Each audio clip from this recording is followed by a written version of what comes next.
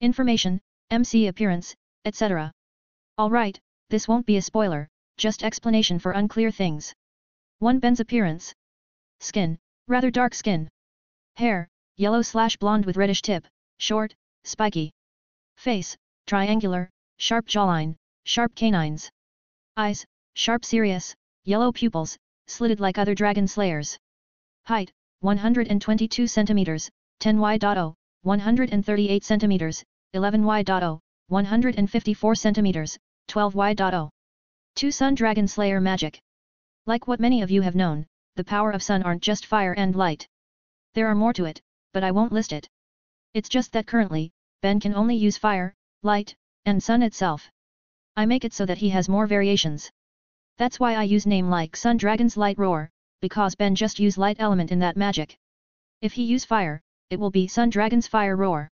Only when he use the power of sun itself, the name will be Sun Dragon's Roar. There will be more sun powers as the story goes, Ben will have it as he progressing. Sun has a very strong power, and it is very difficult to learn. That's why Ben need time to learn it, and I still learn more about sun to understand all of its power. 3. AI Chip. Ben's AI chip is based on Leyland's from Warlock of Magus World where it is merged with his soul. It isn't a computer chip planted in his brain, but more of a system with AI chip ability. I like the concept of Leyland's AI chip, so I use it on Ben. You can search about it in Warlock of Magus World fandom if you don't know it and want to know the detail. 4. Love interest. I don't want to think about it in the early chapters and when Ben is still too young. Maybe after he turns 17. You have any suggestion? 5. Power of friendship. 6. Dragon Seed. Will be explained in a chapter. 1. Second Life. Ben, a 25Y.0 man, ex-elite soldier is seen in a prison cell now. He's imprisoned since last week, and now is his last day. It's not only his last day in prison, but also on Earth, because he will be executed today. Ben get imprisoned for mass killing of a biker gang. Those bikers are responsible for murdering Ben's family. They killed his parents and little brother just because his brother was overtaking them with his own bike. Those bikers didn't accept anyone to be faster than them. They chase Ben's little brother, Jack, until he got home. They confront Jack, and Jack apologized to them in hope that it will be over fast. Jack was riding fast because he wanted to take his sick father to the hospital. But even after Jack apologized, the gang still didn't forgive him. Then, they start to make a ruckus and breaking things in the house. They even start to beating up Jack and his parents, until they died. Ben was shocked when he heard the news. He immediately returned from his military camp. Luckily he's not on a mission, so at least he can return for his family's funeral. Ben was so devastated by this sudden tragedy, and vowed to get the gang into justice. However, justice turned into a joke for him and his family. Police only arrested 5 people from the total of 34 people in the gang. Even worse, their punishments are just 15 years of prison. Of course Ben didn't accept this and decide to bring his own justice to them. Ben take a break from his job, and prepare his revenge. As an elite soldier, Ben know what he need to do to make his revenge finish fast before police sniff it and stop him. He know the consequences, but he will still do it. His family is everything to him, and some people have destroyed it, so he won't stay silent.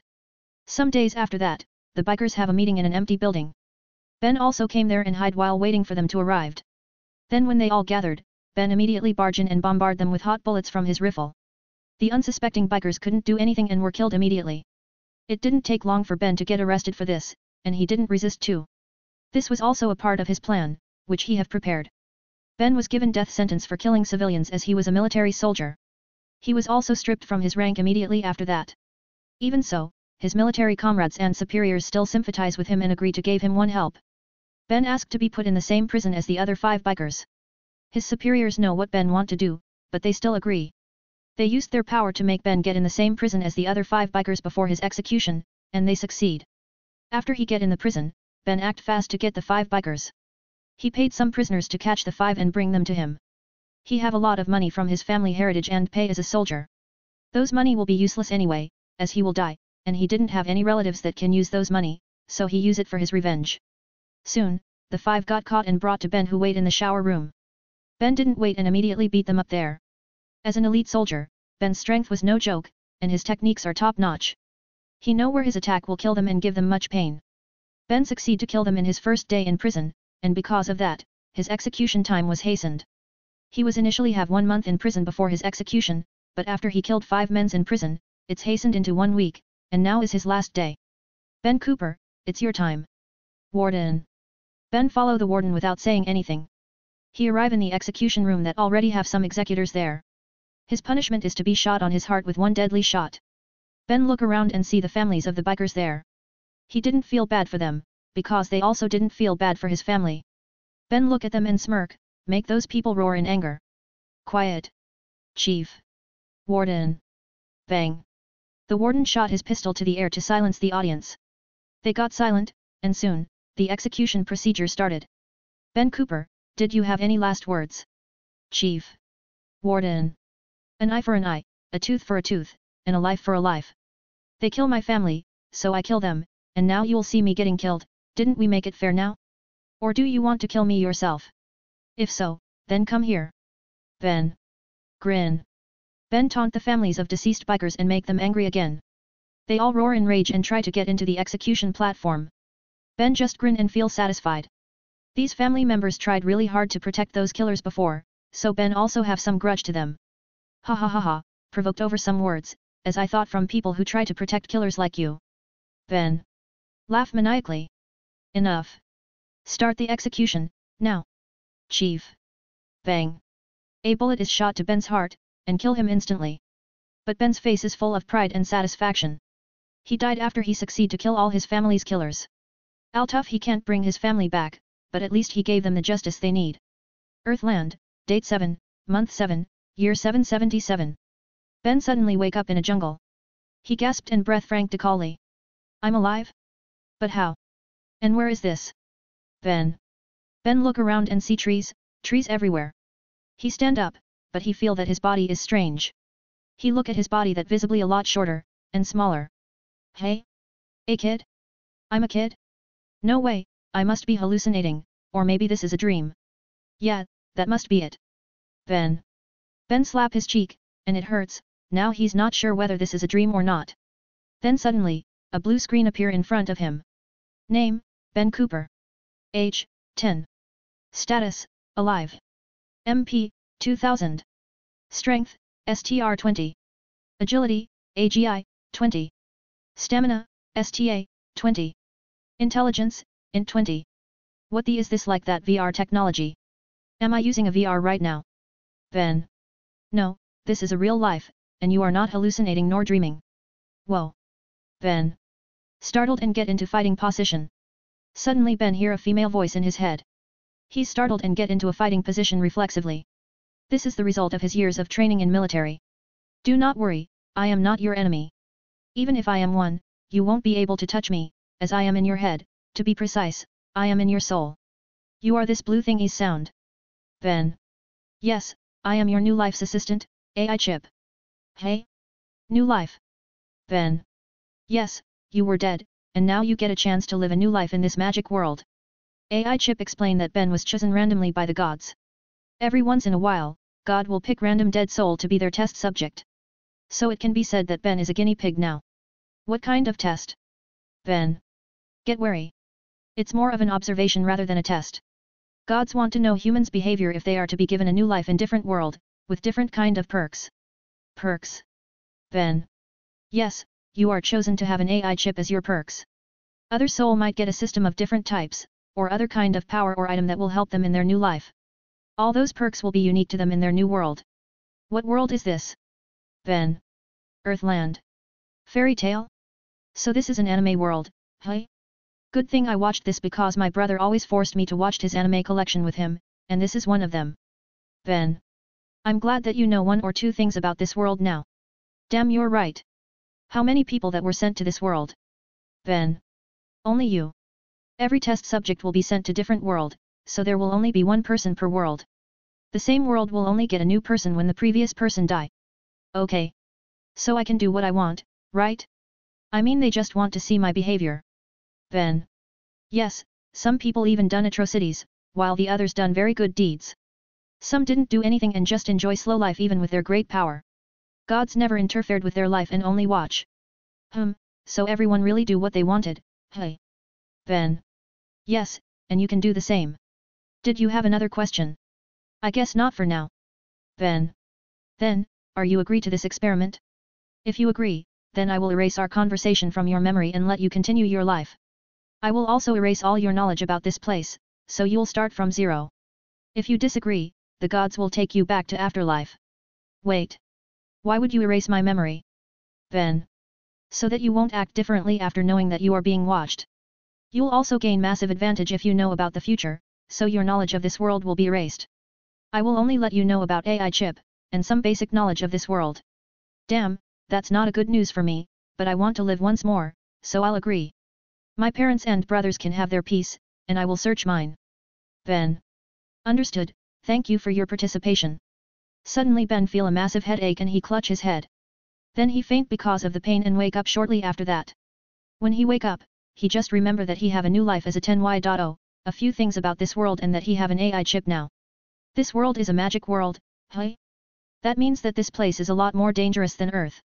I need to gain power so I will survive in this world. AI chip, did you have something that can help me gain power? Ben. Yes, you were given Sun Dragon Slayer magic. Sun Dragon Slayer magic, a Dragon Slayer magic that utilize the power of Sunday. It can utilize all force of the sun itself, which is one of the hardest Dragon Slayer magic to learn and master. So it's like Escanor's magic. Then, will I get buffed at day, and wrinkled at night like Escanor? Ben. No, you will only have problem to replenish your magic power because you can't eat sunlight. That's a relief. What about my physical power? Ben. You are currently 2x stronger than average 10Y.0 Dragon Slayer. You have high potential to grow as a Dragon Slayer, but it still depend on your hard work. Okay then. Ben. Ben didn't immediately get excited and try to think about his situation first. He realized that he might have a nuclear weapon in his arsenal now, but he need to be able to use it correctly. He haven't able to use it, so getting excited now is useless. Before I even think of getting very strong, I need to make sure that I live past today. I am in the woods, and it must be dangerous. I don't have anything to, so I must focus on survival first before even thinking of being a strong mage. Ben. Ben said his current prioritizes to survive and leave this forest. He will use his skills as an ex-elite soldier here. New life, here I come. Ben. Grin. 14. 2. Way out of forest. Ben planned to find a way out from the forest. But he also need to get other necessities like food and weapon. Who knows how long he will stay in the forest before reaching any civilization. He need to procure food and water to survive, and he need weapon to protect himself. Don't worry about weapons, the gods have gave you basic equipments behind that tree. AI chip pointed at the tree on Ben's left. Ben go there and find a backpack filled with some equipments. He finds simple camping set, a knife, a machete, a box of jerky, a canteen of water, and even a compass. Good, I have a portable shelter now. This compass will also help me to not get lost in this forest. Ben pick up the backpack that almost as big as him and place the knife on his waist. He chews some jerky before he start his journey. Ben hold his machete and use it to remove some obstacles like vines or bushes. He also keep looking around for any danger and food. Ben see a tall mountain and decide to go there. He need high point of view to find a way out from this forest.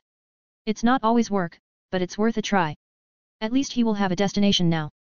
While walking, he found some food on his way like some fruits, mushrooms, and insects. Luckily, AI chip can help him find out which fruits and mushrooms are edible, so he won't need to worry about poisoning. As for insects, he save them for later when he can make fire. Ben reached the foot of mountain after an hour, and he immediately climb it. He keep walking and rest when he got tired. When he rest, Ben cooked the insects with his small stove that was given by gods. The stove is using lacrima as fuel, so he just need to turn it on. It's really convenient, and there's no petrol smell or smoke too. Ben eat some insects and save the rest for later. He need to manage his food correctly if he want to survive. Then he resume his mountain climbing and keep resting when he need it. Ben reached the top after 5 hours of walking. He look around to find a way out, but he can't see any civilization from there. He see a wide sea on the north, mountainous area on south and west, and a wide forest on east.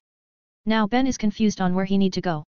If I follow the mountains range, I might find a civilization.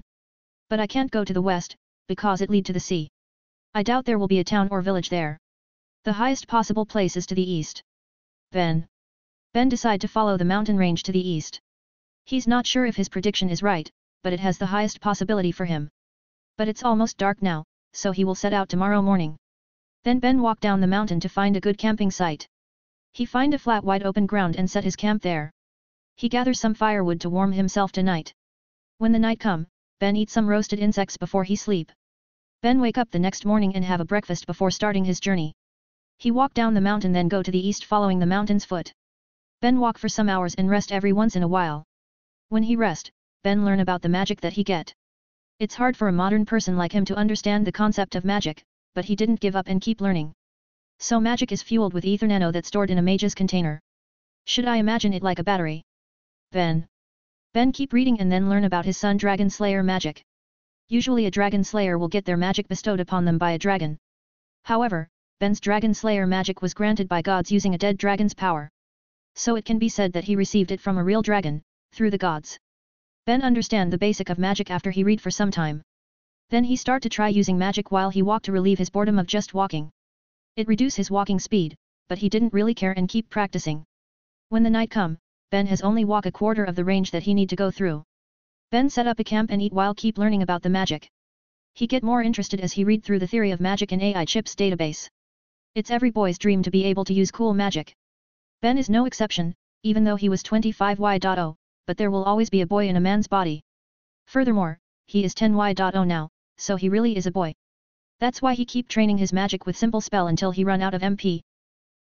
Magic power is MP, right? How many MP that I have? Ben. Look at the stat screen. Name, Ben Cooper. Age, 10. Status, alive. MP, 1/2225, 225. Strength, STR 22, 2. Agility, AGI, 20. Stamina, STA, 23, 3. Intelligence, INT 22, 2. My stats raised. Ben.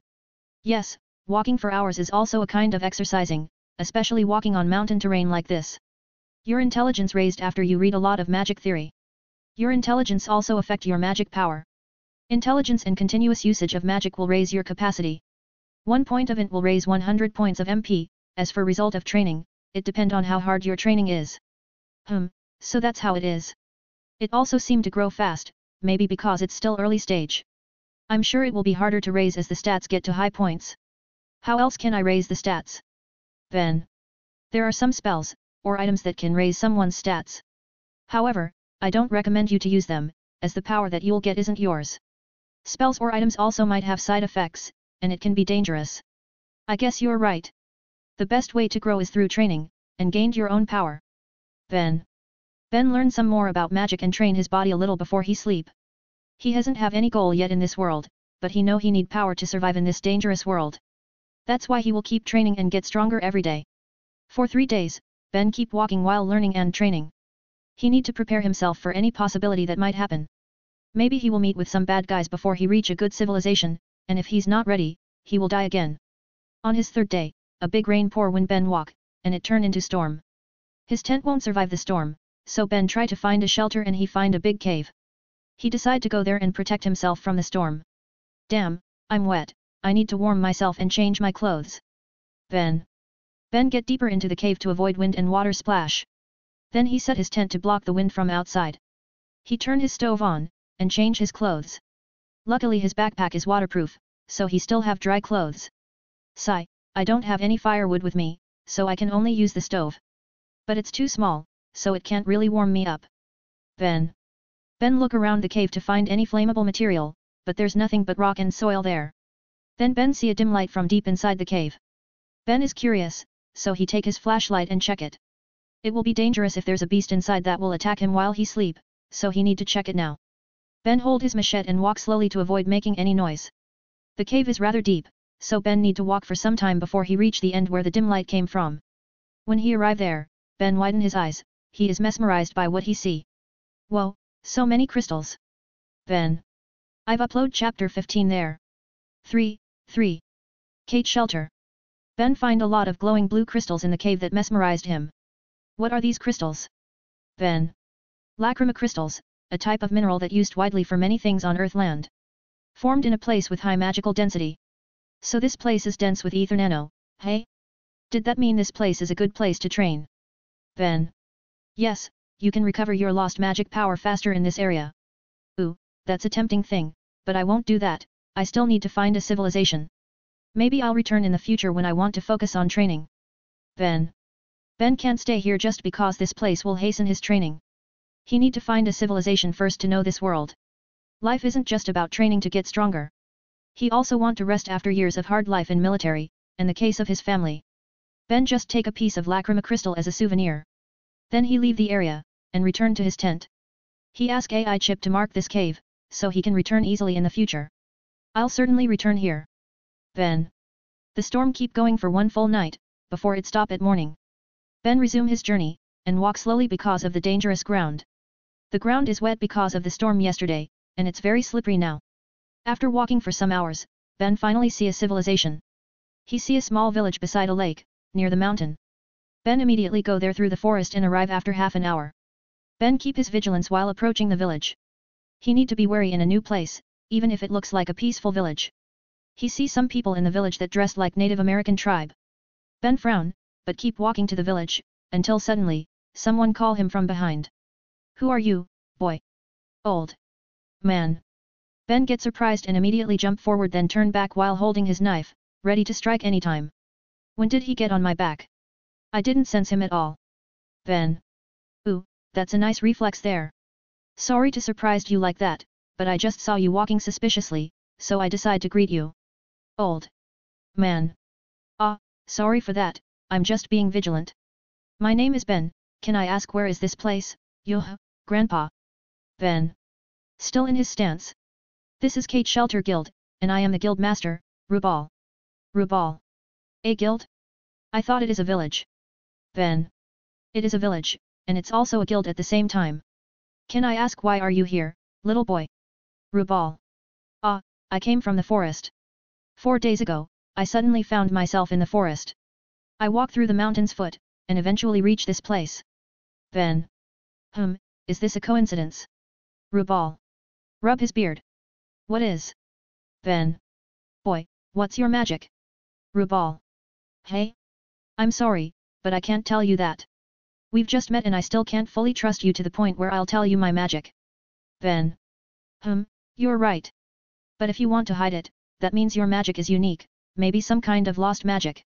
I'll guess it, your magic must be a dragon slayer magic. Rubal. Ben didn't have any change in expression, but he's getting more serious right now. This old man can guess his magic correctly in one try. As I thought, you have dragon slayer magic. Rubal. How can you be so sure? I didn't tell you anything. Ben. I can feel it. Your magic fluctuated just now, indicating you're panicking a little. I also hear your heartbeat faster, confirming my suspicion. Rubal. Ben widen his eyes and take a step back, he's getting very serious now. Don't be too worked up, boy. I mean no harm to you. Rubal. Like I'll believe someone who pry into other person's secret. Ben. Well, I'm sorry about that, I didn't mean it that way. Even so, pointing a weapon on someone is dangerous. When you do it, you need to be ready to die. Rubal. Ben suddenly feel a strong invisible pressure that fall upon him. He didn't have good magic sense currently, but he can feel it, this is Rubal's magic power. The old man's magic power is so big and vast like an ocean for Ben. To say that Ben gets scared is an underestimation, he is terrified. Ben has an urge to kneel and sht himself right now, but he held it in. Ben grit his teeth and force himself to not fall even when his body is trembling hard. Did I go overboard? Rubal. Suddenly the pressure gone, and Ben's clothes are drenched in cold sweat. His body is shaking and he pant hard, but he still stand and hold his knife. He look at Rubal with scared eyes, but he is determined to keep fighting till the end. What a strong-willed boy, but you need to relax a little. Getting too serious isn't good for your health. Rubal. Ben suddenly feel himself getting sleepy. He try to resist it, but it's hard, the urge to sleep is really strong. Ben almost stab his hand to resist the feeling, but Rubal catch his hand to stop it. He finally can't resist it, and he fall asleep there. Good grief, this boy is really stubborn, he still hold his knife tightly even now. Rubal. Rubal then calls some men's to carry Ben inside a house. Then some women's change his clothes and they place him on a bed. They cover him and leave him to sleep quietly on the bed. Ben wake up the next morning and he get alerted. He raise his knife that he held tightly in his hand all night and look around warily. He still remember what happened yesterday and can't get calm. He look around and didn't know where he is. Ben then walk out from the room slowly while keeping his vigilance. He look around outside and surprised to see many people there. However, those people are just minding their business and behave like normal villagers. So you've woken up. Rubal. Suddenly appear behind Ben again. Ben is surprised, but now he immediately turn around and swing his knife to Rubal. His knife can't hit Rubal, it passed through Rubal's body. You can't do that, little boy. If I'm a normal person, I will be dead by now. Rubal. But you certainly aren't a normal person. Ben. Jump back. That's true, and you'll never beat me just with your strength. Rubal. Why did you let me live? Ben. Did you think that I would kill you? Rubal. Aren't you? I lost the fight, and you caught me, so I am your captive now. You won't get anything from me, so it will be better to kill me. Ben. Boy, you sound like a soldier that ready to die anytime in a war. Rubal. I was trained that way. Ben. Ben forget that he is a 10Y.0 currently, so his words really surprised Rubal. A 10Y.0 being trained like a soldier is unusual. Now Rubal can understand why Ben behaved like that yesterday. And Rubal is really impressed by Ben, because Ben can resist his magic power pressure just with sheer will. Boy, how if we have a talk for a moment? Rubal. I told you I won't tell you anything. Ben. It's fine, you just need to listen to me. Rubal. Rubal take Ben to the main building that shaped like a cat head. There are some people inside, that have waited for them. Sit, boy. Rubal. No. Ben. Whatever then. Rubal. Rubal sit on the chief's chair, and someone give him a gourd of wine. Then, let me tell you again, I am Rubal, the guild master of Kate Shelter. We are just a small guild in Fiori, but we are a proper guild. Some guilds have acknowledged our guild, and we're not dark guild so you don't need to worry. Rubal.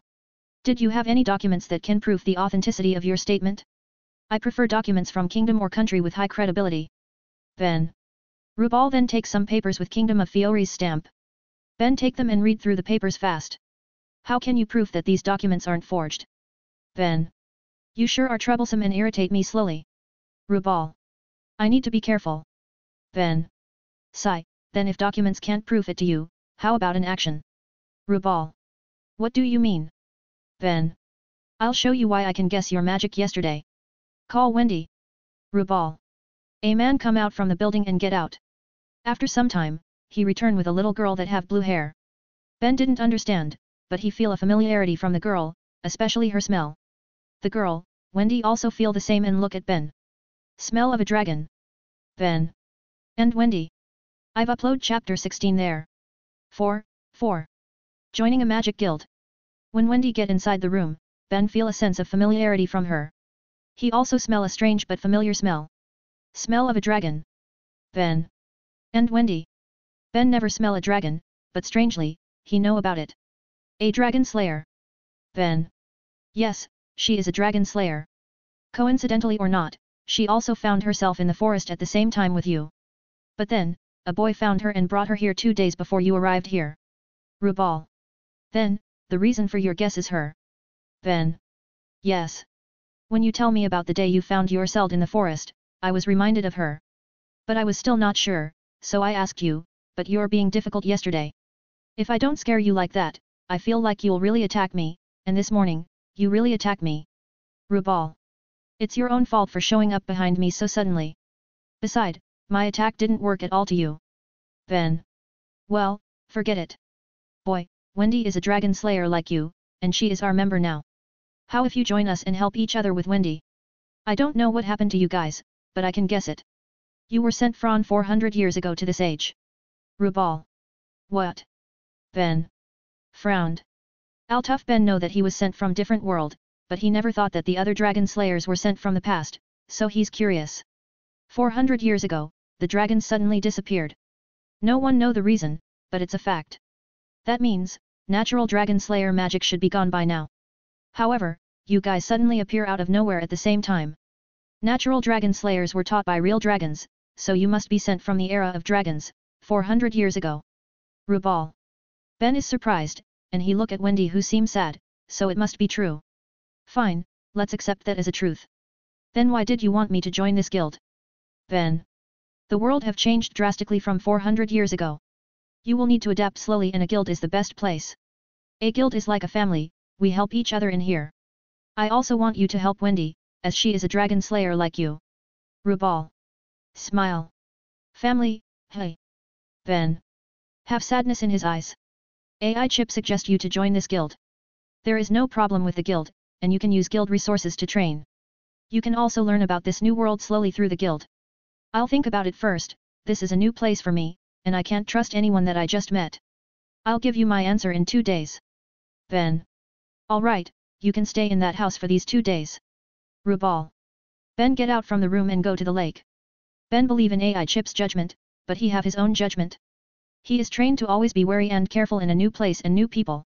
He will see if he can really trust these people or not. Excuse me. Wendy. Wendy suddenly approach Ben and call him shyly. You're Wendy? Do you need something? Ben. See, can we have a little talk? It's okay if you don't want to.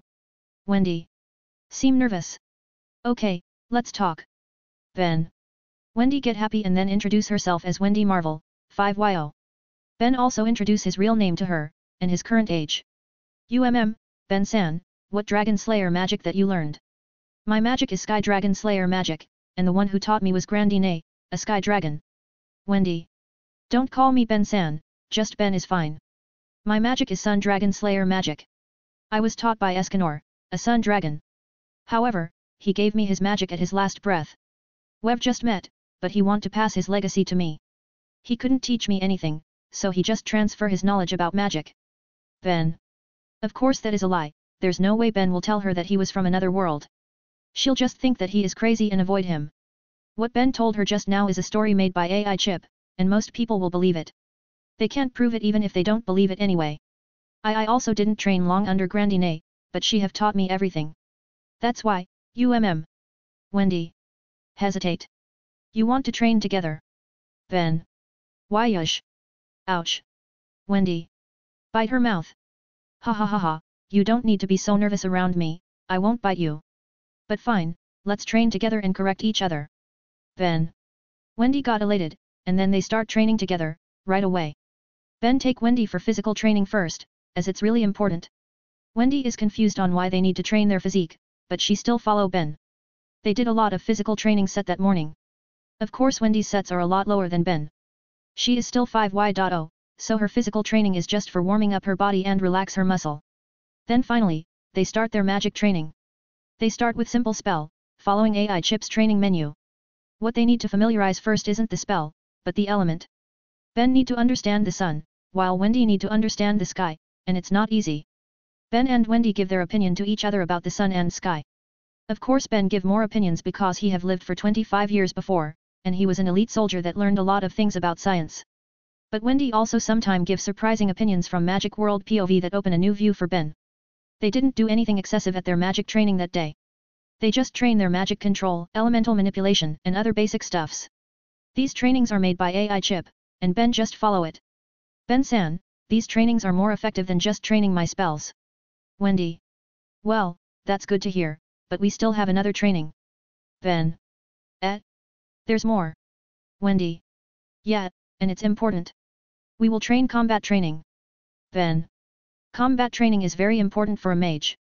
There's no use on having a great power when they can't use it well. Listen, Wendy. I will teach you some close combat skills, alright? Do you want an empty-handed techniques, or you want to use weapon? For weapon I can teach you how to use knife, and short staff. Ben. I want an empty-handed one. Wendy. Alright. Ben. Ben then teach Wendy a mixed martial art that he learned on military academy. Of course he teach her the techniques that didn't utilize a lot of physical power because Wendy's physical power isn't as high as him, and she said she want a graceful techniques that didn't use brute strength. They train until night, and return to the village. They have a dinner together with everyone in the village. At first, Ben is still uncomfortable, but as the time goes, he get more comfortable and start to talk with the others. The next day, Ben train again with Wendy using the same menu. He also get more comfortable around the villagers and start to greet them. He haven't talk a lot with them, but he certainly get more comfortable here. Ben train with Wendy until dark again like yesterday. He wash himself in the lake before join the dinner. They have normal dinner, and Ben also have some talk with the villagers. Then when the dinner finished, Rubal call Ben. So little Ben, it's been 2 days of your stay in here, what's your decision? Rubal. Well, I've lived here for 2 days and observed you guys. Altuf I mostly trained, but I still saw what you did. I must say that I really judge you too early, but that's me, I am a very cautious person. Ben. Well, that's normal. Everyone need to be cautious in a new place with new people. However, you're overly cautious and tend to act excessively, and that's not good. Rubal. Maybe I won't act like that if you doesn't appear so suddenly behind me like a creep. Then. Rubal look away and whistle, make everyone give him stink eyes. But well, now that I've know a little about you guys, I can say that you are good people, and this is certainly not a dark guild. Then. I've told you, but you don't believe me. Rubal. That's why, I've decided to join the guild. Then. Ha ha ha, that's more like it, we have a new member now, let's have a party. Rubal. Yeah. Guild. Members. They start a party in the guild building, and Ben finally join a guild. I've upload chapter 17 there. 5. First guild job. Ben have joined the Kate Shelter Guild now, and they have an all-nighter party after he join. They don't have any younger members except Ben and Wendy after all. Ben boy, I will assign you to be in the same team with Wendy. You're older than her and seem to have some experiences, so I'll leave her to you. You will be like her big brother from now on. Rubal. Okay, Gramps. Ben. Bonk. Rubal knock Ben's head. Ouch, what's that for? Ben. Call me master, you little SHT. Rubal. Pissed. Don't call me little SHT, you old fossil. Ben. Also pissed. What did you say? Rubal. Ben and Rubal have a brawl, very unbefitting of their age difference. The guild members cheer on them, except Wendy that seem concerned. But the brawl make the party merrier now. The next day, Rubal give Ben and Wendy a simple job. They're tasked to hunt some animals for the guild's supplies.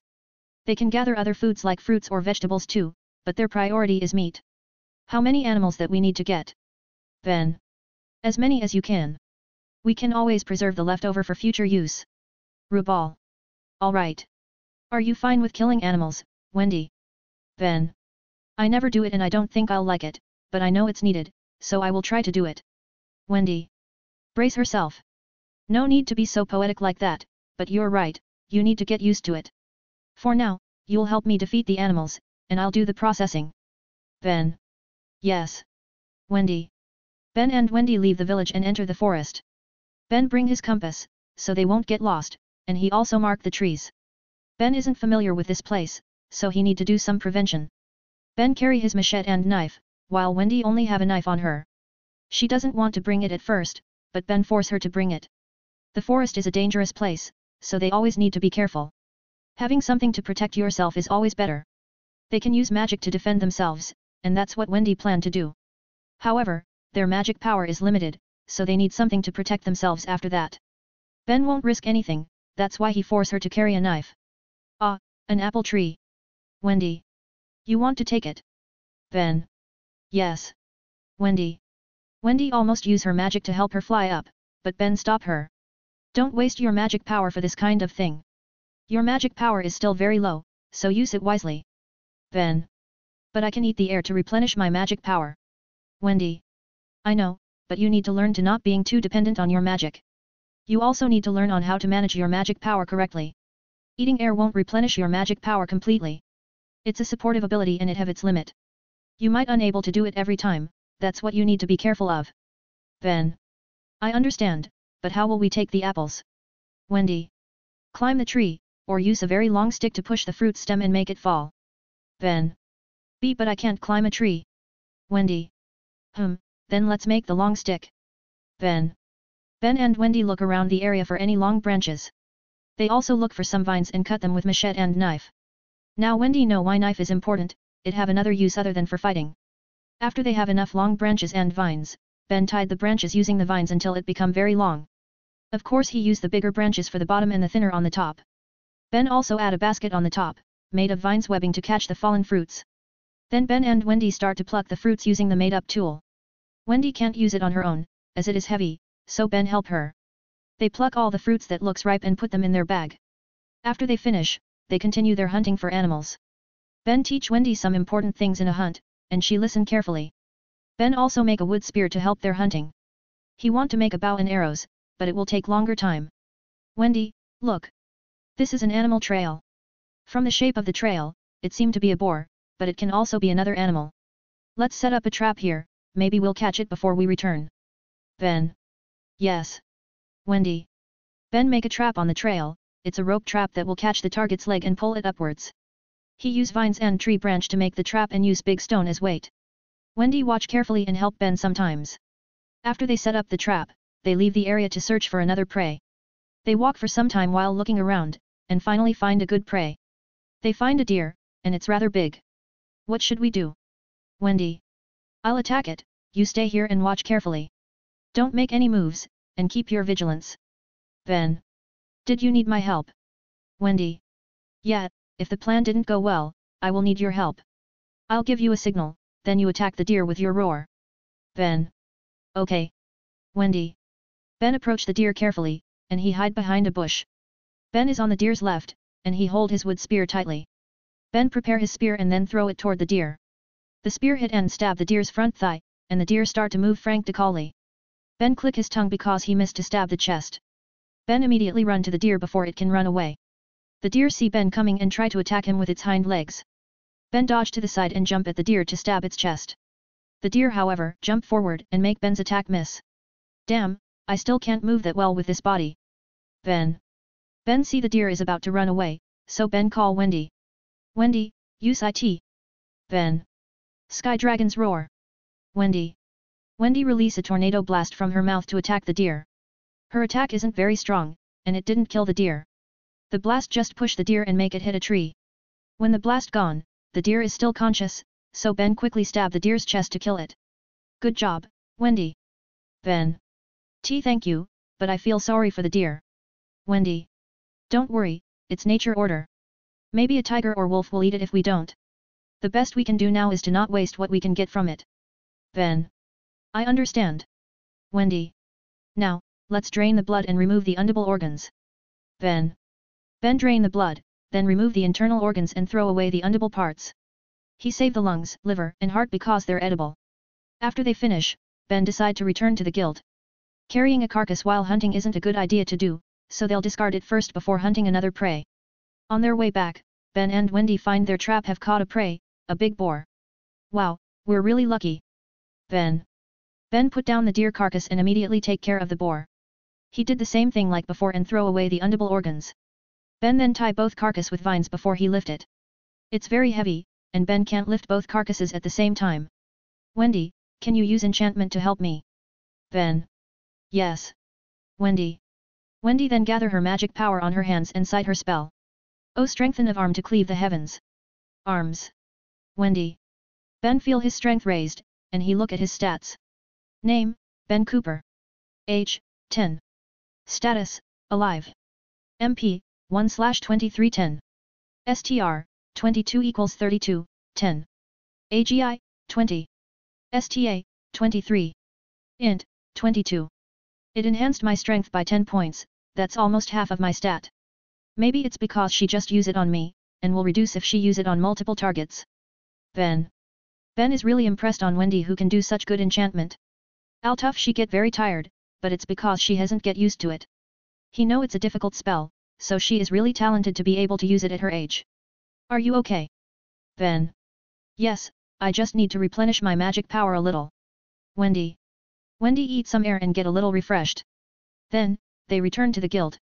Overall, their first job is a success. I've uploaded chapter 18 there. 6. Sparring. It has been 3 months since Ben arrived on this world. After the successful first job, Ben and Wendy keep getting the same job. They are now in charge of hunting for the guild. Ben didn't have any problem with hunting job. Sure, it start to get boring, but it's also training. Ben and Wendy can use hunting to train their skills. Ben also start to use magic on his hunt and battle. But his magic knowledge is still shallow, so he need to learn more. Gramps, did our guild have a library? Ben. Why'd you ask? Rubal. My knowledge about magic is not that good, so I want to learn more. Well, actually the only thing that I know is the basic of magic and my Dragon Slayer magic. Ben. So you want to know more about magic? Sure. Rubal. Rubal click his fingers, and suddenly a very thick book appear between them. The book is very thick, that it almost as high as Ben when he sit. Ben stand up to read the title, and he frown. Everything that you need to know about magic, by the great Rubal. Ben. Yeah, it's a book that I wrote myself after gathering a lot of knowledge about magic. You can say that our guild library is none other than me, ha ha ha ha. Rubal. Laugh with a smug expression. Did you need to make it this thick? Ben. Hey now, that book have detailed explanation in my own view, something that you'll rarely find in other books, so you need to be thankful. Rubal. Well, thanks then. How long can I borrow it? Ben. As long as you want, I have some copies of it after all. Just don't take it out from the village. Rubal. Can I take it to where I train with Wendy? Ben. No. Rubal. Sigh, okay then. Ah, Gramps, can you help us in the training ground? We have an agenda that need your help. Ben. Okay. Rubal. Ben take the very thick book to his house and leave it there to train. He will read it when he rest and before he sleep. It might take a few months to finish that book, so he'll just read it slowly. Ben train with Wendy on the usual place, near the lake, on the other side of the village. They didn't take any job today so they can train. Today, they will train their spells and fighting skills by sparring. You kids really want to make these old bones worked hard, hey? Rubal. You're just a referee, not the fighter. Ben. Rubal is there to be the referee and prevent unwanted things. Are you ready? Rubal. Yes. Wendy. And Ben. Then, let's start. Rubal. Ben and Wendy have 10 meters distance between them. Rubal look at Ben and Wendy, and then he start the sparring. Sky Dragon's Roar. Wendy. Wendy use her roar to attack Ben immediately. Ben can jump to the side and dodge, but he want to test his spell's power too. Ben make a magic circle in front of him, then he form a fist that glow with yellow light in his right hand and pull it to the side. Sun's Dragon Light Cannon. Ben. Ben punch the magic circle and a yellow light blast generated. The light blast destroy the roar and it still have some power left. The light blast move to Wendy, but she can dodge to the side. I still use too much power. I intend to just destroy her roar and make the attacks cancel each other, but I use a little too much magic power. My control is still not good enough. Ben. Ben can overpower Wendy's roar by a big margin, but he didn't do it. He didn't want to destroy Wendy's confidence by defeating her with one attack. Beside, this is also his training to control his magic power and sense. He could sense the power behind Wendy's roar, and try to use the same amount of power, but he failed. Rubal realized this and scoff at Ben. He know Ben have good intention, but Ben is still underestimating Wendy too much. Wendy won't be depressed just because she is much weaker than Ben. Ben Nii-san, you should use your full power. I know you're holding back to not hurt me, but I am stronger than you thought. Please don't underestimate me. Wendy.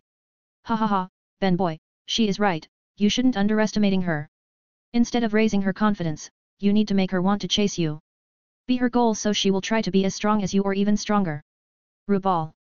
I want to train my magic control, but if that's what you want, then I won't hold back. Don't get discouraged, Wendy. Ben. I won't. Wendy. Wendy then prepare an attack again. She spread her hands and a big magic circle appear below her feet. Then a wind barrier generated around them and pushing Ben inwards. She want to cut off my escape route, hey? A smart, but not wise move. Ben. Grin.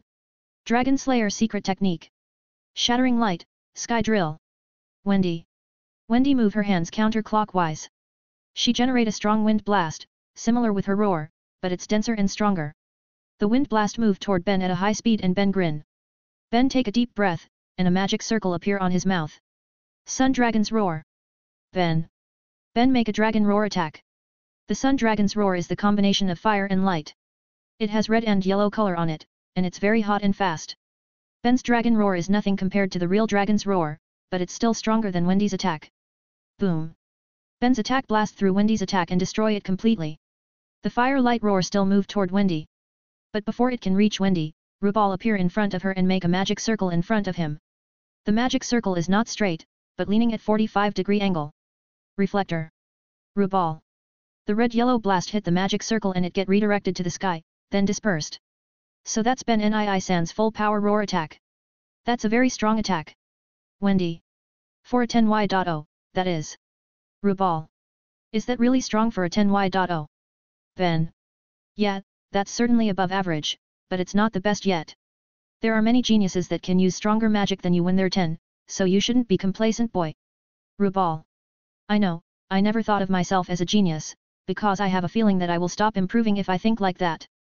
However, this sparring didn't seem to be effective for both of us. How about you train with us, Gramps? Wendy and me vs you. Ben. I agree with Ben Nii-san. Wendy. It can improve your teamwork too, so why not? Rubal. Ben and Wendy then discuss a strategy to fight Rubal. The old man is a lot stronger than us, so we shouldn't waste our magic power by using big attacks. We'll attack at close range with simple magic that didn't use a lot of magic power. I will be the main attacker, and you support me. Ben. Should I use enchantment on you? Wendy. No, save your MP. This is a sparring, a training, so use this chance to train your fighting skills. Ben. I understand. Wendy. Ben and Wendy finish their discussion, and they get ready on their side. Ben is a little on the front, while Wendy is on the rear. Rubal can guess their strategy, but he will play along with them. It's his chance to train them to be strong mages after all. Rubal give the start signal, and Ben rush to him. Ben cover his leg with yellow light, and hand with red fire. This is just a basic usage of magic that every mages can use. This basic magic have different properties based on their elements. Ben use light element on his leg to help him move faster. He use fire on his hand to increase his attack power.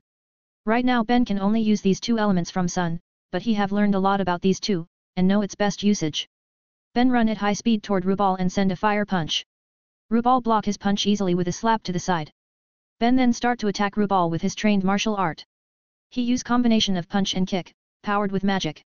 He even try to use grab sometime, but Rubal can always read his attacks and counter it. Wendy also join in the fray by attacking Rubal from behind and the sides. She attack between the gap of Ben's attacks. Ben has deliberately create gaps for Wendy to attack. He will use his own attack when Wendy attack to make it harder for Rubal, but the old man still can see it. They keep sparring for an hour and Wendy finally give up. Then after 4 hours, Ben also give up after his stamina really get depleted, and he faint. Rubal didn't even sweat after 4 hours and he still seemed to be full of energy. Ho ho ho, I still have my touch. Rubal. I've upload chapter 19 there. 7. Learn using AI chip. Ben wake up at midnight after he faint in his sparring with Rubal. Ben try to remember his sparring and review it. Gramps didn't even try to attack us and let us try our moves. Even so, Wendy can only last for an hour, and I last for 4 hours. In real battle situation, we can only last for half of that at most. Ben think that they need to raise their stamina and endurance. He think their magic usage and management are good enough, but they lack the MP quantity and body's stamina. They've ate their elements to restore their energy, but it's still not enough. Name, Ben Cooper. Age, 10. Status, alive. MP, 4285/4285. STR, 30. AGI, 28. STA, 36. Int, 33. 36 points of stamina and 4285 MP allow me to fight for 2 hours non-stop in real battle. It's a good time for someone my age, but it's not enough. Ben know that he might need to fight someone older, stronger, and have more experience. That's why he need to be stronger every day and prepared for anything. One such thing is knowledge, so he opened the book that he borrowed from Rubal. Did you want me to scan the book and transfer it to your memory? You can do that. Ben. Yes, I can scan each page in a second and store it in my database. After that, I can send it directly to your brain, so you don't need to read the book. However, you need to take the data slowly, because your brain hasn't developed fully. If you take the data at once, it might harm your brain. So I just need to take it slowly, right? It's still faster than reading the book on my own. Tough, I still need to comprehend the content by myself, but it still save a lot of time. Ben. Then, please open the page one by one and let me scan it. Ben then start to flip the pages, one by one to let AI chip scan it. AI chip only store the data in its database and didn't send it to Ben directly. It need to process all the data first before sending it to Ben. It takes 6 hours for AI chip to finish the scan.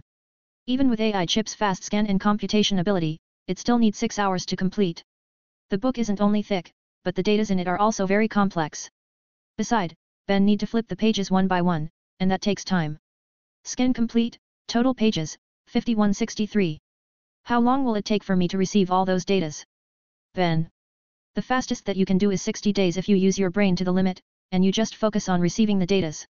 To gain optimal result, I advise you to work slowly on it. How long for that? Ben. After calculating all your activity, the optimum time is 516 days with 10 pages each day. That's certainly a better option considering I have another activity. However, that's still too long. Can I get the essential things first before the details? Ben. Yes, I will sort the datas for the essences. Sorting process will take 10 hours. Good, I'll learn the essences first, and learn the details slowly after that. Ben.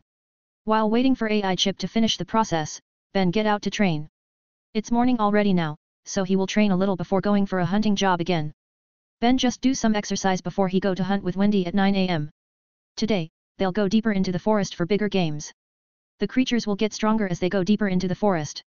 Ben and Wendy always try to get deeper slowly to increase their challenge.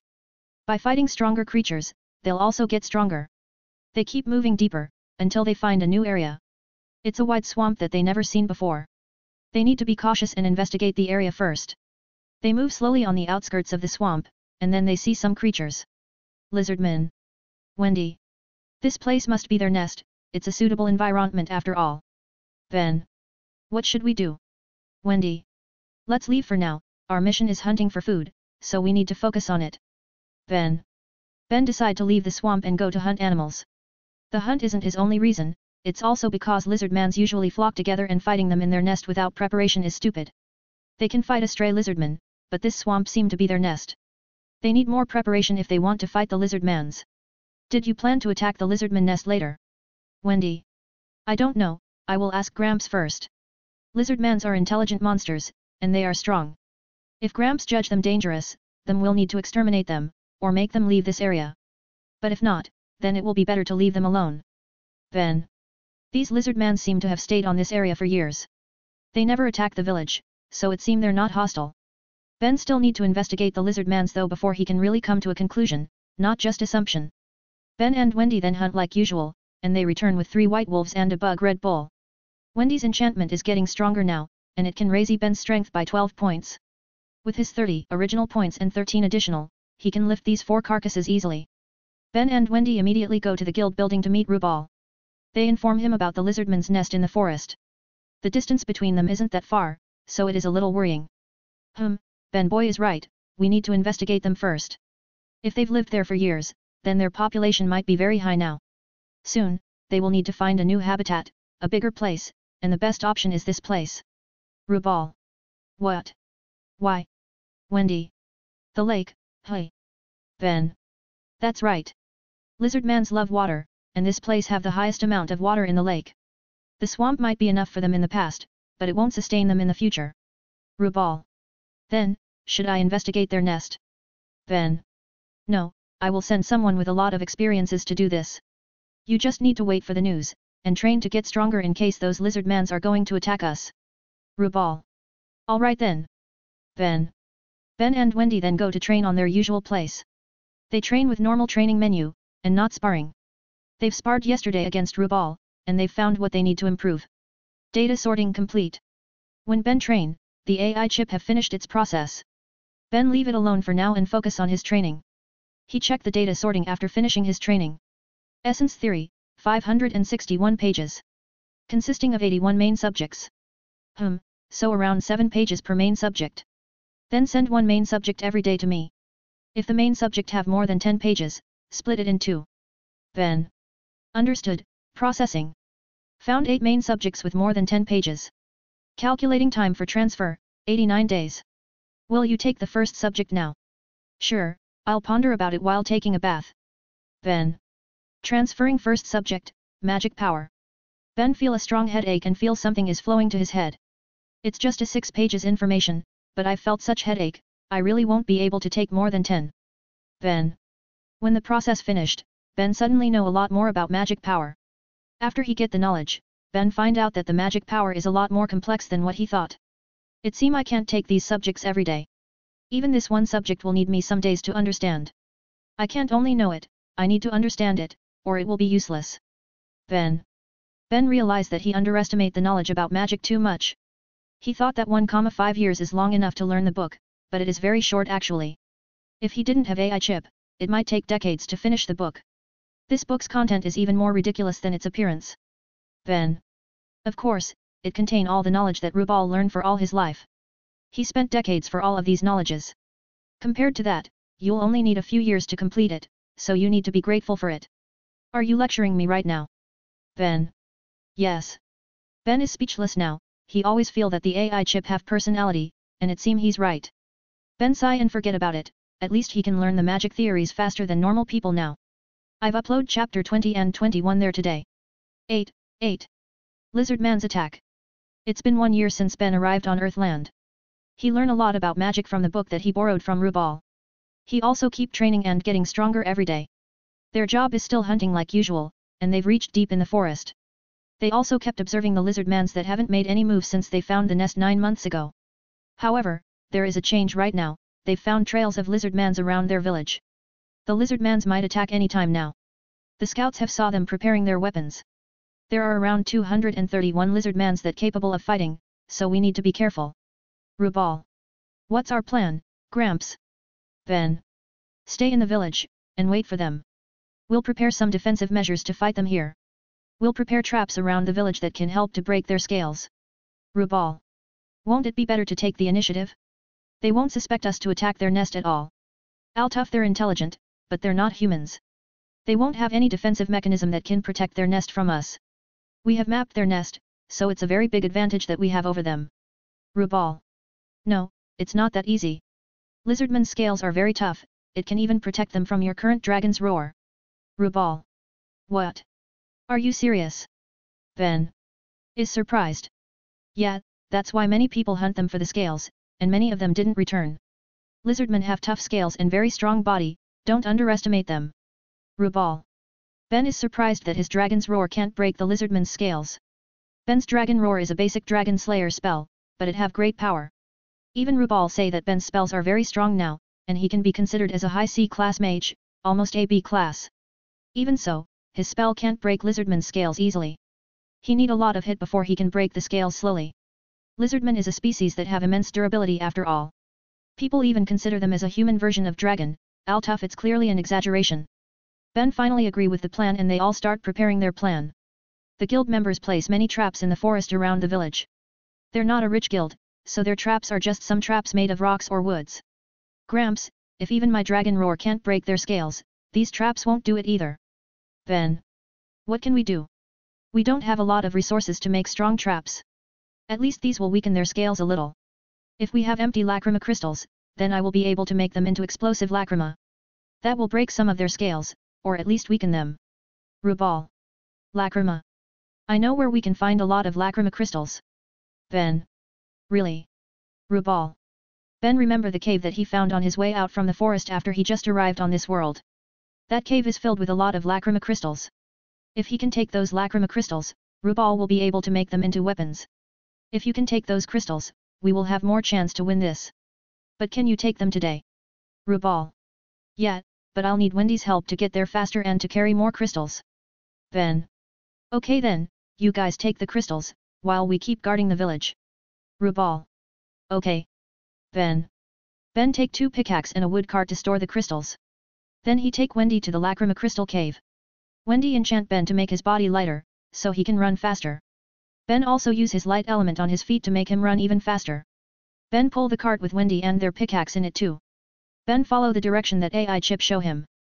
AI chip have marked the cave, so he don't need to find the way again. They arrive in 15 minutes, and immediately enter the cave. This place is still the same as 1 year ago. Ben. Is this all the lacrima crystals? Wendy.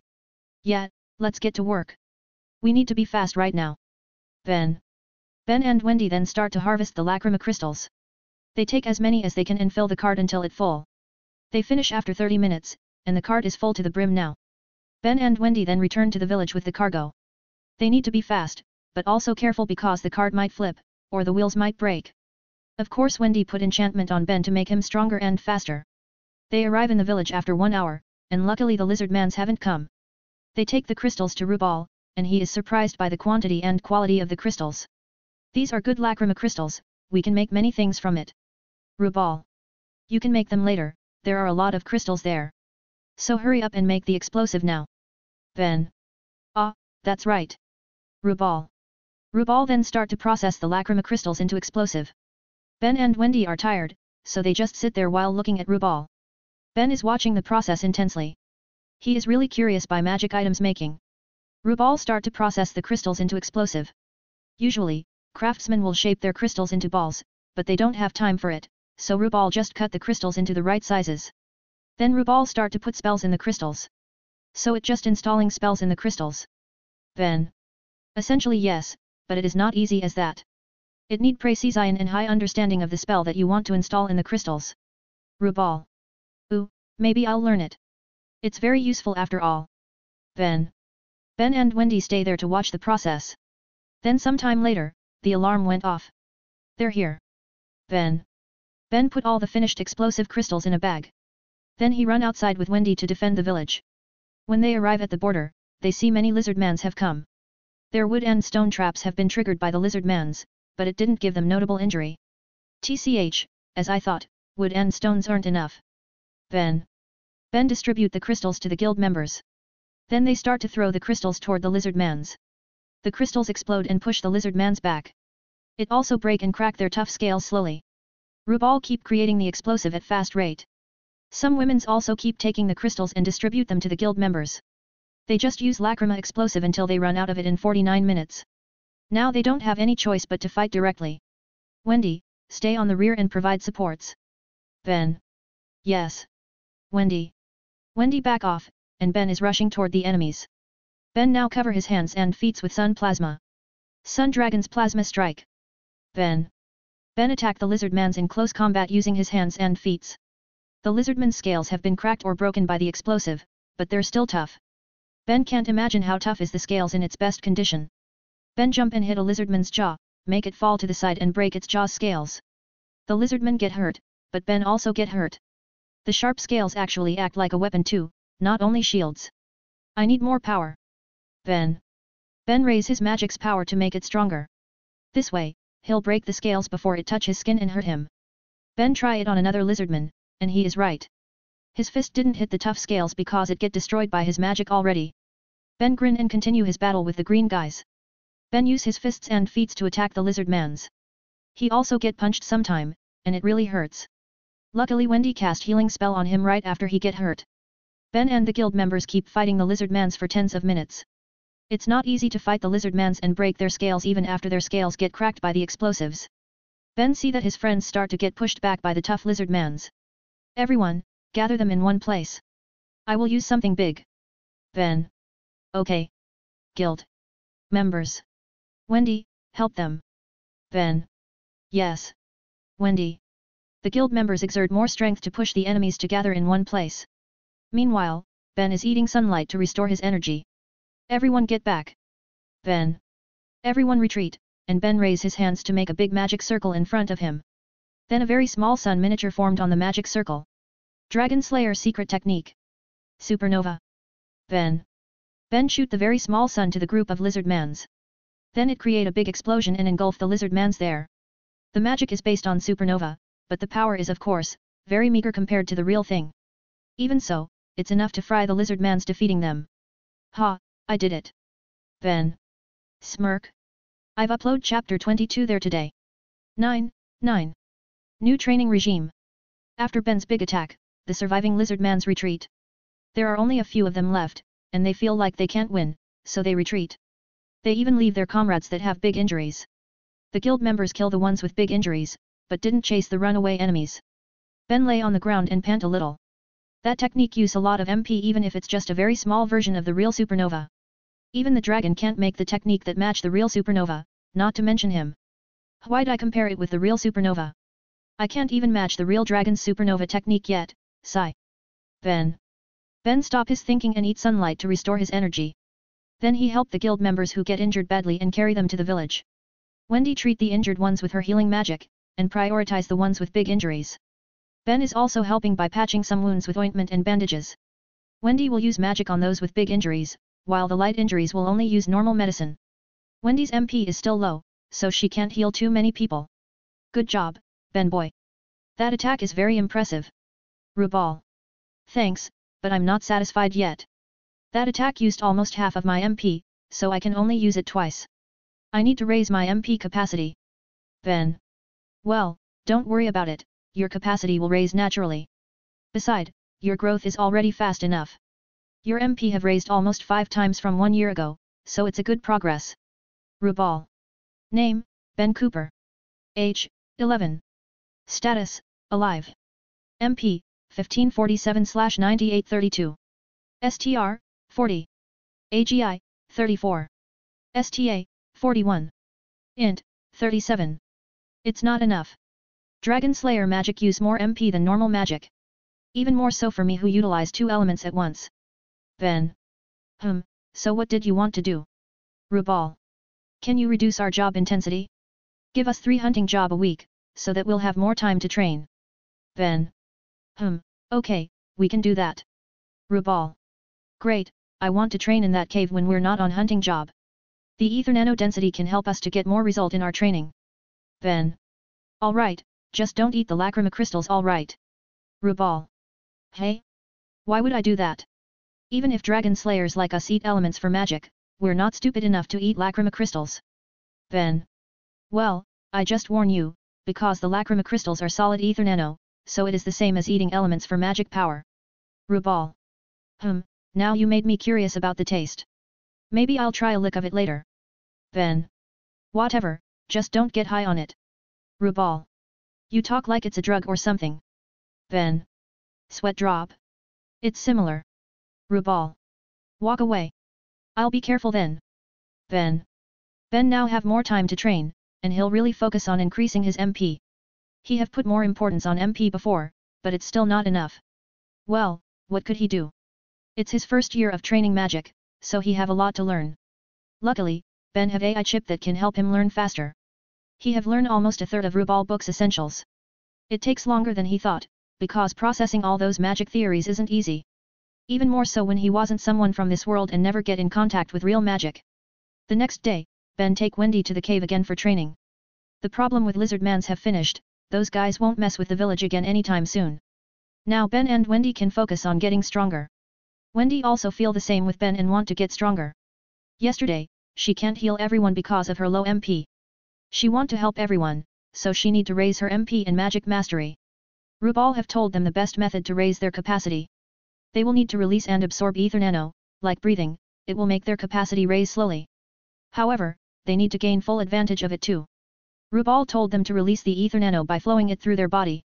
The ether nano that flow through their body will slowly strengthen their muscle, bones, veins, skin, everything. Of course the effect is small, but if they keep doing it, then the gain will be high.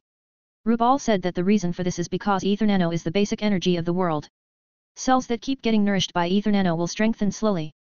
It need a lot of effort, but that's what everyone who want to be strong did. Then after they release their ether nano, their body will automatically absorb it again from their surrounding. Rubal forbid them to use their ability to eat element and let their body absorb the ether nano naturally. This will also train their body to absorb ether nano faster, so they can recover faster too. Ben and Wendy start doing their training, and Ben give Wendy an example first. Ben do as Rubal said, and with AI chip assistance, he can do it easier. Then Wendy also try with Ben watching over her to stop her if she did something wrong. But she can do it just fine, so he doesn't need to worry. Both of them train for the whole day and eat the lunch that they've brought. They return to the village when the sky start to get dark. They aren't allowed to overdid their training and must return before dark by Rubal. Ben and Wendy do hunting job again for the next day. Then after hunting, they'll train their spells and their other normal trainings on their usual place, not in the cave. They'll just train in the cave when they don't have job. Their schedule is 1 hunting job and normal training at Monday, Wednesday, and Friday. 2 training in cave at Tuesday, Thursday, and Saturday. 3 rest at Sunday. Days passed with nothing strange happen. They keep training and getting stronger slowly. After 3 months, they have gained a lot of result too. Compared to their previous training speed, this is faster. Between the two, the one who grow faster is Ben.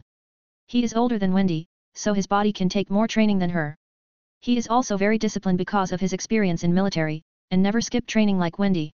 Well, Wendy is still a child too, so she still want to play sometime. She often skip training to play with the guild member, and Ben let her do what she wanted. She need to enjoy her childhood too, so it's not a problem. He is a grown-up, he was a grown-up man, so he already have his fair amount of childhood memory. That's why he will let Wendy have her good childhood memory and he will take the responsibility as a big brother to protect her. Today, they have a hunting job like usual. But when they return to the village, they find a strange thing. They find a big white egg with some pink marking on it. They never seen such a strange egg before. What should we do? Wendy. Let's bring this back and ask Gramps about it. Maybe that old fossil will know something. Ben. They decide to take the egg to the guild, and Wendy carry it because Ben is carrying their praise. After arriving on the village, Wendy immediately take the egg to Rubal. Rubal check it and he also never see an egg like this. How if you hatch it and find out what is inside that egg? You can make it your friend and maybe your partner. Rubal. Ooh, that sounds good. Do you want to keep it? Ben. Yes, I will take care of it. Wendy. Get very happy. Then you need to focus on it, I think. You can skip your training until it hatch, just make sure that egg didn't break. Ben. Rub Wendy's hair. Okay. Wendy. I've uploaded chapter 23 and 24 there today. 10. Cat egg. The next day after they found the egg, Ben go to train in the cave like usual. Wendy won't join the training until the egg hatch, so he will train alone. But when he arrive in the cave, he find another egg inside. This egg have similar motif with Wendy's, but the marking color is orange with black outline. Strange, there's no creatures that live here, but there is an egg. It's also similar with the one that we found yesterday. Could it be that these eggs are the same species? Or maybe their parents are the same too. But why were they placed in different locations? Ben. Get very confused. Sigh, forget it. I'll just take this egg with me later and ask Wendy to keep it too. Maybe it's a griffin egg, that will be very cool. Ben. Rub his chin. Ben leave his thought and start training. He take off his shirt and wrap it around the egg. He place the egg at the side near the lacrima crystals with his bag. Then he leave the egg alone and start training. After the training, Ben returned to the village with the egg. He reported to Rubal and the old man agreed to let Wendy take care of it. Of course Wendy is happy with another egg to be kept. She is like a mother hen who finally have fertile eggs. Days passed and it went like usual, except the fact that they have 2 eggs to be hatched. Wendy take care of the eggs carefully, and they place the eggs on a made-up nest made from straws and cloths. Then after 3 weeks, the eggs finally hatched. When they see the eggs start to crack, everyone gathered to look at it. Then some time later, the first egg that they've found hatched. But what come out from the egg really surprised them. A cat. Ben. Is dumbfounded. The thing that came out from the egg is surprisingly a cat, a kitten. It's a white kitten with big head, and pink ears. Its body is also bigger than normal kitten. It might be as big as an adult cat right now. Ben Nii-san, it's a cat. Amazing. Wendy. Why yeah, I know. Then, this other egg is also a cat egg. Ben. Just when Ben finished his words, the other egg also crack, then soon it hatch. Without any other surprise, the one who come out from the egg is a cat. This cat's color is orange with black stripes like a tiger. It also has cute ear-type face, especially the calm, yet sharp eyes. I'm suck at drawing, so I'll just give you my reference. Image, https://images.apgu.gl/9stdx5bwsdb9gxjv8. Are they male or female? I can't differentiate cat's sex. Ben. Both of them are female, so now you can choose female name for them. Rubal. Ooh, as I thought from a fossil who have lived for millennia, you know every Ben. Bonk Rubal knock Ben's head because he get pissed. Differentiating a cat's sex isn't that hard. Go on, Wendy. Give her a name. Rubal. I'll name it Carla. What about yours Ben Nii-san? Wendy. You can name it if you want. Ben. Get up with a bump on his head. No, it's your partner, so you should name it yourself. Wendy. I'm not that good at naming something.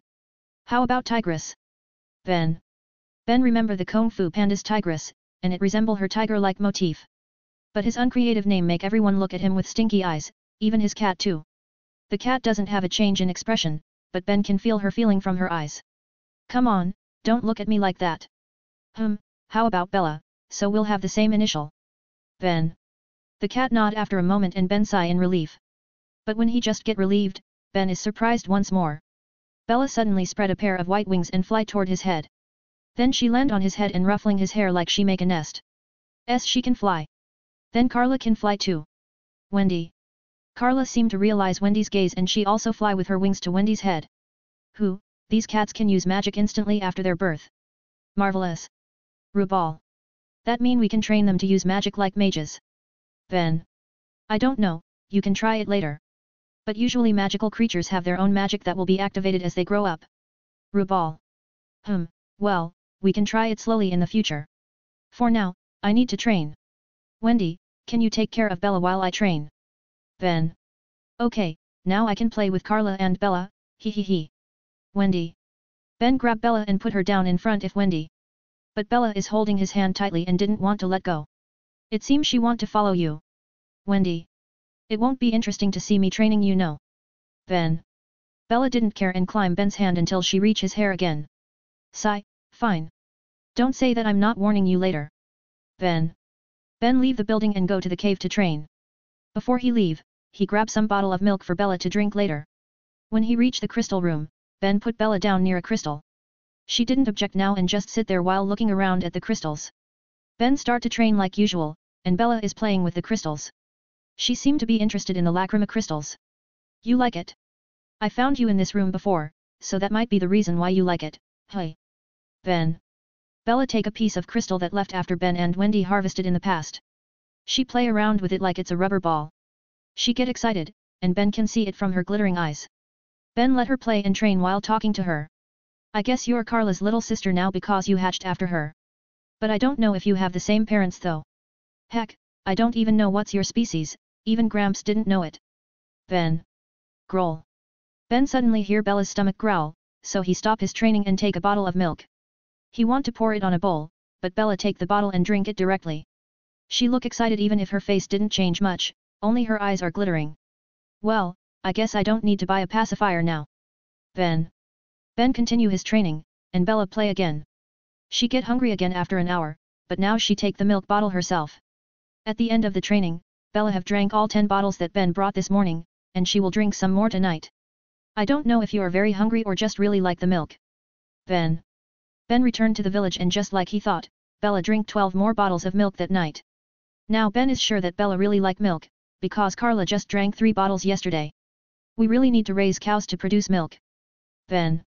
You want to buy them? Rubal. Yeah, that's the most possible thing. We haven't found any cow in the forest, it's not their habitat anyway. Besides, wild animals aren't easy to be tamed. Ben. Can't we just buy the milk like before? Wendy. If we keep buying the milk, it will be tiring to go to that village every day. That village is far, and we only go there on Sunday. Ben and Wendy have gone to the nearby village last Sunday to buy milk. It's just a small village that have a big cow farm. But even if it's the nearest village, it's still far in distance. The distance is around 20 kilometers, and it take an hour for them to reach it by walking and running through the forest. Raising a farm need time too, and it's not that easy, boy. Rather than buying the cows, how if you buy a vehicle to carry more milk? We can preserve it in a cold room so it will last for a week. That way you just need to buy the milk at your day off. Rubal. Vehicle. Ben. Yeah, a magic vehicle. Well, I can help you build it, but we don't have the materials. So why not just buy the already made one? Rubal. It will be very expensive, right? Can we really afford it? Ben. Don't worry, I have some friends that can help us. Rubal. Ooh, you have such connection? That's good then. Just tell your friends that I'll pay the debt with its interest in the future after I can take outside job. Ben. Alright. Rubal. The problem has been solved now, so they can get more relax. Ben then leave to hunt with Bella, while Wendy stay in the village to play with Carla. Alright baby girl, let's get a lot of meat.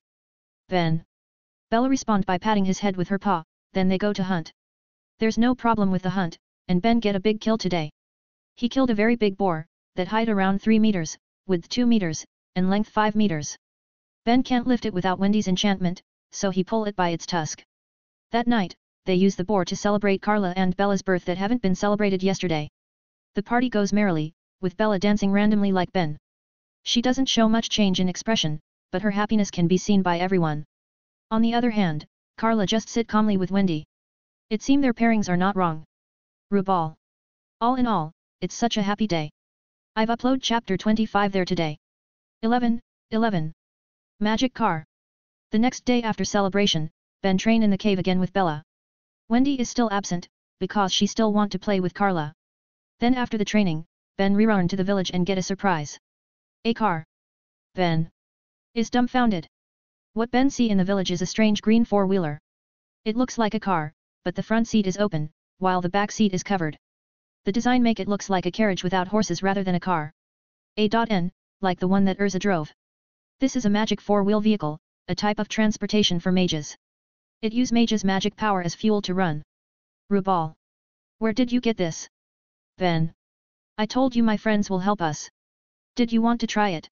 Rubal. Ben nod and get on the driver's seat. Rubal explain the mechanism and Ben listen carefully.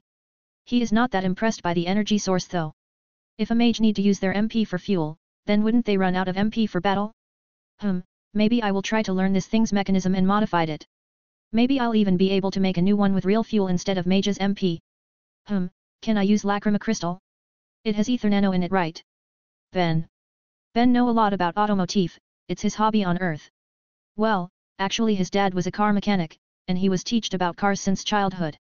They have a small car workshop and his brother succeeded after their dad retired.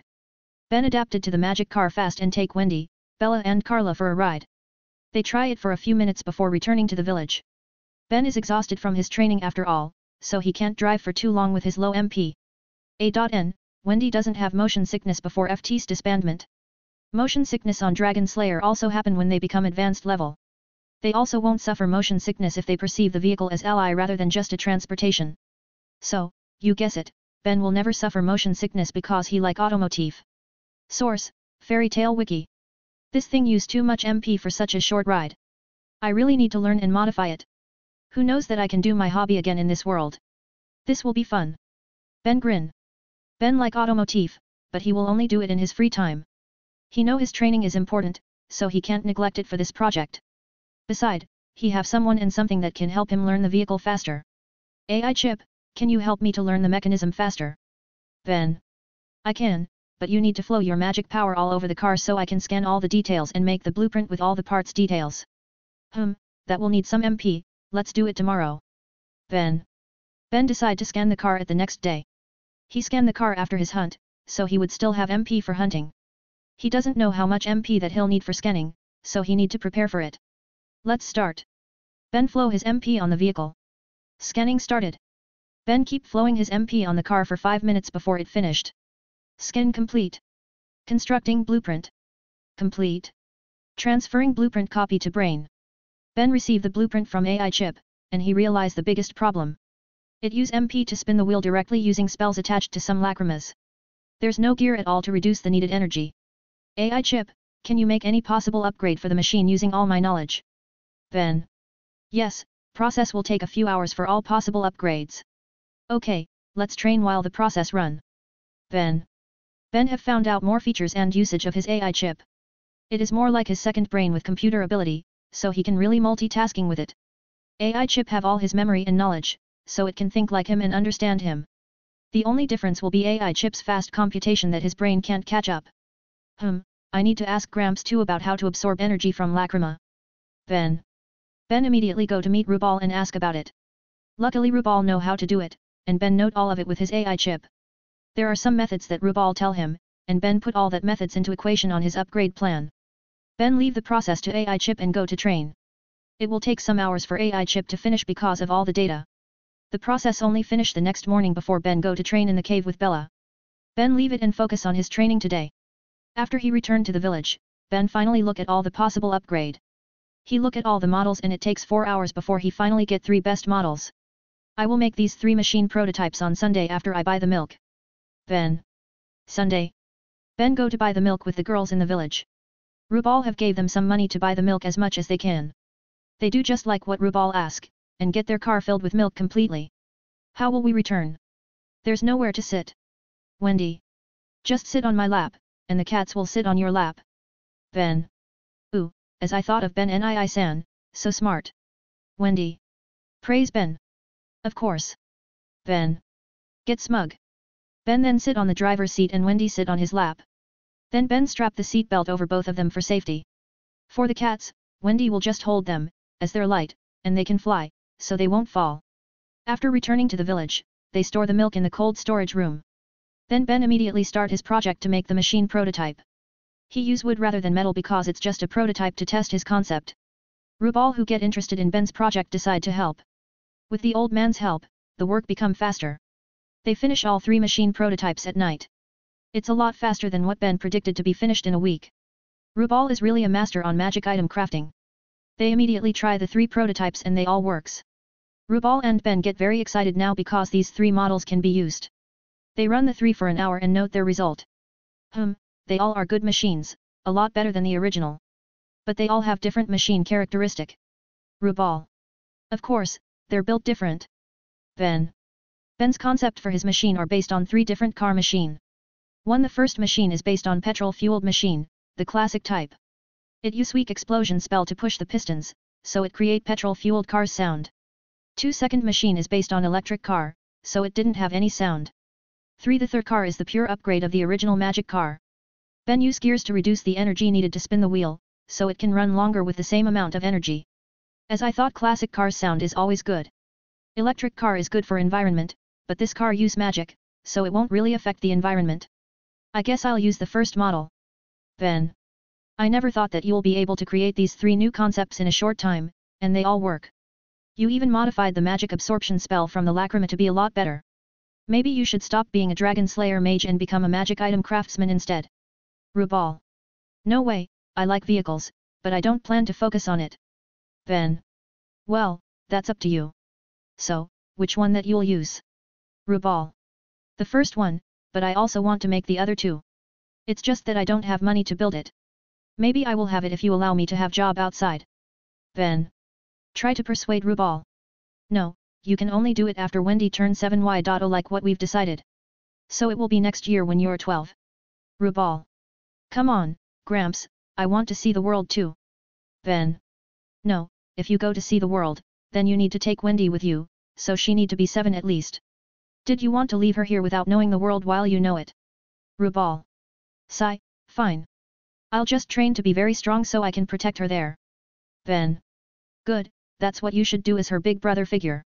And as for money, how if I show these to my friends? They'll surely find a way to turn these into money.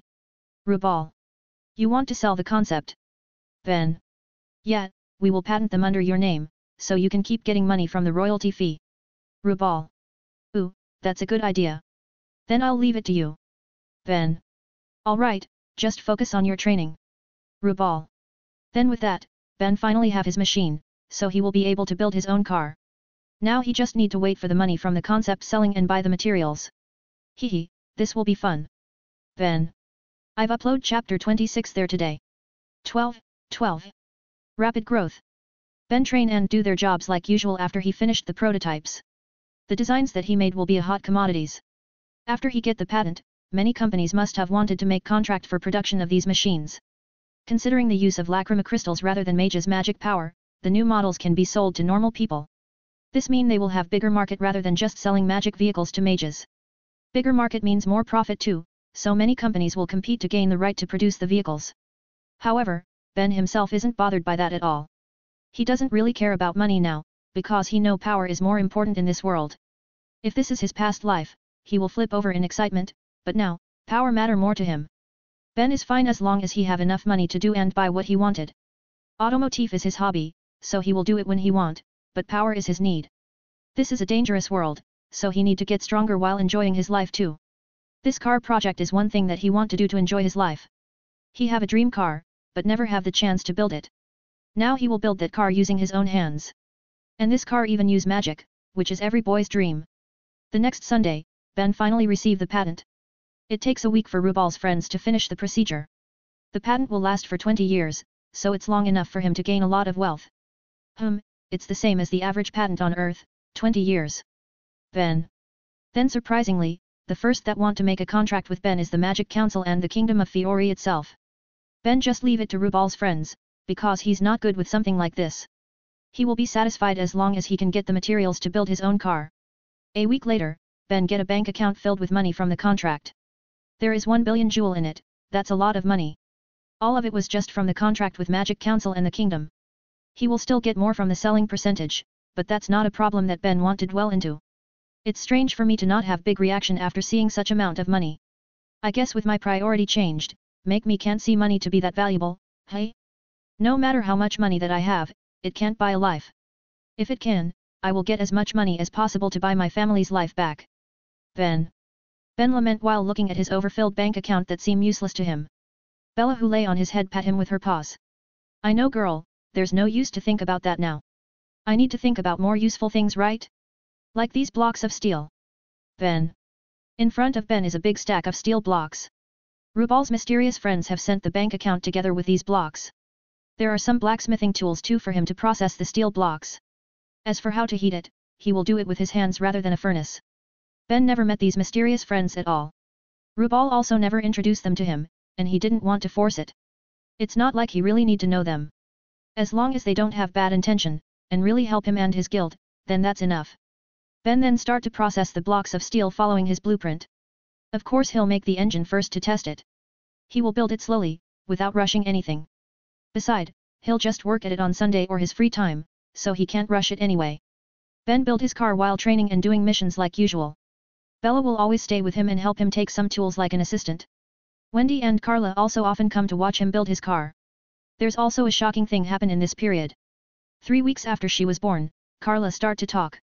Then 1 week later, Bella also start to talk. Carla usually talk a complete sentence, but Bella just talk word by word, not really a sentence. Ben. Milk. Bella. Grab Ben's feet when he's training in the cave. You can take it yourself, Bella. Isn't that what you usually do?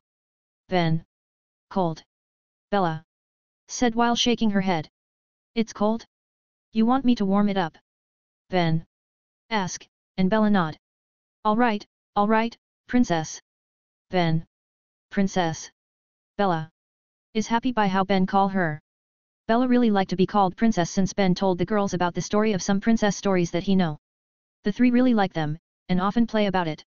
They play act following the story that Ben told them, and they even show it to the guild members at dinner, amusing everyone. Ben warm Bella's milk with his magic. Ben have learned a lot about magic now. He also learned about the normal fire and light magic, not just the dragon slayer. He learned more about the sun too, and found out a lot more about it. Ben know there are more things that he still hasn't know. That's why he will keep learning to find all of that. As he get deeper to learn magic, he realized that it just keep getting bigger and deeper too. For him, magic is like an ice mountain. Here's your warm milk, your majesty.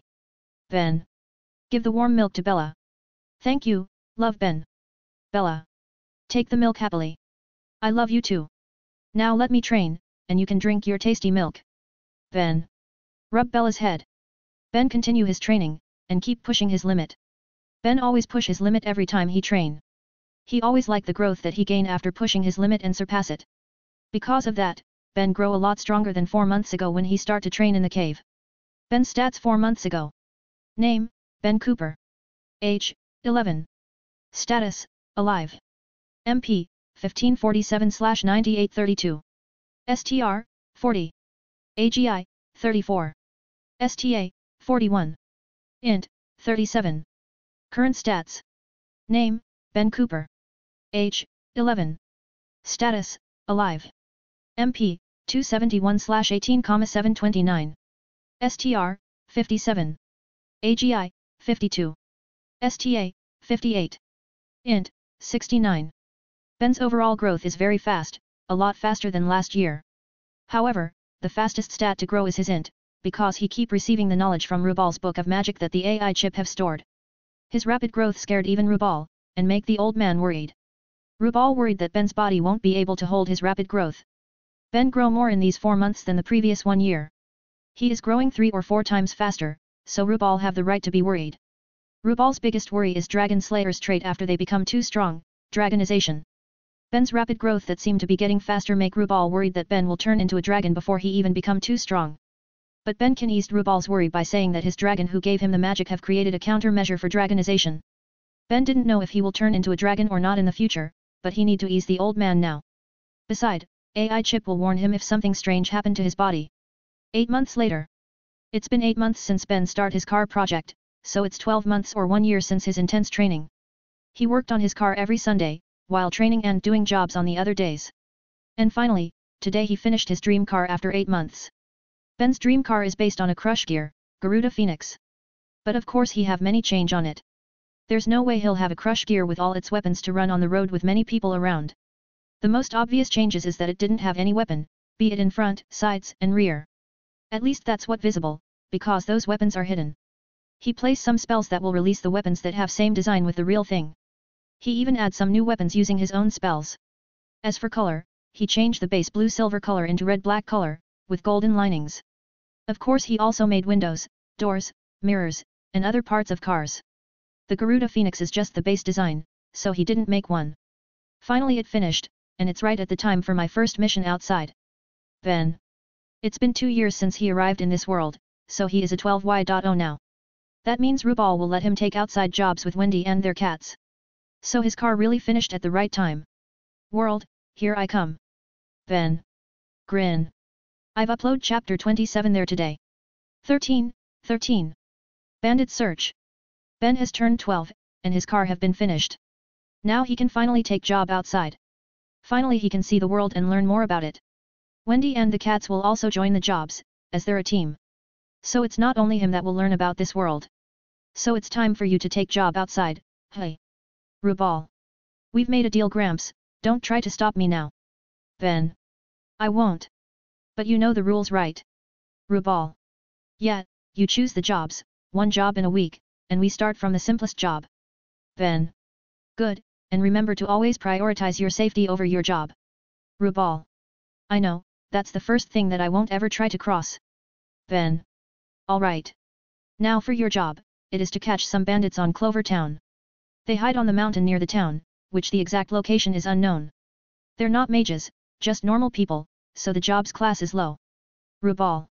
But there could be a mage behind them, right? Ben. You're right. Rubal. Alright, so we need to track and catch them while being careful of any possibilities that they have mages among them, roger that. Ben. Ben take the job approval letter from Rubal before leaving the guild building. He prepare everything he need and tell Wendy to prepare too. After they prepare everything, they go to their new car. Ben and the girls put all their luggages in the trunk. Then they enter the car and Ben insert the key to the keyhole. Ben install a key for safety, and Ben make it even safer by putting something like password where the car can only be activated using his MP, like a fingerprint or DNA print. Vroom vroom. You guys ready? Ben. Yes. Girls? Alright, let's go. Ben. Vroom. Team Ben leave the village to complete their mission. They pass through the forest's ground among the trees. Even with the uneven ground, the car can move smoothly and doesn't jump around. Ben raise the suspension because they're on the forest track, which is very uneven. The suspension was made using air suspension mechanism and can be controlled by the driver. He also makes sure that the suspensions are smooth, so bad road won't be a problem. The girls are enjoying the ride too, and they are very excited by it. They pass by the uneven forest ground smoothly. It's a lot better than their original magic 4-wheel vehicle. That thing is very bumpy and need to be drove slowly, unlike this one. Ben follow the map and use his compass to navigate through the forest. After half an hour, they finally reach the road outside the forest. The road will take them to Clover City faster. They follow the road, and Ben lower the suspension now. They pass by many horse carriages on the road, so they need to drive slower. It's just been some months since Ben's machine was invented, so the one who have it are just rich people. They reach Clover Town after 15 minutes and they go to the mayor's residence. In the town, their car really attract attention, and their attention also get attracted by the town. It's the first time for them to see a big town like this. They've just saw the village where they bought milk every week. Let's walk around the town after we finish the job. Ben. Can we? Wendy. Why not? As long as we don't create any trouble, then a little exploration is fine, right? Or do you want to create trouble? Ben. No. Girls? Then that's fine. Ben. The girls are happy because they can explore this new place. But now they need to focus, so they go to Mayor's residence. They arrive in the residence shortly, and see Mayor's big mansion. Excuse me, did you have any business with the mayor? Security. We are mages from Kate Shelter Guild. We come here for the job that the mayor posted about bandits. Ben. Show his guild mark on his back forearm. Kate Shelter? Never heard of it. Security. Well, sorry about that, we're just a small guild after all. Ben. Get offended. Haha, please this way. Security. Laugh nervously. The security guard take Ben to where he can park his car. Then they go to the mayor's office which located in the second floor. Kate Shelter. Mayor. What? Never heard of it too. Ben. Is pissed. Cough well, there are too many magic guilds in Fiori, and I can't remember them all. Can I see your job approval letter? Mayor. Ben give the letter and the butler open it before giving it to the mayor. Ah, so that's how it is, I understand now. Alright, I've confirmed your guild master's letter. Now I will give you the detail of the job. Mayor. The mayor then give them the detail of their job and information about the bandits. Their job is basically to search the bandits' hideout and capture them. Killing is prohibited, they should focus on capturing the bandits. They always operate on the highway that connect us to other towns on Fiori. However, their operation time is random and the last time they operate is last night. Mayor. Last night? Then we need to go now so we can track them before their trails disappear. Did you have someone that know the exact location of where they operate last night? Ben. Yes, Franklin can show you the location. Mayor. Point at the security guard who escort Team Ben to the office. Alright, we will go now. Ben. I leave it to you. Mayor. Team Ben and Franklin leave the room and go to the location with their car. Master, did you think they can do it? They are just children. Butler. Don't underestimate mages, Steve. Even child mage is stronger than most adults. Furthermore, Master Makarov and Master Bob have gave these kids their approval, especially for that boy. Mayor. Master Makarov and Bob. Butler. Yeah, so let's just wait and see what they can do. Mayor. Team Ben plus Franklin have arrived on where the bandits operate last night. Ben and Wendy immediately search for any trail around the road. Ben and I-san, I find a footprint. Wendy. Ben go to check the footprint that Wendy find, it's an adult shoe's footprint. They search around the location and find a trail that lead to the mountain. I think this is their trail. I don't think that any normal people will leave the highway and go to the mountain. Ben. Team Ben follow the trail with Franklin following them. With Ben's experience in military special unit, tracking like this is easy. They follow the trail and it lead them to a cave on the mountain. In front of the cave's mouth, there are two people who guard it. What should we do? There are two guards there. Wendy. Bella, let's use distraction tactic 1. Ben. Bella nod and then she go to another location. Bella then come out from the bush and act like a normal cat. Nay, Bella. A cat. Guard. 1. Hey, that cat wear clothes, so it must have an owner. Guard. 2. So what if it have an owner? Guard. 1. Stupid, that mean we can ask for some money if we return the cat. Guard. 2. Really? Guard. 1. Yeah, owner who lost their cat usually will post searching job on guilds, so if we return it, they will pay us. That mean we can get some extra money even if it's not much. Guard. 2. Ooh, then let's catch it. Guard. 1. The guards then approach Bella and try to capture her.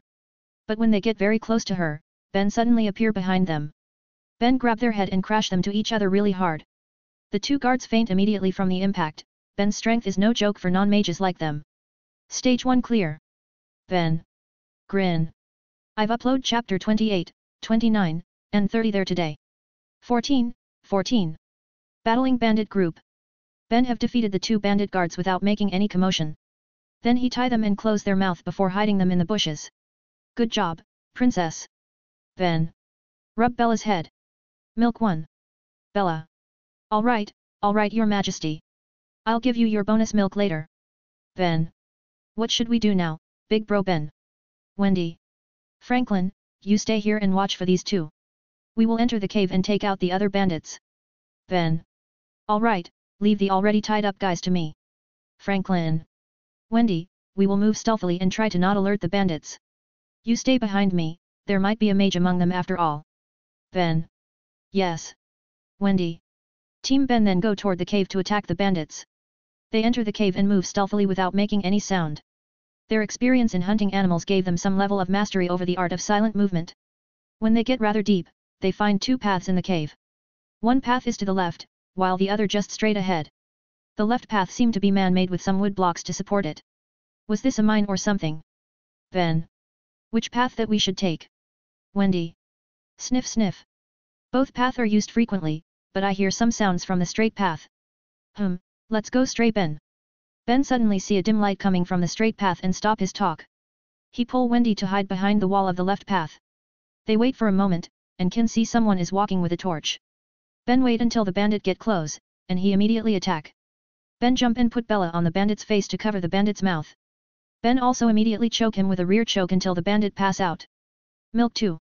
Bella. Alright. Ben. Ben tie the bandit and put him on the side near the wall. Then they go to the straight path where the bandit came from. They walk silently and finally reach the deepest part. There, they didn't find anyone, but find many items laying around. This is their storage room, so they must be on the other path. Let's return then. Ben. They leave the room and move to the other path. However, they suddenly hear many footsteps coming. Then soon, they see many people coming while carrying weapons and torches. We've been compromised. You guys, stay behind. Wendy, prepare for battle. Ben. Yes. Girls? The girls stay behind while Ben is in front. Soon, the enemies arrived and they face each other. I thought it will be some strong mages or knights, but they're just kids and cats. Bandit.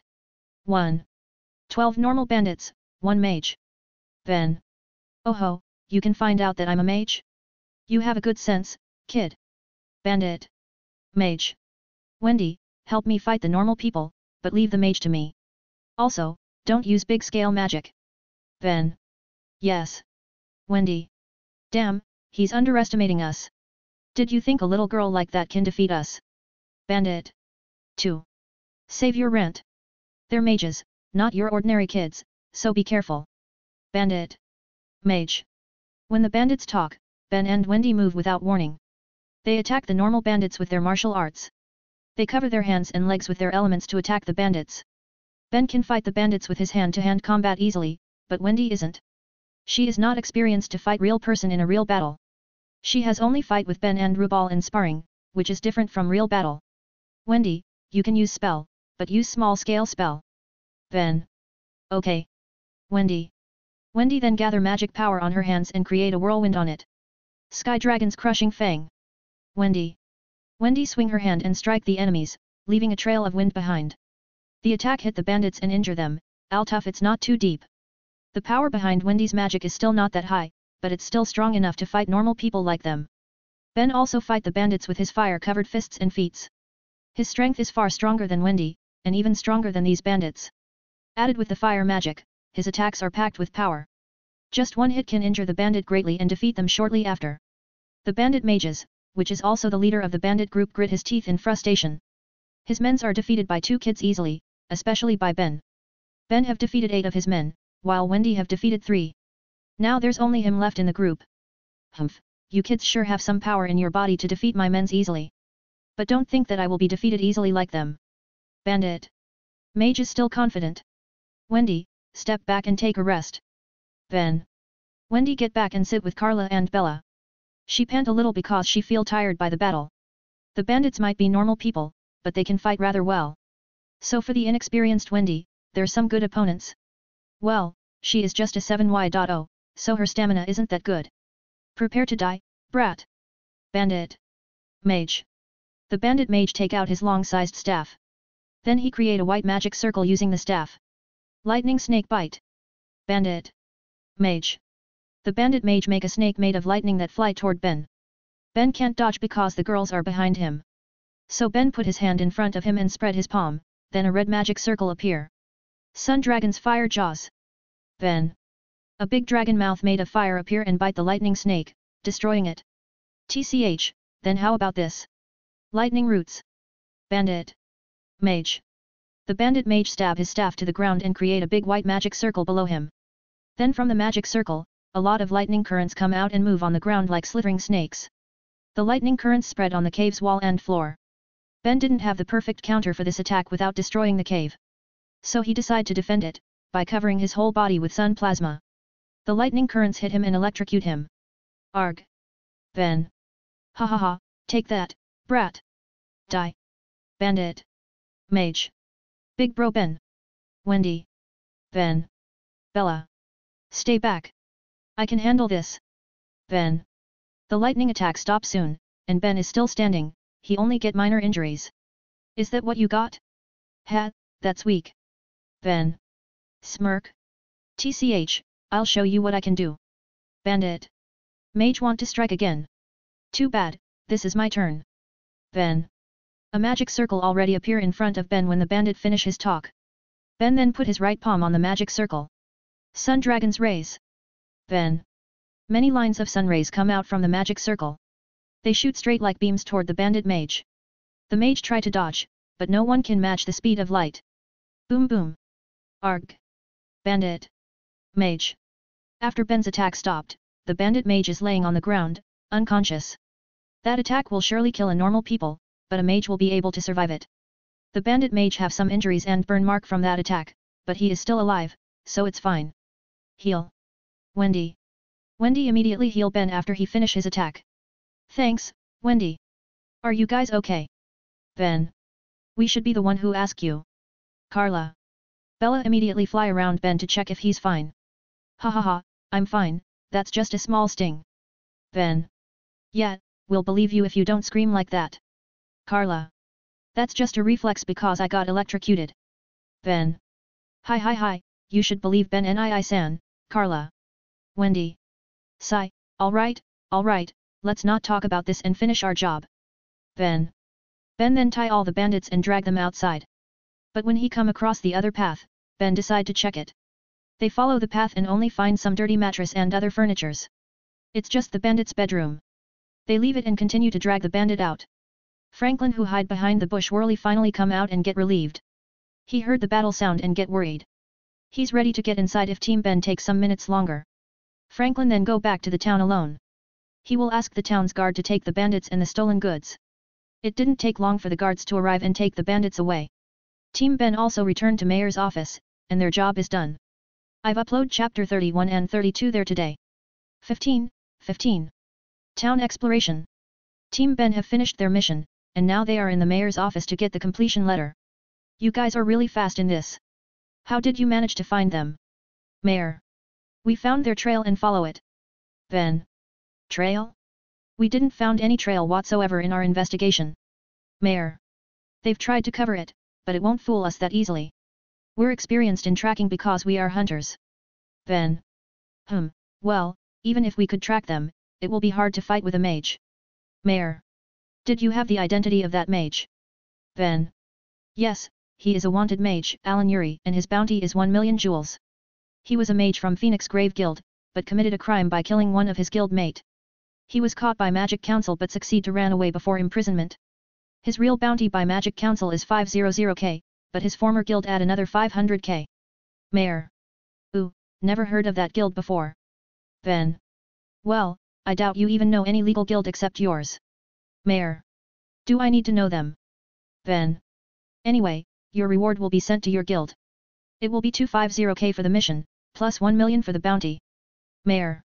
250k? I thought the mission reward was 150. Ben. Well, considering there is a mage among the bandits, additional reward is given to you. It's also because you complete your mission fast that we gave you the bonus. It's still lower than the bounty anyway, so I hope you don't mind it. Mayor. Oh, no problem then, additional money is always good. Ben. Ben then take the job completion letter and leave the office. He'll take his team to explore the town like what he had promised them. They leave the car in the mayor's residence before walking to the town. They go to the bank first though, to withdraw some money for their shopping. The receptionist's eyes popped out when she see Ben's account. She even need to recount and make sure she doesn't make any mistake. This kid have 1 billion in his account. And this account, a VVIP, issued directly by Magic Council and Royal Family? Is he a son of high-rank noble or mage? I need to be careful with this. Receptionist. How much that you want to withdraw, young master? Receptionist. Must be because of my 1 billion jewels money, sigh. Ben. Give me 500k. Ben. Yes, right away. Receptionist. Ben get his 500k soon after that and leave before the receptionist try to offer many useless programs. Then Team Ben start their town exploration. They check almost every store and try the food that make them curious. They buy many items, especially clothes because they don't have many clothes. They also buy some daily necessities that they don't have in the village. After that, they go to the train station, because Ben is curious on how the train work.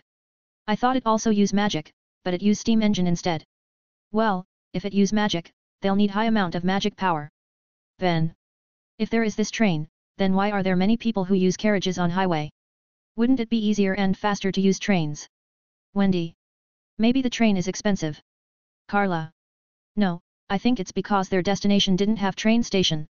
It might be small towns or even villages. Even if the train is expensive, they'll still choose it, because saving time is more important. Ben. Ooh, that makes sense. Carla. Ben, smart. Bella. Pat Ben's head with her paw while sitting on his head like usual. Thanks. Ben. The four of them then leave the station and go to a store. This is a magic store, the last store that they will visit today before returning. They walk around the store, and Ben check on the magic spell books. Too bad they only show the title and description. Now I can't copy all of them. They're just low-grade magic spells, but it's always fun to learn magic no matter the grade. Ben. They use it as prevention for mages who can copy the book without buying it. I know. Have you count the total? Ben. 73 low-level magic spells, each cost 10k jewels. 23 medium-level spells, each cost 100k, 2 high-level spells, each cost 500k. Total cost, 4,030,000 jewels. I'm surprised they even have 2 high-level spells here. Ben. Altuf, the spells are high-level, but it must be common grade spells to be sold in a public store like this. Yeah, definitely. Ben. Ben, go to the clerk and ask about payment. Do you receive payment using bank card? Ben. Yes, we receive bank payment through bank card for transaction above 100k jewels. Clerk. Alright, then I want to buy all spells available in this store. Ben. Pardon me, I think I misheard it. Clerk. I want to buy every spell book in this store. Ben. Take out his bank card. VVVIP. Clerk. The clerk immediately run off, leaving the stunned Ben. But then she returned with an old man that seemed to be this shop owner. I heard you want to buy all magic spell books in here. Owner. Yeah. Ben. I understand, then please wait in our VIP room while we pack all the books. Owner. Ben and Co then get escorted to a room where they can wait. A servant then come in and give them drinks and snacks. After waiting for some minutes, the clerk inform them that the books are ready. They go out to check the books and pay. After checking that every book that he order is there, Ben pay the books with his bank card. It is similar to the cards on Earth, but it use magic tools in here, and not every store have it. After finishing all the procedure, Ben and Co leave the store. They return to the mayor's residence to take their car and leave the town. They return to their village immediately and reach it right before the sky turned dark. They give the job completion letter to Rubal. Good job, you've completed the job, and more importantly you're all safe. So how is it, did you learn something? Rubal. Yeah, I need to have more techniques to be used in a closed space. I also need more defensive techniques especially for wide-range attacks. Ben. I also need to train more for direct battle and train my stamina. Wendy. Good, review your mission to do a better job next time. Now, let's have dinner then you can rest. Rubal. Team Ben then have a dinner with everyone like usual. It's their tradition to always eat dinner together. After dinner, they wash themselves and then they sleep. Before sleeping, Ben review his battle today. AI Chip, did you get the data from his magic spells? Ben. Yes, with the knowledge from Rubal's magic book, I can find many information from both magic spells.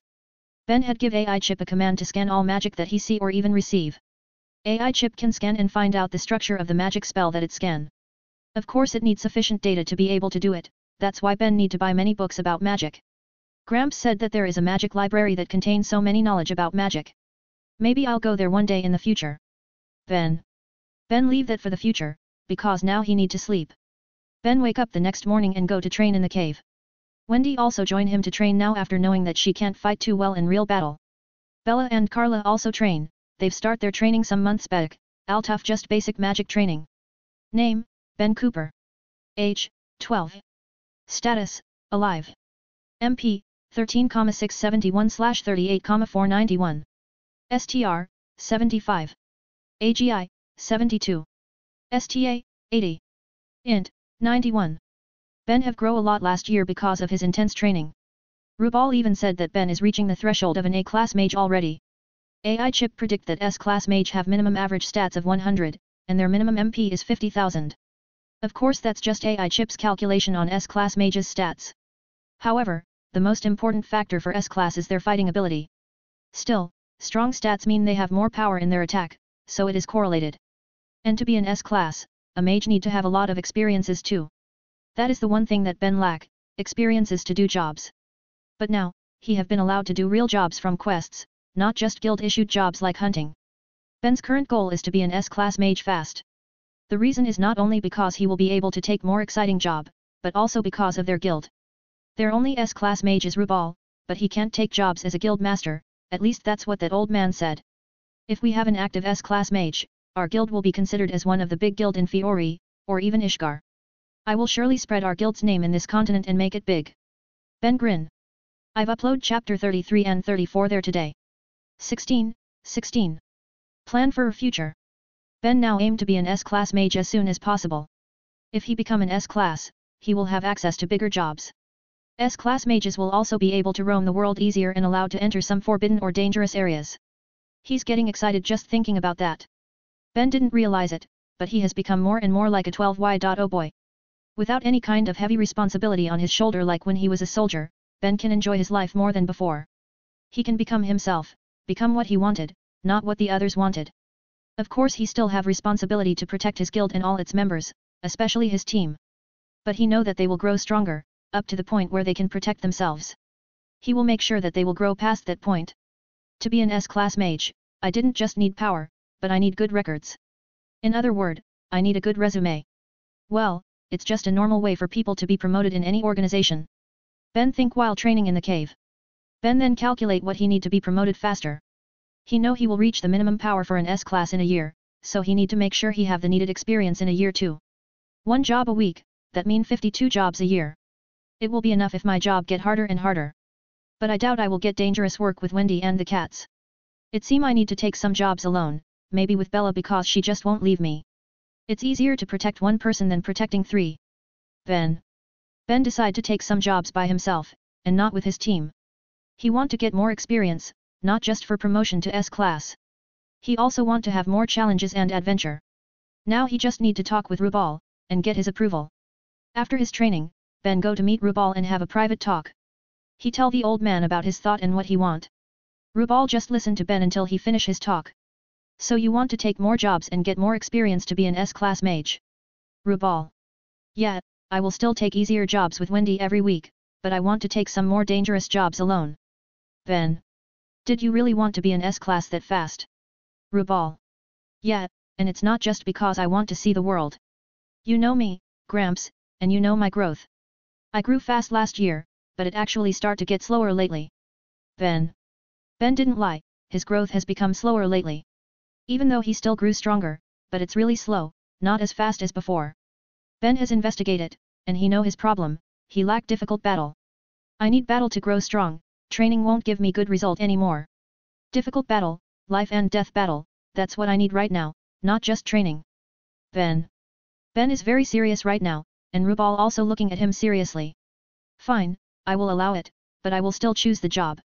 Also, you can only take it at most 2 times a month. Rest is also important. Rubal. Alright, that's good enough. No one want to keep doing jobs. I need some rest and entertainment. Ben.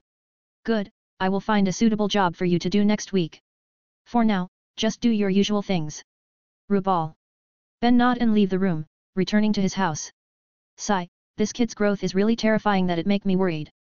Maybe I need to tell him the truth about this guild soon? No, let's just look at the situation first, I can't be hasty. But, sooner or later he will find something amiss, he is smart after all. Sigh, I am too old for this. Rubal. Actually, Ben has already feel something is not right with their guild. He feel Tier Guild didn't work like what a guild should, and their members didn't take quests that often. Except him and Wendy. He feel like they aren't actually a guild, and just a village. However, Ben removed that thought and just focus on training. He was from another world, so this might be how magic guild in this world work. Beside, he trust Rubal, and he also feel comfortable in here, so the guild condition, and how it works doesn't really matter to him. The next day, Ben trained Wendy on hand-to-hand combat. She asked him to train her after she could only defeat 3 normal bandits before. Ben gladly train her, and they train without using any magic. Ben need to train the basic to Wendy, so that her techniques will not be weak. Ben and Wendy have a sparring at the end of their training. Ben barely break a sweat in the sparring. His power is just that much stronger than Wendy. But nonetheless, he still train Wendy with patience, because he want her to be strong too. Pant how is it Ben Nii-san? Pant Wendy. Your techniques have improved, but the way you use them in a fight is still not good enough. I think we need to have more sparring to improve it. Ben. Only sparring. Wendy. No, we'll also improve your MP and stamina by training in the cave. You can make the schedule, I'll just follow it. Ben. We have jobs on Monday or Tuesday. Then, training in the cave on Wednesday, and sparring on Thursday. I want to train my spells and other things on Friday. As for Saturday and Sunday, I want to play with Carla. Wendy. Ooh, you think of it that fast, good girl. Alright, let's go with that. Ben. Rub Wendy's hair. He. Wendy. Smile. Wendy always liked to be praised by Ben, and being rub or pat on her hair. In fact, Bella and Carla also like it. Tough Bella is more honest, but Carla isn't. He is their big brother after all, so they like to be praised by him. Ben, rub. Bella. Yes yes. Ben. Rub Bella, and Carla too. Why me too? Carla. Protest, but inside, she is happy. Just to be fair. Ben. With that, they finish their training. Then for the next days, they follow the schedule that Wendy made. Ben's schedule also changed following Wendy's schedule. His old schedule is not effective anymore now. Just training every day won't make him grow fast like last year. Ben's current priority isn't raising his stats, but increasing his abilities. He realized his shortcoming in the previous job when he fought that mage. He lacks spells. What he lack isn't spell amount, but he lacked the spell to be used in all situations. Ben's Sun Dragon Slayer magic have more offensive spells than defensive. It also lacks spells that can be used in closed space. Ben understand the reason though, it's because this magic is originated from a dragon. Dragon have tough scales, and rarely need defensive spells. Dragon is also big, so they don't usually fight in closed space. The only option for Ben is to create his own spells. He have created some before, so it doesn't matter. What he need right now is references. He need a lot of spells from all types. That's why Ben bought all kind of spells that he can buy on Magic Store. The spells that I bought from that Magic Store aren't enough. Let's try to ask Gramps if he also have magic spells collection. Ben go to meet Rubal in the guild building and the old man is drinking while talking with the others right now, make his booze spill all over the place. Old man, I told you to not talk while drinking, it's disgusting. Ben. It's an habit, so it's hard to change, ha ha ha. Rubal. Sigh, whatever. Hey Gramps, how many spells that you have collected? Ben. How many? I don't know, maybe tens or hundreds. Why'd you ask? Rubal. Can you let me learn those spells? Ben. You want to learn them all? Rubal. Raised an eyebrow. Yeah, I lack spells to be used in some situations. That's why I will make my own spells, but I need references. I don't plan to use all those spells, I just want to learn the concept behind them to build my own spells. Ben. Oh, so that's how it is. Fine then, I'll prepare it, you can take it tomorrow. Rubal. Thanks, Gramps. Ben. Yeah, but can you explain to me about this project? Rubal. Sure. Ben then have a talk with Rubal about his problems and plan. Rubal hear it and give some advice and ideas to Ben. They discuss about it until dinner, and Ben gets some more ideas from Rubal. With more ideas, Ben is sure his plan will work very well. I've uploaded chapter 35 and 36 there today. 17. Training new magic. After dinner, Ben use AI chip to scan the spell books that he have bought. With more samples, it will be easier to make his new spells. AI chip work using data, so Ben need to collect them. With more data, AI chip can make better spells, or improve his own spells.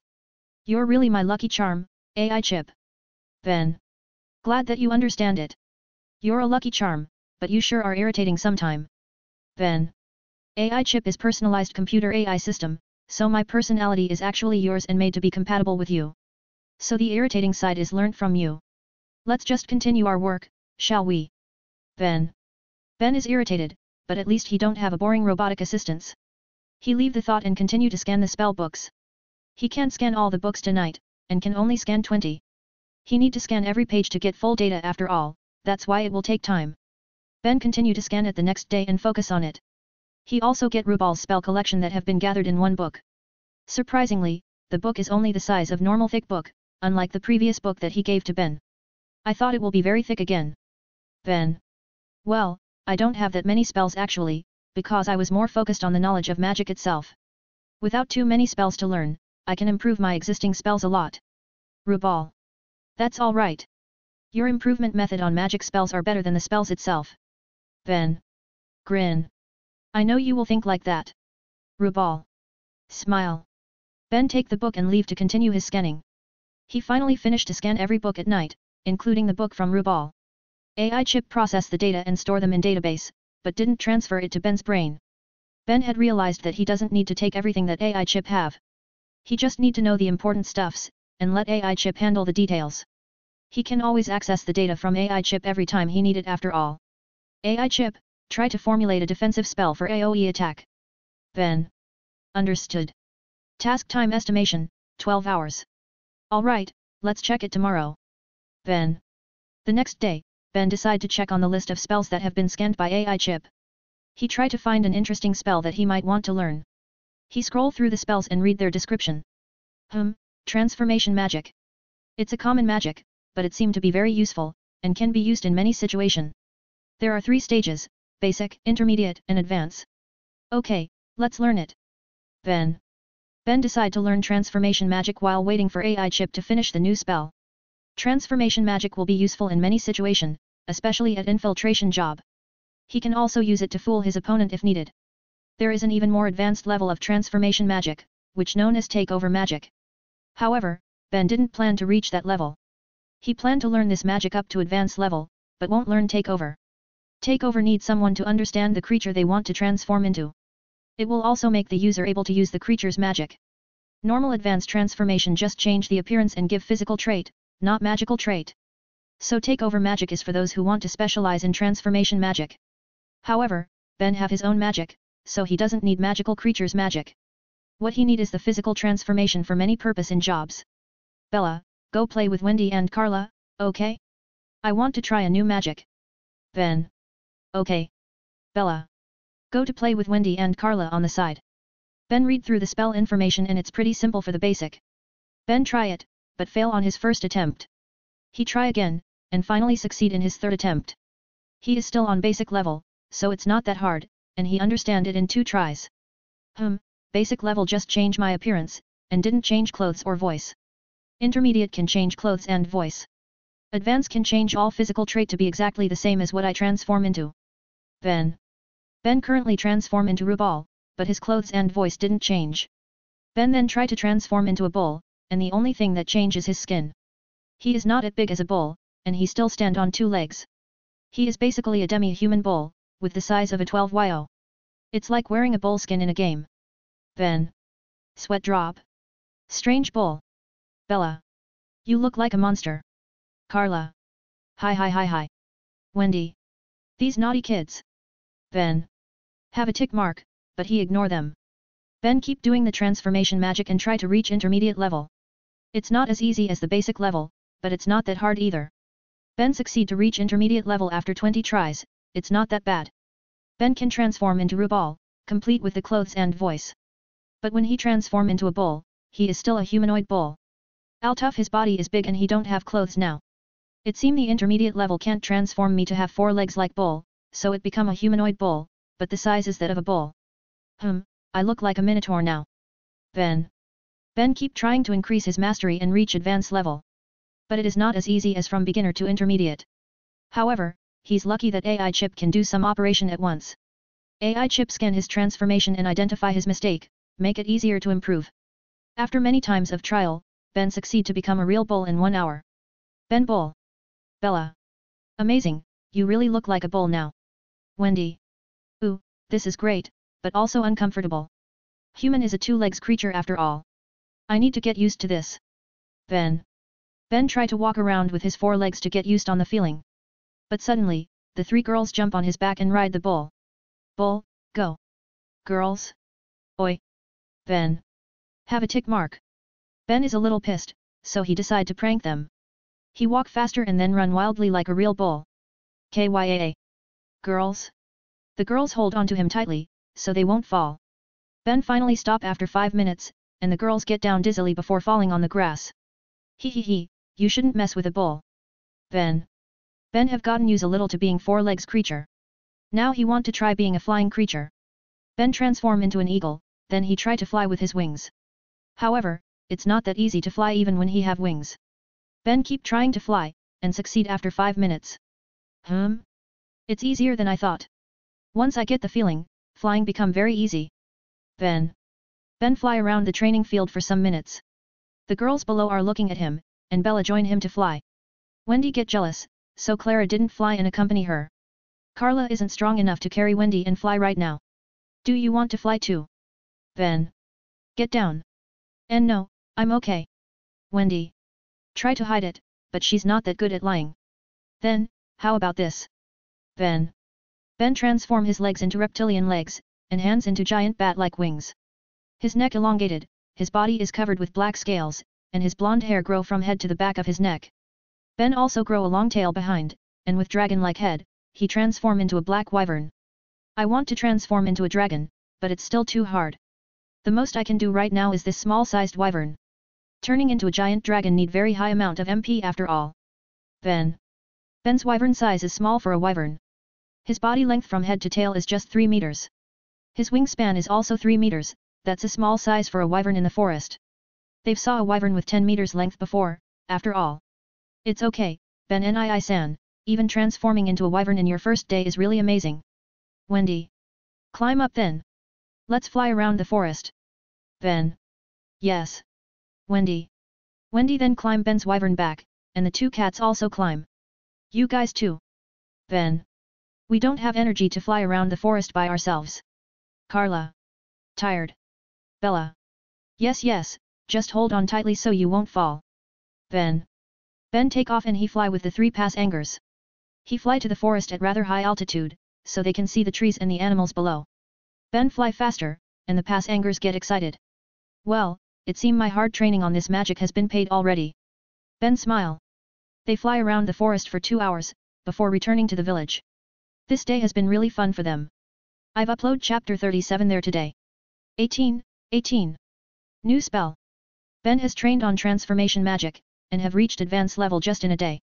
Having AI chip to find his mistakes are really helpful. AI chip also have finished the new defensive spell formula, and Ben have trained it the next day. Wendy, I want to try a new defensive spell, can you try to attack it? Ben. What spell that I need to use? Wendy. Any spell, you can use it to train too. Ben. Okay. Wendy. Ben then takes some distance from Wendy and prepare his magic power. Ben flow his magic power all over his body and clap his hands. Sun Dragon's plasma sphere. Ben. Big red-yellow magic circle appear below his feet. Then a spherical plasma energy barrier surround Ben. The barrier diameter is 3 meters, and Ben can increase it to 5 meters with more magic power. The energy barrier is actually a full sphere, but the rest of it is inside the ground. It actually cut the ground, but it's very thin that the cut didn't seem apparent. Even if it's thin, the barrier should be strong enough to defend him from big magic attack. Now, Wendy. Ben. Sky Dragon's roar. Wendy. Wendy use her roar attack on the barrier and the clash create a booming sound. Ben use AI chip to inspect the barrier and collect data. The barrier shake, but it can hold the roar attack. Ben increase his MP output, and the shaking stop. Okay, that's enough. Ben. Wendy stop her attack, and Ben dispel his barrier. How is it? Wendy. The barrier's strength is decent, depending on the MP amount. However, it is rather hot inside the barrier, I need to work on that. It is very good to cover all sides at once in case of wide area attacks. But it is not good for small area attack that usually have more power. Ben. Spreading the defense on all sides make the barrier weaker than just concentrating on one point. But it's good enough for now, he can work on that later. The spell has just been created after all, so it won't be perfect. At least it can give some protection from wide area attacks. I can control the size, so it should be good for any kind of place. But narrow space will make spherical size ineffective sometime. AI chip, let's work to make the shape flexible. Ben. Understood. The spell still have some improvement to do, but it's good enough for now. Wendy also didn't have defensive spells, maybe all dragon slayers are like this. Alright, let's make a defensive spell for her. Ben. We can use your spell as the base and make it more suitable for her wind element. Yeah, I think so too. She have a spell that make her rotate the wind around her like a barrier, but that's a requirement for her secret art. The rotating wind seemed to be a good defense, let's use it. Ben. Then, I need to scan the spell. Alright. Ben. Wendy, can you use your secret art? Ben. Why? Wendy. There's something that I want to see. Ben. Alright. Wendy. Wendy then prepare her magic power and open her hands. A rotating wind barrier surround Ben and Wendy. Then a magic circle appear below Wendy's feet. AI chip record and scan all the process, to get the data, and Ben also evaluate it. Dragon Slayer secret art. Shattering light, sky drill. Wendy. Wendy create a strong horizontal whirlwind to attack Ben. Ben cover his right hand with plasma and take a stance. Sun Dragon's shattering fist. Ben. Ben punch the whirlwind from below and direct it to the sky. Both spells disperse in the sky, so there's not damage on the surface. Your magic have gotten stronger, Wendy. I can't feel it before because of the barrier, but when I confront it directly, I can feel the improvement. Ben. Smile. Really? Yay, I did it, Carla, Bella. Wendy. Is happy, but then she fall because she's exhausted. But it seem your energy hasn't raised that much. Ben. You Wendy's get saddened. Don't worry, you can train it slowly, no need to rush it. Enjoy your time, you won't be a kid forever, so enjoy it to the fullest. Ben. Pat Wendy's head. Yes. Wendy. Now, you two also need to train. Ben. Look at Bella and Carla. Yes. Bella. And Carla. Ben train Bella and Carla on their flying magic. He trained them to be able to maneuver sharply and be more agile in their flight. He hasn't teach them new magic and just focus on their flying magic. He also teach them about some basic magical knowledge to strengthen their magic. He train their flying ability by make them fly among the trees and branches. Then he also use rubber balls to attack them while they fly. They need to avoid the branches and balls while flying. This is still base of training, and Ben have prepared the next level to be used when they're ready. They just did some training that day, to prepare for their job. The next day, they get their job from Rubal. They get a job to deliver some packages from Ashtabana to Shiratsum. Delivery. Ben.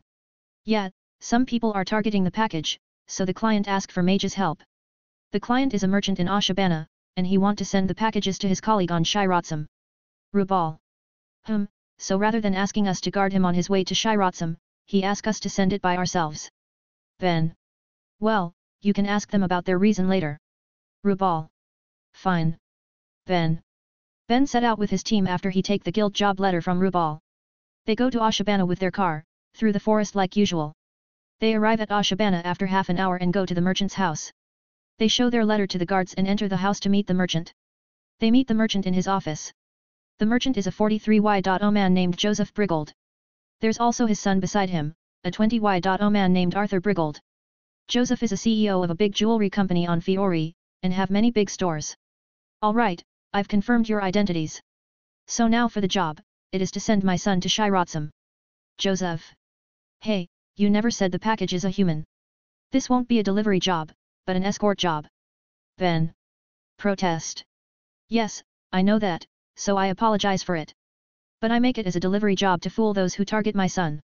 They won't care if it's just an item delivery job, because their targets is Arthur. I will increase the pay, so please accept the job. Joseph. Who's the enemy? I will give my answer based on that. I won't risk my team's safety if it's too dangerous. Ben.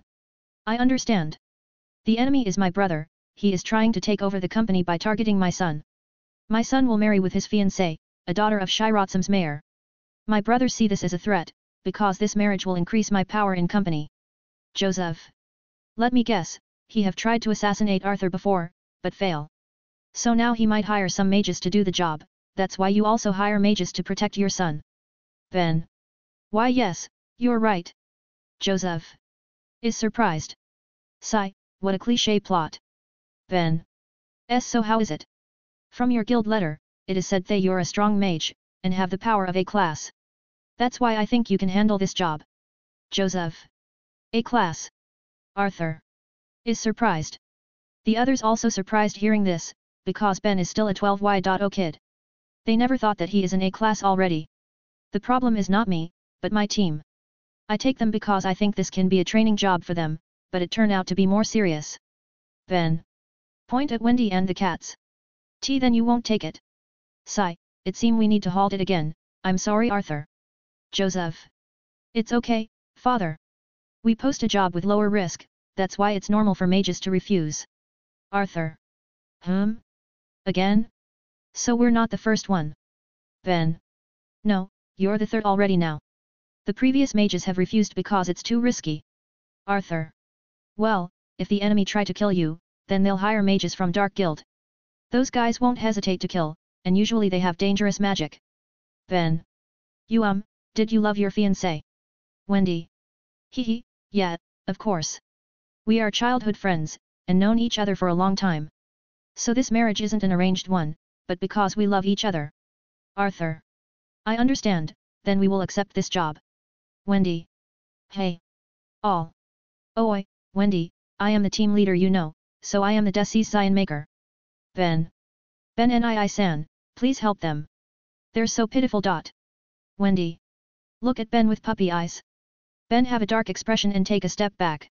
I. Gulp. I'll take the job. Ben. Slumped, he is defeated by the puppy eyes. Yay. Wendy. Really? Ha ha ha, thank you very much. Joseph. Wendy, Joseph and Arthur celebrate it, but Ben get depressed. He just can't say no to that puppy eyes. Damn, I'm so weak. Ben. Cry dramatically. Don't worry, we know you're feeling. Carla. And Bella pat Ben's head. I've upload chapter 38 there today.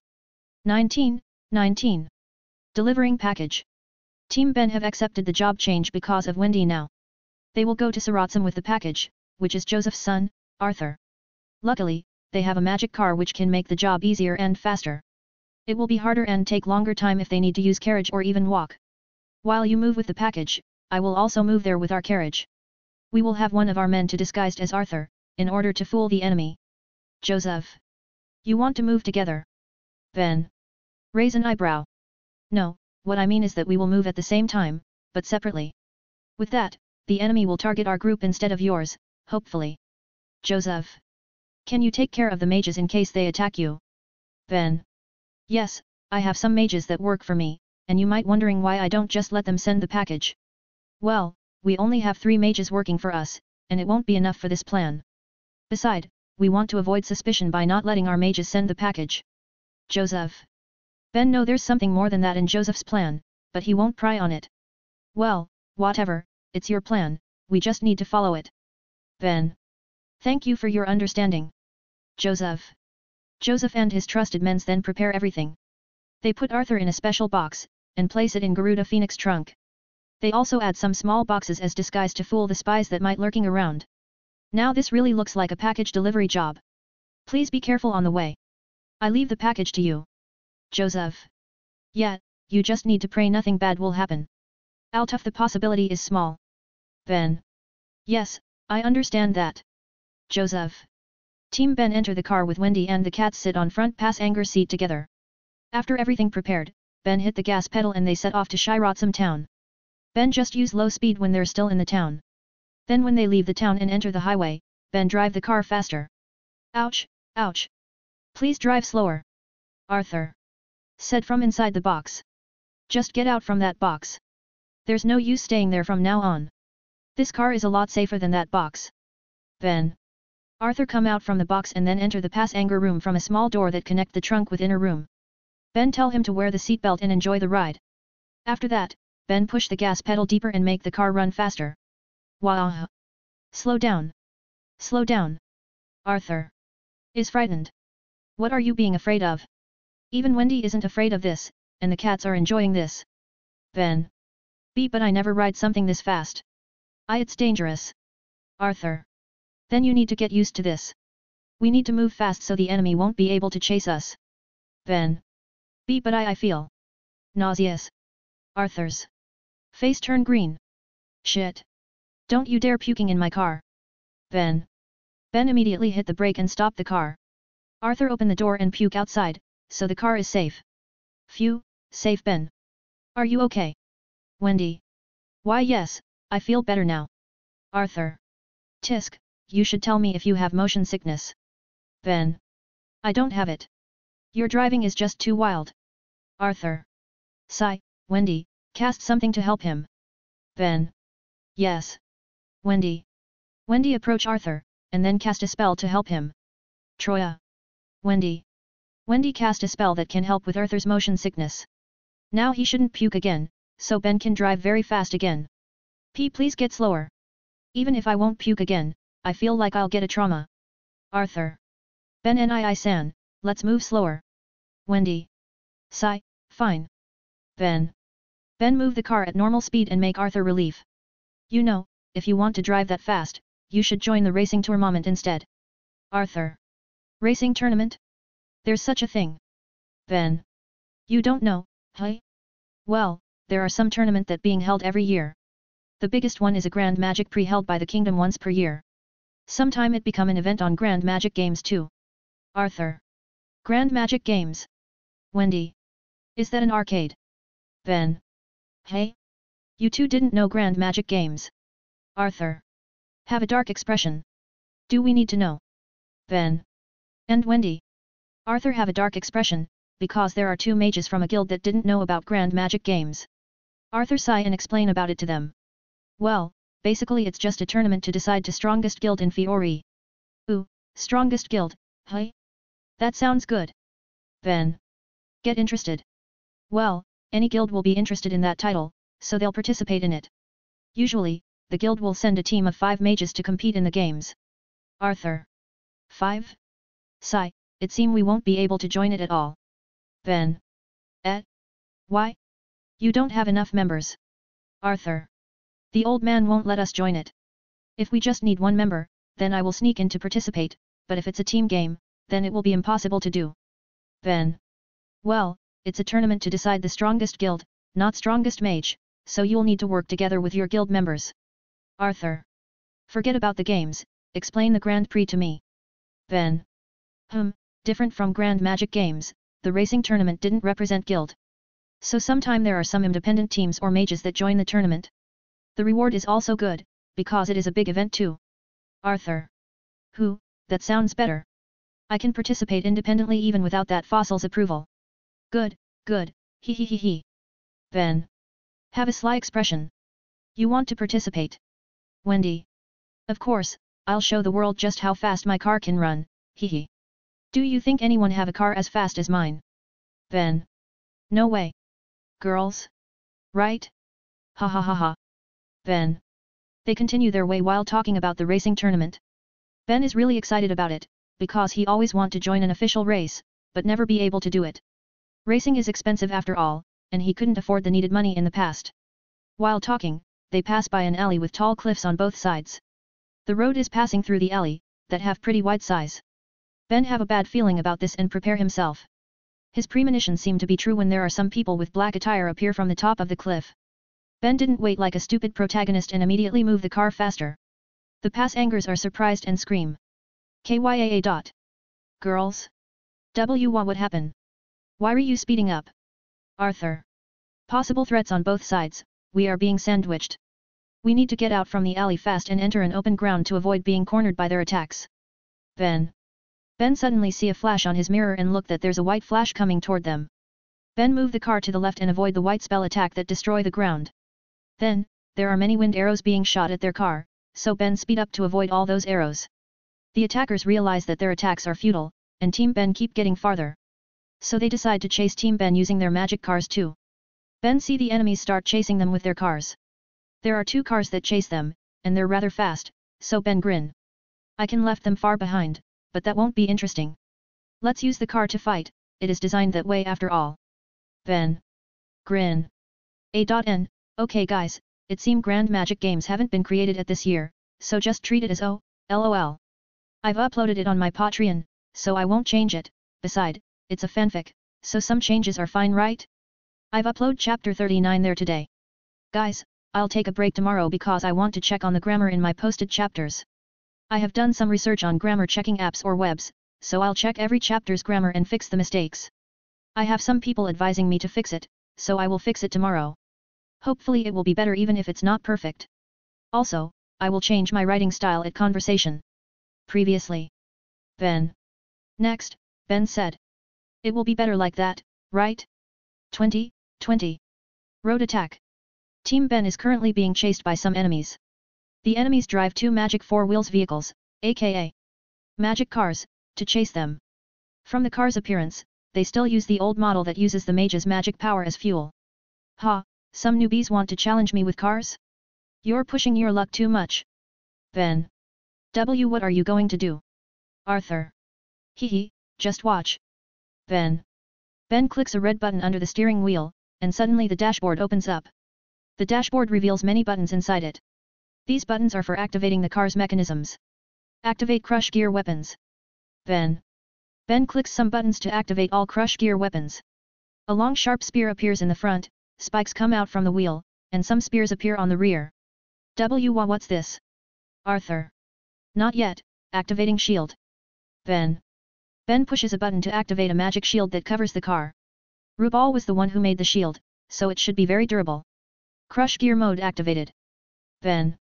The girls are excited because they've seen the mode, but haven't seen it in action.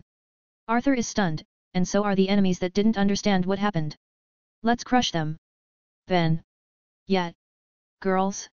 Ben controls the car to turn around with a drift. Then he immediately goes to attack the car on the left. The driver realizes Ben's intention and changes his direction. The enemies on that car now start to attack Ben's car. Ben controls his car to dodge the incoming attacks. Some attacks hit them, but the shield protects their car. Ben's car is faster than them, so he gets close faster, and soon reaches the enemies. Ben tries to thrust the spear to the enemy's car, but they move to the right. Wrong move. Ben. Grin. They move to the right and forget that the wheels are weaponized too. The enemies want to dodge, but they're too late. Their car got crushed by the wheel weapons and destroyed. The mages can jump out on time to avoid getting crushes too. One down, one more to go. Ben. Ben turns his car back to attack the other car, but his car can't move. Ben pushes the gas pedal, and it still can't move. There's no way his car will brake now, so Ben checks outside the car. He sees that the wheels are covered in mud, and holds the car in its place. Damn, I haven't calculated this. Ben. Ben didn't have a mechanism to counter something like this. Now the only way is to fight the enemies directly and defeat them. He ordered the others to stay inside and didn't do anything while he fought. Then, Ben activates all defensive spells in the car before he gets out. Ben gets out of the car and locks it to prevent anyone to get in or out while he fights. There are 6 enemies now, and Ben uses AI chip to scan their power. AI chip can scan someone's power, although it's just an estimation that it read from their magic wavelength.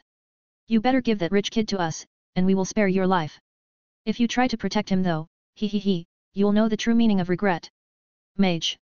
1. Stop talking and just attack me. I need to get my car out from this damn mud soon. Ben. Gets into a stance. Humph, don't regret it later, brat. You're nothing without your car, and you must have spent a lot of MPs to run your car that fast. Mage. 2. Try it. Ben. AI chip, scan all magics that are used in this battle. Ben. Understood. Mage 2 moves to attack Ben, and his friends don't move. They trust the Mage 2 can easily defeat Ben. Mage 2 makes a big red magic circle in front of him. Firebird.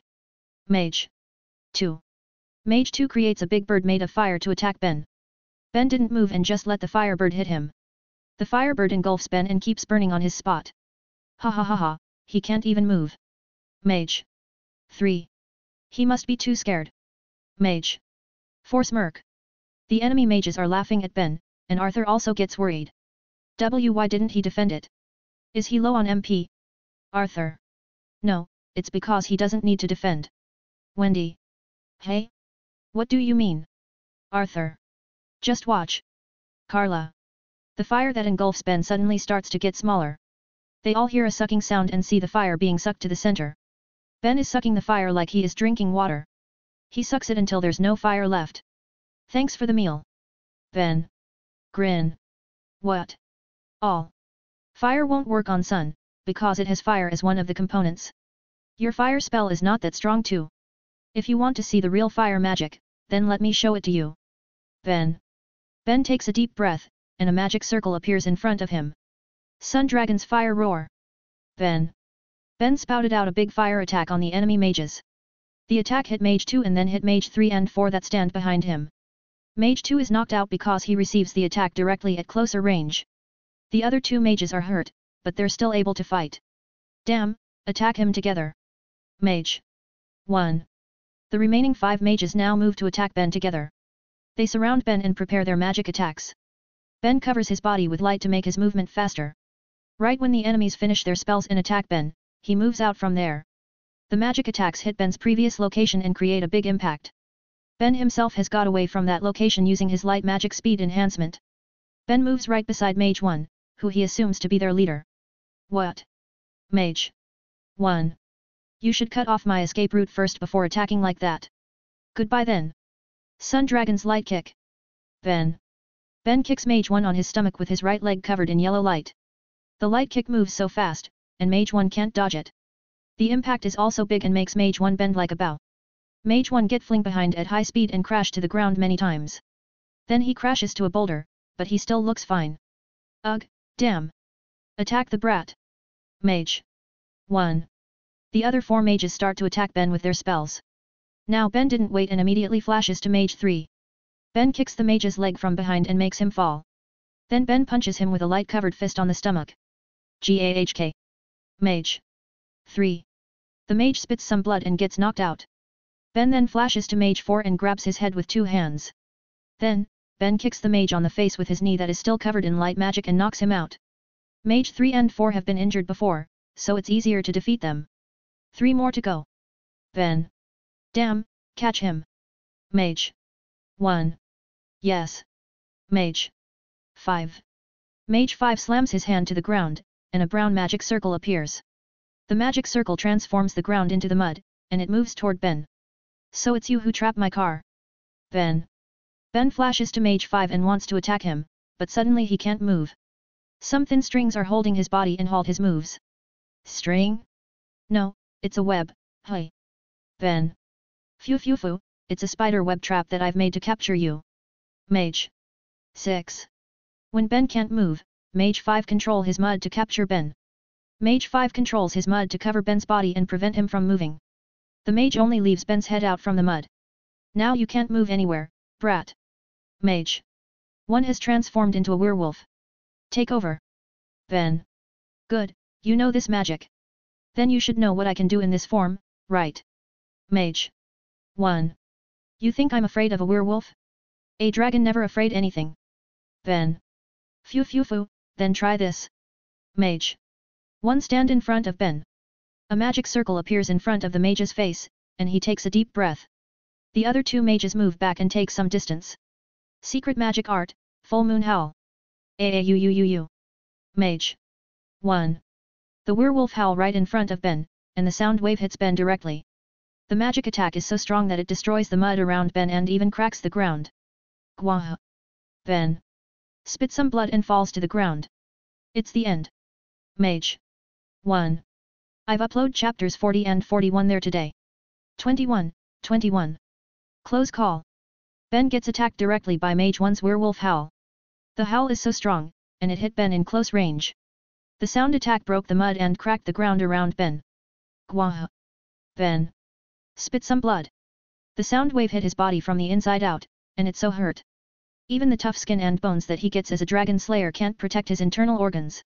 The sound attack breaks the mud that covers Ben, and also Ben's inside organ. Ben takes the full brunt without any defense. Blood comes out from his ears because the loud sound damages them. Ben takes a lot of damage by that one big attack. With the mud destroyed, Ben falls to the ground and coughs some blood again. Damn, that hurts. Ben. You're still conscious? That's impressive. No one could stay awake after receiving my ultimate attack before. Mage 1. Ben tries to get up, but he feels his body hurt so much when he tries to move. Damn, that attack damaged some of my muscles and veins.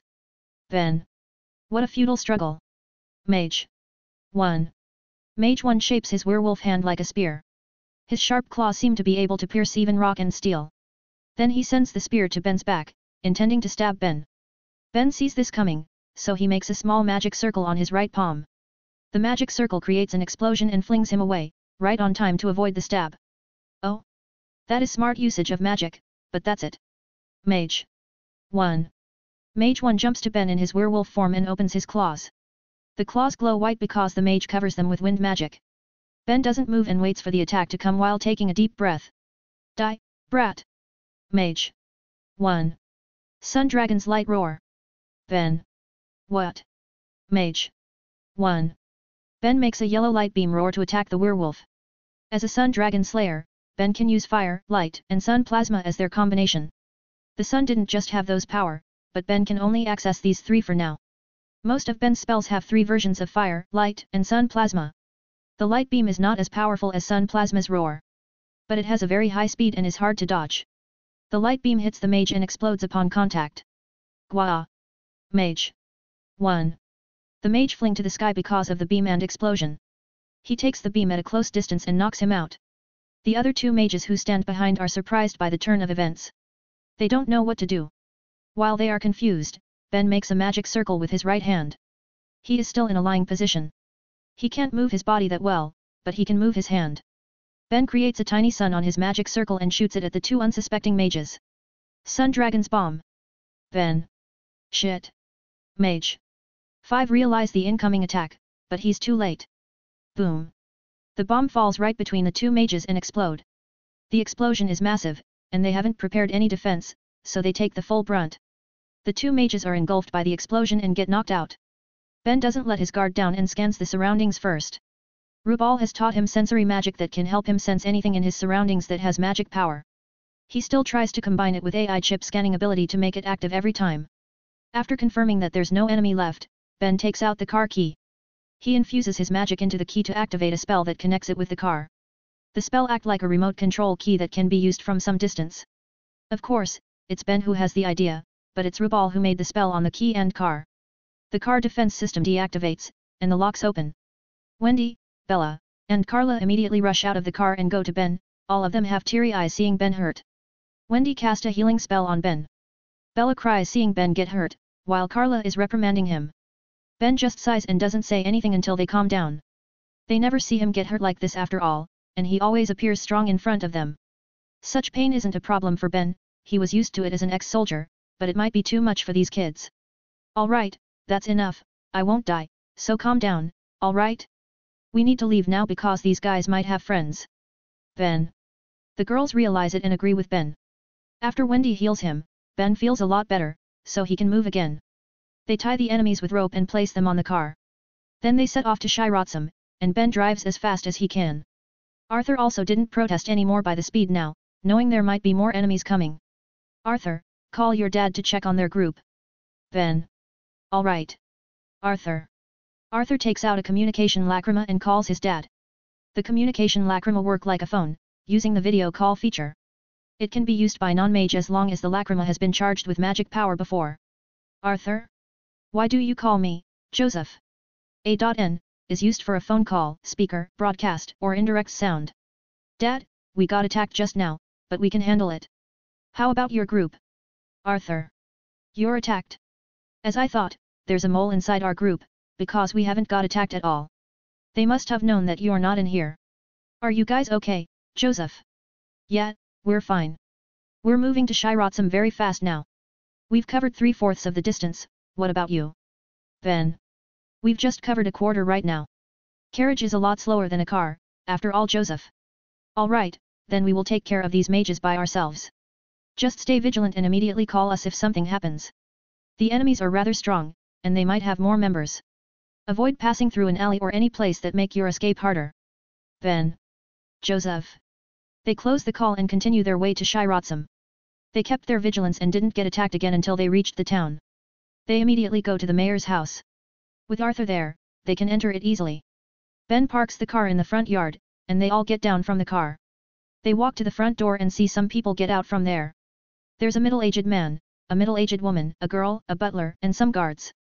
The middle-aged man must be the mayor, the woman is his wife, and the girl must be Arthur's fiancée because she runs to Arthur when she sees him. Archie. The girl hug Arthur. Maya, please don't call me like that. Arthur. Get embarrassed.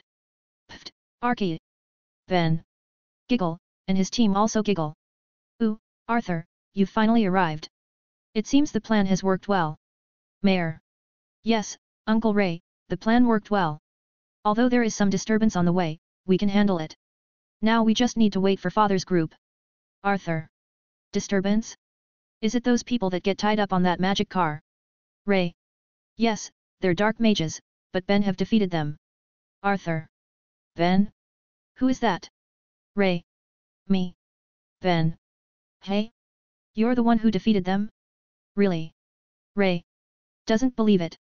I don't care if you want to believe it or not, but you need to call the Magic Council now to capture these guys before they wake up and create more trouble. Ben. Alright. Theo, call the Magic Council. Ray. Understood. Theo. Butler. The butler gets inside the house to call the Magic Council. Ray invites them to get inside, and his men will take care of the dark mages. They agree and want to get inside when suddenly Ben senses something. Someone in black ninja attire suddenly jumps down from the mansion's roof at fast speed. The ninja mage swings his sword that is covered in black-colored magic toward Arthur. Ben covers his leg with light magic. He flashes to grab Arthur and Maya and push them right on time to avoid the sword that almost slashes Arthur. Ben doesn't waste time and immediately flashes toward the ninja mage. The ninja mage who misses his target lands on the ground and is about to attack again. But when the ninja mage is about to move, Ben appears right in front of him. Ben sent a light-covered knee attack at the ninja mage's face and flung him toward the wall at high speed. Bam! The ninja mage hit the wall and break it. The ninja mage is still conscious and gets up again, but Ben flashes in front of him again. Sun Dragon's Fire Fist. Ben covers his right hand with fire and punches the ninja mage from above right on the head. The ninja mage crashes to the ground hard because of the punch and spits some blood. He gets knocked out. Damn, that's a close call. Ben. I've uploaded chapter 42 there today. 22. Stay over. After he defeats the ninja mage, Ben tries to sense his surrounding again. The previous ninja mage can hide his presence and magic power from Ben. So Ben needs to be more vigilant now. That black color of his magic must be shadow magic. He can hide in the shadow to avoid detection. It is the most suitable magic for stealth and infiltration. Ben returns to his team and Arthur's group while the mayor's men tie up the ninja mage. Everyone okay? Ben. Why yet, we're more worried about you, though. Arthur. Don't worry about me, I can handle things like this better than you guys.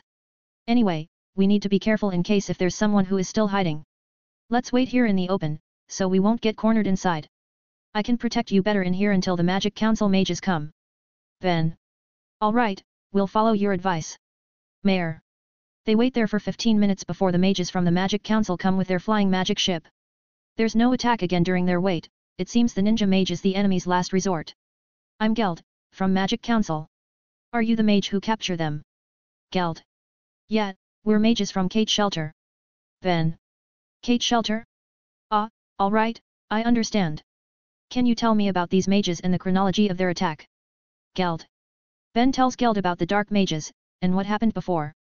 Geld record the talk with his lacrima and nod along. He is surprised by Ben's feat and how the battle went on. This kid doesn't lie, I know it from his tone.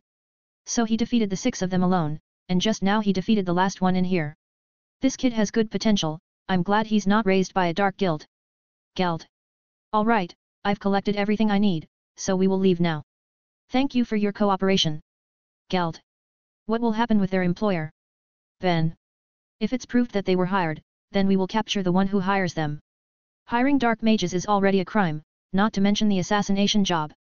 If it's proven, then we will put them in prison. Geld. Alright then. Ben. The mages from the Magic Council leave with the captured dark mages. They've also checked the vicinity and didn't find another suspicious mage, so it's safe now. Team Ben and the mayor's group can finally enter the mansion now. They go to the living room and some maids give them iced tea and snacks. Ben takes the iced tea and gulps all of it fast. Phew, that feels great. Can I get some glasses of iced juice? I need to cool my body's temperature after some battles. Ben. Understood. Maid. 1. Ho ho, I like the way you drink, boy. You will be quite a drinker in the future. Ray. Bonk the mayor's wife knock her husband's head. Don't teach a child to be a drunkard like you. Mayor's wife. Alicia, I'm just praising how the boy drink his iced tea. Ray. Humph, it's the same. Alicia. It seems that no matter what the world is, the wife will be the first in command in most families. Ben remembers his family that has a similar structure. They just rest and chat calmly while waiting for Joseph's group. The group finally reaches the mansion after 2 hours. Horse carriage is slow. Even more, when they need to take some detours. The group doesn't get attacked at all by mages. It confirmed their suspicion that there is a spy inside their group. The spy also seems to have a high rank in their group to know about this plan. You won't ask me to find the spy, aren't you? Ben. No, of course not. We will do it ourselves, it's our internal problem. Joseph. Alright, I think our job ends here, so we'll take our leave. Ben. Wait. Why don't you join the dinner with us and stay here for the night? It's almost dark, so I think it's better to return tomorrow. Arthur. Oh, that's a good idea, Arthur. Ray. I don't think we can do that, right, girls? Ben. We want to stay. Girls? What? Why? Ben. Raises an eyebrow. We want to explore the town tomorrow, like when we explore Clover Town. Wendy. Oh, alright then. Ben. Team Ben decides to stay in the mansion tonight and explore the town tomorrow. They have a big dinner with the 2 families to celebrate their success today. Ben doesn't restrain himself and eats a lot of food on the table. His appetite has grown along with his power growth. Everyone except his team is dumbfounded by Ben's appetite. How can he eat so much with that small body? Maya. Mages are truly mysterious. Ray. They continue their dinner, with Ben devouring a lot of food. After dinner, they take a bath in the mansion's big bathroom with hot water. Rich people really have everything in their house. Ben said with a pissed expression. I don't think you can say that just after seeing the hot bath. Arthur. Sweat drop. That's what a rich person always says. Ben said, forgetting that he is a billionaire. Sigh, whatever, just enjoy the bath. Arthur. They enjoy the bath before going to their bedroom to sleep. Wendy and the cats want to sleep in the same room with Ben, and he agrees. They must feel wary to sleep by themselves in a foreign place. Nothing noteworthy happened that night, and they just sleep peacefully. The next day, Team Ben explores the town and sees many new things. They buy some items that intrigue them like usual. Then at the end of their exploration, they go to a magic store. Ben wants to buy another magic spells that he doesn't have. 12 low-level spells, 2 medium-level, and no high-level spells. Other spells have been owned and recorded. I guess the spells on public stores are not that different from each other, hey? Guilds have more variation of spell and magic collection after all. Ben. Finding some unknown books about gods, demons and curse. Gods, demons and curse? That's new, let's buy the books. Ben. Ben buys all the new spell books and the books about gods, demons and curses. He knows that God exists, because of his reincarnation. But he hasn't confirmed the existence of demons. This is a magic world, so demons should exist too. He just never learned about them nor seen them, yet. Team Ben finished their exploration and returned to Mayor's mansion. After bidding their farewell, Team Ben leaves the mansion and returns to their guild. It takes 3 hours to reach the guild because Ben drives slowly. So they can enjoy the scenery. What take you so long to return from a simple job? Rubal. Sigh, the job changed. Ben. Ben then tells Rubal about their job, and the old man just nods along. Well, it's good that you have a good heart, Wendy. But you need to think of the danger it poses to you and your friends. Even if Ben Boy is strong and can defeat strong mages, but it will be harder to fight while protecting you. If not for the car's defense system, you, Bella and Carla might get injured too. Rubal. Lecture Wendy. Yes. Wendy. Looks down. Well, it's not a bad experience for you guys. With what happened yesterday, you should understand that our jobs as mages are dangerous. That's why we need to choose wisely on what job that we'll take. We also need sufficient power to protect ourselves. Ben. Yes, we'll train to get stronger, right Carla, Bella? Wendy. Of course. Carla. Strong. Bella. Nod. I'll wait for it. Ben. Rub their head. The 3 girls immediately leave to train in the training ground. They don't need to do it right away. Ben. Sweat drop. Ha ha ha, that's how children are. Rubal. Old man, I think you need to choose the job that we did as a team to be the easiest job. I will take care of the more dangerous jobs myself, so we won't be in trouble like yesterday. Ben. I know, I will look into the job more carefully next time. I didn't realize that the job has been rejected by the mages who took it previously. Rubal. Alright, I leave it to you. Ben. I've uploaded chapter 43 and 44 there today. 23. Dragon Seed. After Ben returned to the guild from his job, he starts to read the books that he has bought in the town. He scans all the spell books first before reading through the books about gods, demons, and curse. Gods are the most powerful beings, even more than dragons. Of course, they are. What a useless description. Ben. Grumbles. Ben read through the book and finds out that God here isn't the one that he thinks of. These gods are super strong magical creatures, different from the god concept that he thought of. These gods have varying power and strength and can be summoned with the correct method. Are they gods or Pokemon? Maybe gods and dragons are legendary Pokemons in disguise. Ben. Thinks of a useless thing. Ben concludes that basically, these gods are just the strongest creatures on Earthland. They're not the creator of the world or even life and death. Maybe they take care of it, but surely they're not the same gods as what he thought of. That means the gods who sent me to this world are most likely the real gods, not just super strong magical creatures. They rule over many worlds and universes after all, because they can send people's soul to many worlds. Ben. Similar to gods, demons are also magical creatures. They have intelligence like humans and live together with their group. Furthermore, they're similar to humans in nature. So there are bad and good demons. However, some certain types of demons are confirmed to be bad. Aetherius? Demons from the Book of Zeref? Damn, this Zeref guy must be very powerful to be able to create demons. Then. These Aetherius are dangerous demons, and they are known for using curse instead of magic.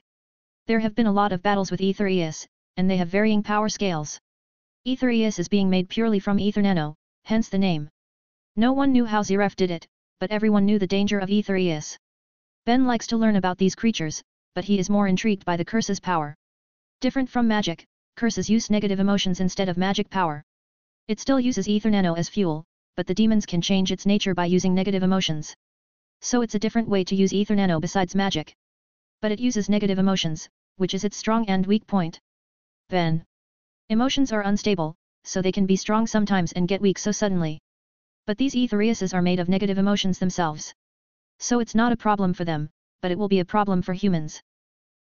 Even if curses have such weakness if used by humans, but it's still an interesting power. I'll try to find a way to learn it in the future and maybe use the concept to improve my magic. Then. Too bad that the knowledge about the curses is limited. Maybe only Aetherius know the way to utilize the curses. If Ben encounters an Aetherius in the future, he will try to extract that knowledge about the curses. Ben continues to read the book and find another interesting info. He finds out about God Slayer and Devil Slayer. Both magics have a similar trait to his Dragon Slayer magic, like they can eat elements. But of course, their magic types have different traits. They're considered as lost spells, meaning their training method had been lost. It will be difficult to find it, and one can only find it by luck. Can these three Slayer magic be combined and used by one person? Even if it's possible, the burden must be high. Still, I want to research it, maybe it will help with my situation.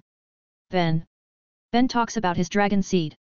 He knew from I Chip that Dragon Slayer like him have dragon seed. If he doesn't stop it, he will turn into a real dragon sooner or later. AI Chip has told him that his dragon seed is still just a seed, it hasn't budded yet. The condition for the dragon seed to bud vary for every dragon slayer. Sun Dragon Slayer like him, have high requirement. Ben has a feeling that it will start to bud once he passes the 100 marks in his stats when he becomes S-class. Name, Ben Cooper. Age, 12. Status, alive. MP, 40,231/40,231. STR, 77. AGI, 73. STA, 83. Int, 93. It won't be long before I reach it. If even after yesterday's battle I have 1 or 2 additional stats, then I will certainly surpass 100 in 1 year. Ben knows his fast growth will hasten his dragon seed's growth. However, he needs to do it, because he can only find the cure after it has started to grow. So he can understand its nature. AI Chip has told Ben a method, that is to have a dragon residing in his body. AI Chip also realized that Wendy has a dragon in her body. Ben assumes that it's her dragon foster parent, Grandini. The problem is, Ben get his power from a dead dragon, so he doesn't have any dragon in his body. The dragon has extinct too, so he can't ask or capture one to reside in his body. The other method to stop the organization is to separate the Dragon Slayer magic from him through separation enchantment. But that's just temporary, and enchantment isn't easy to learn. That's why Ben hopes that by having the other 2 Slayer magics, he can stop the dragon seed from growing. But he's also worried that these 2 magics will have their own seeds too. If that's the case, then it will just create a new problem for him. Sigh, I can only try to find anything useful as I explore the world. AI Chip have calculated, that I won't have any problem for 6 or 7 years with my current growth rate. After that, I will start to transform slowly, so I still have time to find the cure. Ben has pondered about why the gods who sent him here gave him this trouble. He has concluded that this is a trial, and they want to observe how he approaches it. There's no way they'll give him such an easy life without any trial, after all. Will he let himself turn into a dragon, or will he try to stay being a human? The answer is clear, he wants to stay being a human. He knew dragons are powerful, but he loves his life as a human. Besides, he can't imagine himself mating with a female dragon. Ugh, what an unpleasant imagination. I like human girls, so I won't be a dragon. Just imagining of touching those scales in intimate intercourse is just.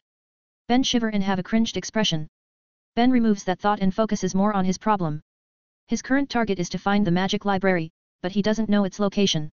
Rubal also didn't know it, so he needs to search for it himself. Magic library is said to have all kinds of magic that are ever known in history. It is an exaggeration, but that place should have a lot of magic. If Ben can find it, he might find a method to stop his dragon seed from growing. I hope that library is on Fiori because it will be hard to find if it's in another country. Ben will explore the world, starting from this kingdom. He will get all the magic knowledge that he can find on his journey. These God Slayer magic, Devil Slayer magic, and curse are other possibilities for him. He needs to search for more options that can help him to solve this problem. He doesn't know if they'll work, but he will try to not make himself turn into a dragon. With AI chip, he will have an easier time finding the answer. He knows that the gods won't give him a trial that he can't solve, or they won't bother to give it to him. It's just that solving the trial won't be easy at all. Even if it's hard, I will try to solve it. Giving up before trying isn't my style at all. If after I try very hard, and I fail, then so be it, at least I've tried. Life is not a straight path, anything can happen. Ben. I've uploaded chapter 45 and 46 there today. 24. Lone job. 3 days after the delivery job, Ben takes a difficult job. He goes alone, and not even taking Bella with him. His current job might be more dangerous than the previous one, so he doesn't take anyone with him. Ben's job is to kill a giant serpent that lives near a village. The serpent has eaten 10 livestock in one night. The villagers want it to be killed before it eats any villager. Ben drives his car fast to a village on Mt. Hakobi. The village is rather deep inside the mountain range. The villagers there are raising livestock and sold them to butchers from towns. Ben arrives in the village after an hour of fast driving. He goes to the village chief's home and confirms his job. The village's chief is a middle-aged man that seems so plain like other extra mob characters. Why, you're the one that will take the job? Where are your adult teammates? Are they waiting outside? Chief. There's no team or adults, it's just me. Ben. Hey. Ha ha ha, you must really like to prank people, boy. They. Chief laughs nervously. Sigh, just shut up and read the letter from my guild. Ben. Didn't want to talk nonsense anymore. Oh okay. Chief. The chief take the letter and read it carefully. His hands start shaking, and his eyes bulge a little. No way, this kid is really alone. And he is in A class. Chief. How is it? You'll let me do the job or not? Other guilds might not take it today, so you can assume that your livestock will die again tonight. Ben. Well, I think I'll leave it to you, the Magic Council has approved your rank after all. But you should know the risk, right? You can die in this job, so unless you're sure of it, don't take it and go back. Chief. I'm sure of it, so don't worry. Ben. Alright then. Don't say that I didn't warn you. Chief. The chief then takes Ben to check the farm where the attack happened before. There are traces of destruction in the farm's surroundings. Ben also sees the traces of that giant serpent that leads to the forest. That serpent's diameter is around 2 meters, length 35-40 meters. With that size, 3 cows and 2 pigs won't be enough. It will come back here to eat. This village is the easiest target for that thing, with so many fat livestock here. Ben. Said while looking at the plump cows and pigs on the farm. When did the attack happen? Ben. 4 days ago, and we haven't seen any sighting again until now. We thought it has gone, but we are not sure. Chief. 4 days, it must have finished digesting the food, or at least it will finish soon. Ben. Serpent and snake are slow eaters. They need some time to digest all their food because they eat their prey whole. Ben didn't know much about this world's snake and serpent, but it must be similar to Earth. Old man, that serpent can come anytime, so I think you need to warn your villagers. Make them stay in their houses, so the serpent will prey upon the livestock and not chase any human. Ben. I think you're right, I will tell everyone about this. Chief.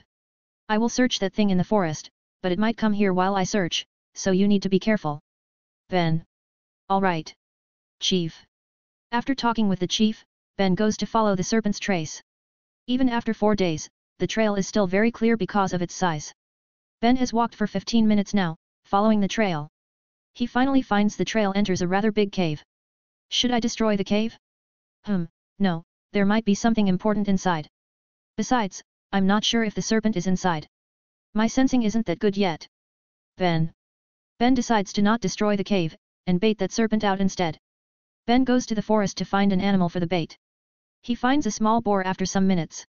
So he attacks it with a hard punch to knock it out. After knocking the boar, Ben ties its legs and takes it to the cave. He places it in front of the cave and slaps it to wake it up. After it wakes up, Ben immediately hides on a nearby tree. The boar makes some noises because it can't stand up with its legs tied up. It will surely alert the serpent if it's inside, so Ben waits patiently. He waits for a few minutes, but the serpent hasn't come out. Damn, did it leave the cave already? Ben decides to check inside even if it is risky. Ben freed the boar, and enters the cave. He keeps his vigilance while moving, and he keeps his sensing active. There are two different smells in here. Are there two serpents that live here and not just one? Ben keeps walking until he reaches the deepest part. When he reaches it, he finds the serpent there, so he sighs in relief. But the scene in front of him makes him regret his decision to come inside. I never thought that it didn't come out because it is mating with its spouse. Ben's sweat drop. What Ben sees in front of him are two serpents with brown scales. These two serpents are in mating session now. No wonder they don't come out at all because they're currently indulged in worldly pleasure. Should I attack them now? It's a perfect chance. Ben ponder. Ugh, no, I'm not that cruel, so I'll let them enjoy this for the last time. I don't want anyone to disturb me if I'm in the same situation, so I won't disturb others either. Ben walks back a little and sits on the ground while waiting for the serpents to finish their deed. He lean on the wall and spend his time reading some scanned books in AI Chip's database. I hope they finish soon. Ben. After 1 minute, the serpents finally finish their ritual. That's fast. Ben stands up and peeks at the serpent couple. He sees them talking to each other with serpent language. But Ben can see their expression, and he can guess what they're talking about. Phew, that feels very satisfying, right, babe? Male. Serpent. Matt, it's average. Female. Serpent. Is that so? Male. Serpent seemed disappointed. At least that's what Ben thought. It's already strange that he can understand their expression, not to mention their conversation. Maybe it's because I'm a dragon slayer, so I can understand scaly beast's expression. Ben. While Ben ponders about a useless thing, the two serpents realize his presence. Yes. Serpents. Yo, hi. Ben said with a sheepish smile. Shhiya. Serpents. The serpents lunged at Ben at the same time with their mouth wide open. Ben run to the entrance as fast as he can with a panic expression. Wait. Let's talk first. I don't intend to peek, I just happened to see it. Ben. Shhiya. Female serpents get angry. I don't understand what you're saying. Ben run until he gets out of the cave, then he stops and turns back to face the serpents. I don't know what you're saying, but if you want to fight, then come. My job is to kill you or drive you out from this area after all. Ben gets into a fighting stance. The serpents now realize that Ben is really their enemy, so they also get ready to fight. I've uploaded chapter 47 and 48 there today. 25. Giant serpents. Ben now faces the two giant serpents in front of the cave. He can sense that these serpents are strong, so he needs to be careful. But he knows it's also his chance to hone his skills. I have a new thing that I want to try, so you guys will be my test subjects. Ben grin. The serpents can't understand Ben's words, but they understand the situation. They need to fight this small human in front of them. They're wild beasts, so they can feel that Ben is strong, with their instinct. The male serpent lunged at Ben and opens his mouth. His move is fast even with his big body. Ben jumps to the side and makes a magic circle in front of his mouth. Sun Dragon's roar. Ben breathes out hot sun plasma energy toward the male serpent. It hit the serpent's head and push him to the side. The female serpent sees her partner get attacked, so she also attacks Ben. Ben is forced to jump away again and stop his attack. Ben looks at the male serpent's head that got attacked earlier. The serpent seems fine and only gets a little burnt mark on the scales. Ben clicks his tongue because of the scale's toughness, and it can even defend the hot plasma. It seems I'm right, my fire and plasma aren't hot enough. It can push the serpent just now, but the heat isn't enough to burn those scales. Ben has a problem with his magic, it's the heat of his fire and plasma. It's a big problem, and Ben has known it for a long time. But he decided to not approach it previously. He needs more magic power to raise the temperature. That's why he raises his magic power first. Sun isn't like any normal fire, it is a lot hotter than fire. Ben isn't a science guy, but at least he knows it.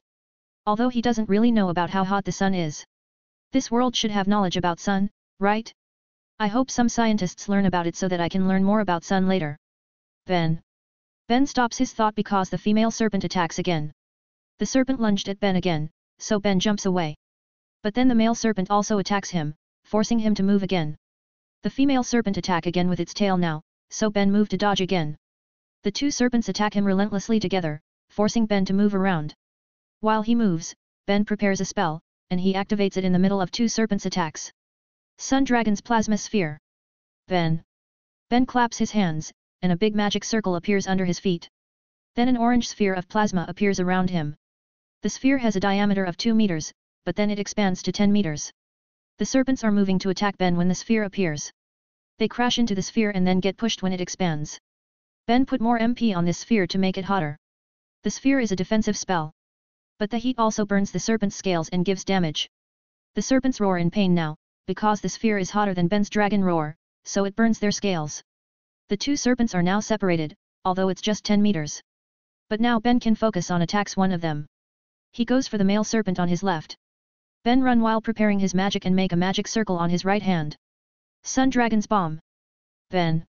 A miniature sun ball appears on Ben's right hand. He runs toward the male serpent with the hot ball. The male serpent suddenly opens its mouth and spray purple vapor toward Ben. Venom. It's dangerous, but it's a mistake to open that mouth. Ben. Ben throws the sun ball to the male serpent's mouth. The ball enters the male serpent's mouth, and he swallows it. Ben immediately ran away from there to avoid the venom that the serpent sprays. Boom. The sun ball explodes inside the male serpent's body with a loud booming sound. Ben expects the explosion will burst the male serpent's body, but it's not. The serpent's body is only bloated from 3 meters to 8 meters in diameter. The male serpent opens his mouth, and the fire from the explosion burst out from it to the sky. The explosion subsides after some seconds, and smoke comes out from the serpent's mouth. The male serpent still has his head raised high. Shit! Is it not enough? Ben jumps back. The male serpent stays like that for a moment before he falls to the ground. Ben tries to sense the serpent's magic power, and he feels it leave the serpent's body. The male serpent has died from that explosion. Ben sighs in relief because his attack worked. The explosion from Ben's sun bomb ruptured the inside organ from the serpent. The serpent's internal organ isn't as tough as its scales, after all. Female serpent. The female serpent moves toward her spouse and checks on him. She shakes and calls him to no avail. Her spouse has died. Now she is furious and looks at Ben with hatred. You can hate me because this is how life is. You are threats to my kin, so you are my enemy. If you want to survive, then kill me, if you can though. Ben. The female serpent's eyes suddenly turn from yellow to red. Ben has a bad feeling, so he wants to move and attack. But the female serpent suddenly raises its head to the sky. Female serpent screamed to the sky. Suddenly Ben feels a strong force come from the female serpent. He gets pushed back by the strong force, and it makes him flung back. Ben rolled on the ground then crashes into a tree with a rather big impact, but he can handle it. Ugh, what happened? Ben looks at the female serpent that didn't just have her eyes change from yellow to red. Now her scales also changed from brown to black. Then suddenly, the female serpent moves her head toward Ben and shoots a dark purple beam. Ben widens his eyes and immediately jumps away and runs to the side. The purple beam hit the tree where Ben was, and moved through to the forest behind it. The trees that got hit start to wither at high speed before they die. Crap! That venom is really deadly. Ben is looking at the destruction when suddenly he feels danger. Ben turns his head to look at the serpent. But what he sees is a big tail that has arrived in front of his face. Ben. Slap! Ben gets hit by the tail and sent flying to the cliff near the serpent's cave. Bam! Ugh! Ben can't even take a breath because the female serpent attacks again with her venom breath. Ben covers his feet with light then jumps away fast to avoid the venom. However, the female serpent has coiled herself while she uses the venom breath. When she sees Ben jump, she springs out to jump at Ben too. What? Ben widens his eyes. The serpent flies fast toward Ben with her mouth open. Ben is still midair, so he can't get away from the serpent's mouth. Mother of Ben! Plop gulp! The female serpent closes her mouth, and she eats Ben whole. This seems to be an end for Ben, but it's not. The serpent suddenly hears something from inside her body. Sun mode, superheated body. Ben. The female serpent suddenly feels her inside get very hot, and it keeps getting hotter. She knows it's Ben, so she tries to get him out, but it's not working. The female serpent thrashes around because of the pain. Steam generated from her body, and more steam come out from her mouth. She wriggles around for some time before stopping. She's dead. Then Ben comes out from the serpent's mouth. He is naked, and his body is bright red, he even glows like the sun. Steam also comes out from his body, indicating that he is very hot. That's what you get from trying to eat me. Glowing. Ben. I've uploaded chapter 49 there today. You can also become a character in the fanfic. Check out my page in the public announcement tag. 26. Job's done. Ben has defeated the serpents even if he needs to get swallowed by one. But he can defeat the female serpent with the new spell that he just made. Ben's new spell, Sun mode, superheated body is something that he and AI Chip made. The spell raises his body temperature to a very high degree. Currently, he can only raise it to 1500 Celsius, but he will be able to raise it further in the future. This mode is actually a result of his miscalculation when he tries to raise his fire's temperature. He tries to raise the temperature of the fire on his hand. But instead of the fire, he raised his body temperature. At first, he panicked because he thought his body was burned, but then he realizes that he doesn't felt the heat at all. He tried to raise the heat, and he started to felt a little heated at 800 Celsius. He tried to found his limit, and it's 1500 Celsius currently. At this degree, iron will almost melt, and it is even hotter than lava. He knows that the one that limiting this spell's heat is his body. He needs to raise his physical power to be able to withstand more heat. In this mode, Ben can also project fire from all over his body, like he burns his body. The fire will have the same temperature as his body, and he can control how big the fire is using his MP. Ben uses this fire projection to kill the female serpent earlier. But of course, this spell isn't perfect, and it has weaknesses. Other than his physical limitation, there's also a magical limitation. It uses a high amount of MP to raise the heat and maintain it every second. Ben has a rather high amount of MP, but he can only sustain this mode for 10 minutes with full MP. It's also he has low mastery over the spell that made him use more MP. But in that 10 minutes, Ben is sure he can defeat his opponents. Another problem is, the heat will burn his clothes. Unless he has clothes that are made from materials that have high heat resistance. He will keep getting naked after using this mode, like now. Sigh, this mode is so troublesome. Ben gets inside the cave where he left his backpack earlier. He has brought spare clothes with him for this situation. Ben wears the clothes and decides to check the room where the serpents mate. He has felt something ominous come from this room before. He thought it was one of the serpents, but it's not, because he still can feel it now. Ben scans the room and tries to find the source of that ominous feeling. After some time, he finds the source of that feeling. He feels it from a side of the cave wall, so it must be behind the wall. Ben tries to hit the wall with his hand, but it's very hard. So Ben creates a yellow magic circle on the wall. He covers his right hand with bright yellow light and punches the magic circle on the wall. Sun Dragon's light cannon. Ben. Boom. Ben uses minimal power to not break the wall too much. He cracks the wall, and it's enough. He removes the cracked parts and digs through the wall. After removing some parts, he finds a black dagger. The dagger has a simple appearance like a normal straight dagger with two blades. But the dagger has a black, ominous aura coming out of it. Ben didn't touch the dagger and just scanned it with AI Chip. He doesn't get something useful from the scan, because the AI Chip didn't have enough data. Ben decides to take it to Rubal and ask that old man to check it. Ben uses a towel to grab the black dagger, and he covers the towel all over it before putting the dagger in his backpack. After confirming that there's nothing else, Ben leaves the cave. He looks at the two serpent carcasses and sighs. He needs to take them to the village as proof of his job completion. How should I carry them? They're too big and long, so it's not easy to carry them. Should I cut their head? No, I don't have the tool. Damn, if only I use my car to come here, I can tie them and drag them with my car. Ben thinks of a way, but it seems he can only drag the carcasses by hands. Ben grabs the two serpents' lower lips, then he drags them slowly to the village. He walks backward to hold the serpents easier. It takes him 2 hours to reach the village because he lost grip many times. Ben leaves the carcasses outside the village and goes to the chief's house. The chief is very surprised to see him return alive. Why you're alive? Chief. Oi, did you want me to die? Ben. Raise an eyebrow. Ha ha ha ha, what are you saying? I'm just glad that you're fine, that's all. Chief. Well, whatever, I've finished the job, follow me. You can also take the villagers with you to make them more assured. Ben leaves the chief's house, and the chief follows him. The chief orders his son to call the villagers out. The chief follows Ben to where he left the carcasses, and the sight of two giant serpents really surprises the chief. Chief can't say anything and only have his eyes open wide, and his jaw drops. Oi, are you okay? Ben. Gulp. Chief swallow his word back. Drap drap drap. The villagers finally come. They run a little after the chief's son told them about the serpent.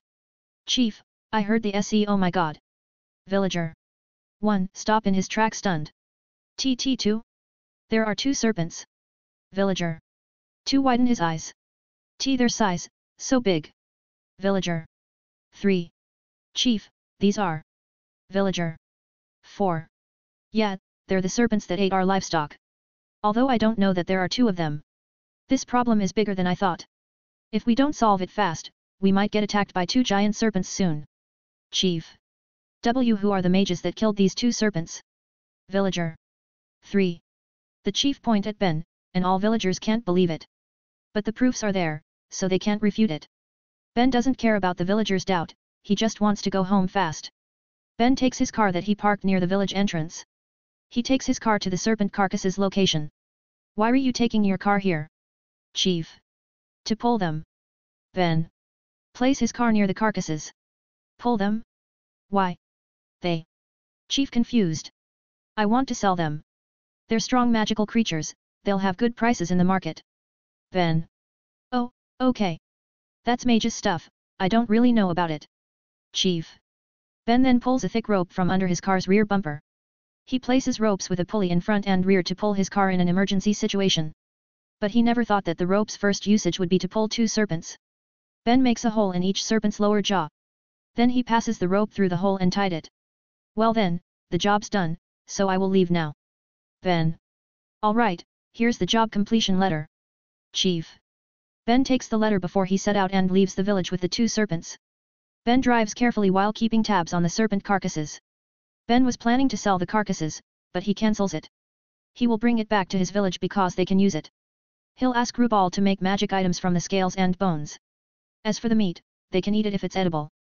I hope Gramps can make some heat resistance clothes from these things. I don't want to keep getting naked every time I use sun mode. Ben.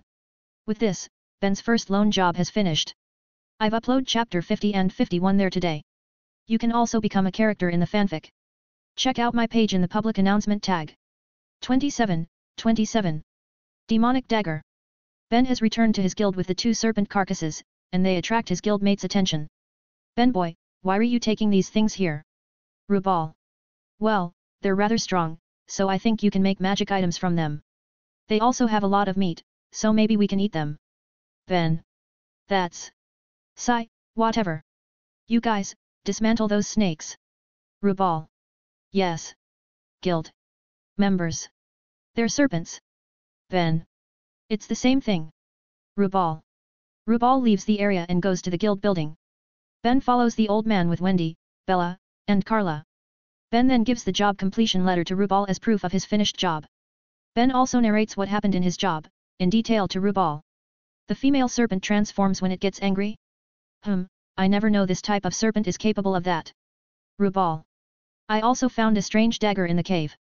It has an ominous aura, so it attracted my attention. I couldn't identify it, so I bring it back for you to check. Ben. Takes out the dagger that he wrapped with a towel. It certainly has an ominous aura. Rubal. Rubal takes the dagger with his bare hand. He flows his magic power into the dagger to identify it. It's used to seal something with strong malicious power. Rubal. Did you know what it is? Ben. Possibly a demon. I don't know for sure, it can be other magical creature too. Rubal. What should we do then? Ben. I will strengthen the seal again. This seal has been cracked by something inside it. Rubal. The crack is the reason for the ominous aura. Rubal assumes that the leaking aura affected the female serpent. It's the reason why she transforms and gets stronger when she's angry. So it can affect something that's exposed to its aura. It must be very strong. Ben. Maybe it will succeed to break out in a few months if it's left like that. The strengthened seal will hold for a few years before it will break completely. Rubal. Can't you make the seal hold for a longer time? Ben. I can't, I'm not a seal master. The best I can do is strengthen the seal. The only way to stop it is either by asking a strong seal master's help or kill the thing inside it. Both are very hard to do. Rubal. How long will it break? Ben. At least 4 years, and at most 5 years.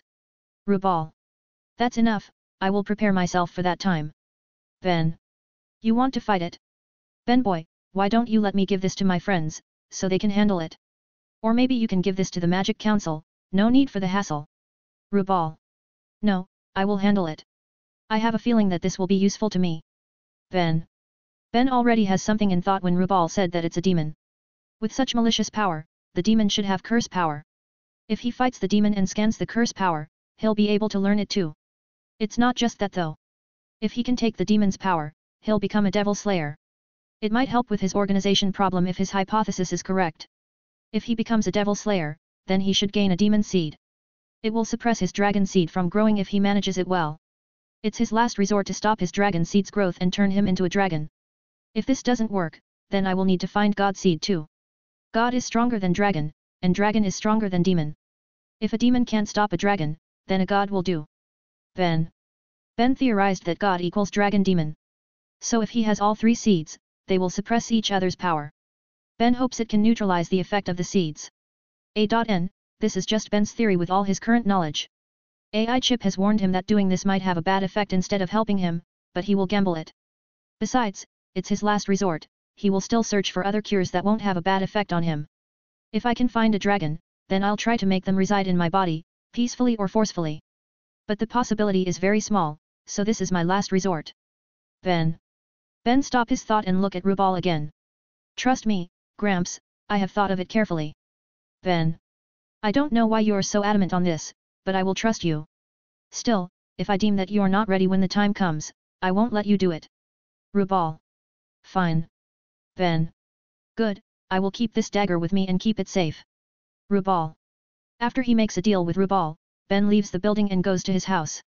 He needs to rest after such a long day. He will leave the future to his future self, he just needs to prepare himself now. The next day, Ben continues his research on raising his magic's temperature. Currently, he can only do it by putting more MP on his magic. So now, he needs to increase his mastery. It will allow him to raise the temperature with less MP than now. I need some more books about temperature. Guess I'll go to a town. Ben decides to go to a town, and he takes the girls with him. They go to Ashibana town, where they take the delivery job. They haven't explored that town, so this is a good chance. They arrive in half an hour, and they walk around the town on foot. They visit every place that they find interesting. Still, their priority is to buy books, so they visit almost every bookstore they find. Let's just buy everything. I have money after all. Ben decided to buy every book, even novels and magazines. He also buys all the magic books that he hasn't collected. Everyone in the village needs to be literate themselves, and they also need some entertainment. Ben and I-san, how will we carry all these books? Wendy. Put them in a bag. Ben is unsure. You haven't thought of it, aren't you? Carla. No. Ben. Hi, clumsy Ben. Bella. No, he's an idiot. Carla. Ben finally buys a big cart to place all the books. His shopping spree makes all bookstore owners in the town cheer. Although he just buys one copy of each book, the number is still astronomical. After they finished their exploration and shopping, Ben tied the cart behind his car. Then they go home because it's afternoon already now. After they arrive in the village, Ben places all the books in the library. Yes, now they have a real library, not just Rubal randomly takes a book out of nowhere. They use an empty building for the library since Ben starts to buy many books. The library is just used for magic and science books. As for entertainment books, Ben places them in the guild building, so everyone can have access to it. Ben boy, what are these books? Rubal. They're books for entertainment and news of the outside world. Novels, magazines, newspapers, etc. Ben. Rubal takes a magazine and reads through the book. At first, he doesn't show any reaction, but when he opens the pages with girls in the bikini, he starts to get absorbed in the book. Ben hears Rubal giggle a little, so he looks at the old man. He sees Rubal smiling suspiciously and giggles like a crazy guy. So Ben checks what Rubal read, and it makes him have a dark expression.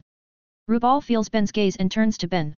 He sees Ben have a disgusted expression and realize what he just did. Perverted old man.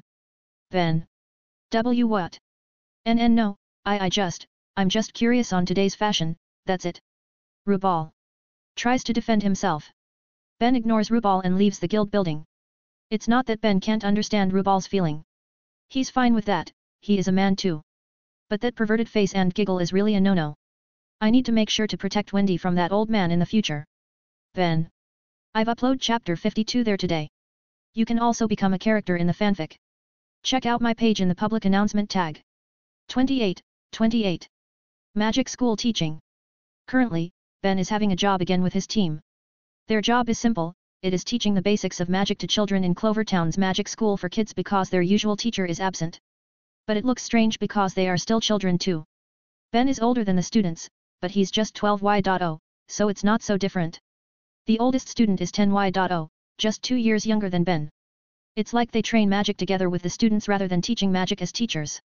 Luckily the job becomes easier because of that.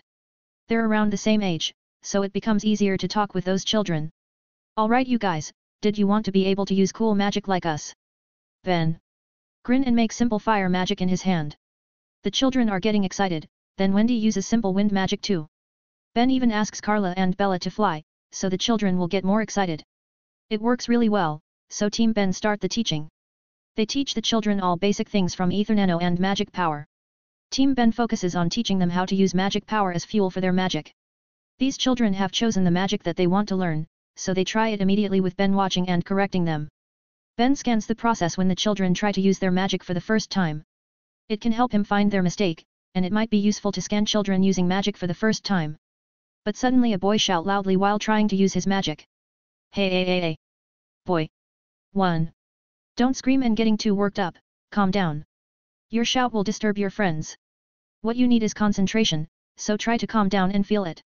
Screaming now will only make you can't feel the magic power. Ben. Alright. Boy. 1 look around and see his friends are looking at him angrily. He, sorry. Boy. 1. They continue their training, and Ben's thought is right. Watching children use magic for the first time really helps. He has found some newbie errors that he made sometimes. Wendy also finds some mistakes too, so it really helps them. She also finds some friends around her age here. This is also one of the reasons Ben and Rubal choose this job so that Wendy will have some friends her age. They finished the lesson at noon with some children who have touched the basics already. Some haven't been able to do anything, but it's normal, it's still the first day after all.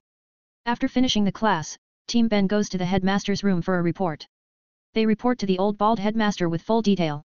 You guys show the better result in a day than the usual teacher that taught them for 2 weeks now. Headmaster. I think it's because the teacher can't focus on teaching them because they keep asking to play or asking unnecessary things. My advice is for the teacher to change their method of handling the children. They need to show that learning magic is fun, not hard and complicated. Ben. Ben starts to list the children's complaints about their usual lesson. He have asked the children about this, and they easily told him. But Ben doesn't just tell the headmaster of the children's complaints, he gives some solutions for the problems too. This makes the headmaster surprised by his thorough analysis.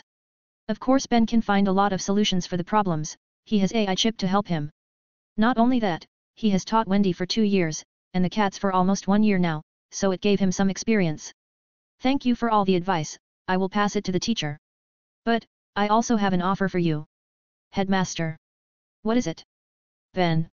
How if you teach regularly in here? Of course not every day like the regular teacher. I mean you can teach every once in a while based on your schedule. Headmaster. Regularly, hey. Ben. Ben ponders about it, then he looks at Wendy that seems happy. She's happy because she can meet her new friends if they come here regularly. Ben understands this and smiles, it's not a bad offer. Alright, we will teach every Monday from now on. Ben. Ha, that's good. The children really like you, so they will learn more seriously from now on. Headmaster. Ben decides to take this as a regular job because Wendy seems to like it. It's also not dangerous, so he can take it with his team. He's sure Rubal will have the same opinion with him at this. After finishing everything, Team Ben returned to their guild. They didn't explore the town because they have done it in the past. There's nothing unusual on their way back to the guild. They report to Rubal, and just like Ben's prediction, the old man agrees with the plan to teach at that school regularly. Well, it's good that you have some friends your age now, Wendy. But don't forget your job to teach them about magic. Rubal. Yes, I will teach them a lot about magic. Wendy. Alright, now you also need to train harder too. You don't want to be surpassed by the ones that you taught, right? Rubal. Yes. Wendy. After Rubal agrees to the regular job, Wendy runs off to the training ground with Carla.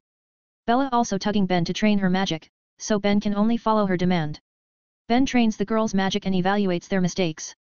He trains the 3 of them until the sky turns dark, they're in high spirit after teaching those kids after all. At night before he sleeps, Ben continues his research on the method to raise his magic's temperature with lower MP. He read the books that he has bought to learn more about temperature, fire, light, the sun itself, and everything that he might need. With AI chip's help, Ben can learn many books in a short time. He can finish 10 books just in a few hours before he sleeps. All these books only touch the surface of all my needed knowledge. Maybe I need to go to a big town or even the capital. There must be more books with deeper knowledge there. Then, Ben decides to take the next loan job in big towns, or the capital. The next day, he asks Rubal to find a job in a big town for his next loan job. Rubal agrees because he knows Ben is thirst for knowledge, and it's good for him. After talking with Rubal, Ben trains with the girls again. He trains some normal fire and light magic to understand more about fire and light. Too bad that there isn't plasma magic in his collection, so he uses his magic to learn it. There is an element that the sun has and he wants to train gravity. However, he decides to improve his fire, light, and plasma first. He will train gravity after reaching a rather good mastery of fire, light, and plasma. When Ben tries some fire spells, he finds some interesting things. Some fire spells have different colors from normal fire, and these colors represent different properties. He finds a blue fire that has cold properties, or a yellow fire that smells like fart. These fires are parts of rainbow fire magic, but Ben only has these two for now. Cold fire and smelly fire, very illogical and strange. But this is magic, so anything can be done. It seems my logical thinking is limiting me too sometimes. Magic is based on imagination, and logic will limit it. Ben has tried to change his logic from a normal human to a mage with magic since he became a mage. But it's not that easy to change 25 years of life experience. Some of that logic is still in his brain. Fire is hot, that's his logic, so finding a cold fire is really strange for him, and he can't understand that. Even now, he still tries to find the logical reason behind it even if he knows that it's illogical. Ben knew that his logical thinking is good for his progress. But it's also limiting his potential to grow further. His logic makes him walk on a straight path, but he doesn't realize that there are many paths other than his path. However, this is his way, his path to grow. He will think out of the box from now on, but he will still have his logic. Everyone is different and has their own way. So Ben will learn with his way, but he'll be open to other ways. AI chip, analyze these strange fires and try to find why they have those properties.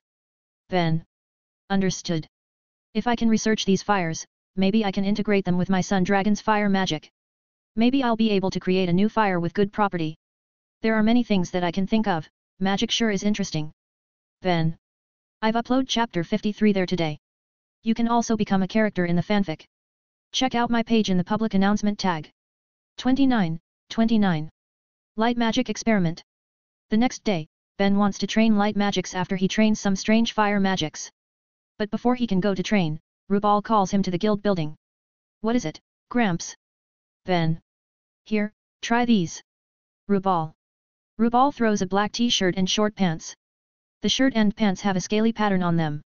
Are these made of the serpent's scales? Ben. That's right, they're made of the female serpent's scales. It's tougher than the male scales, probably because she transformed before being killed. Rubal. Do they have heat resistance? Ben. I've added heat resistance property on them, but they should be strong enough even without it. Try it first and check if it can withstand the heat. Rubal. Alright. Ben tells Bella to train with Wendy and Carla while he will try the clothes. Ben goes to an empty ground behind the village with Rubal to test the clothes.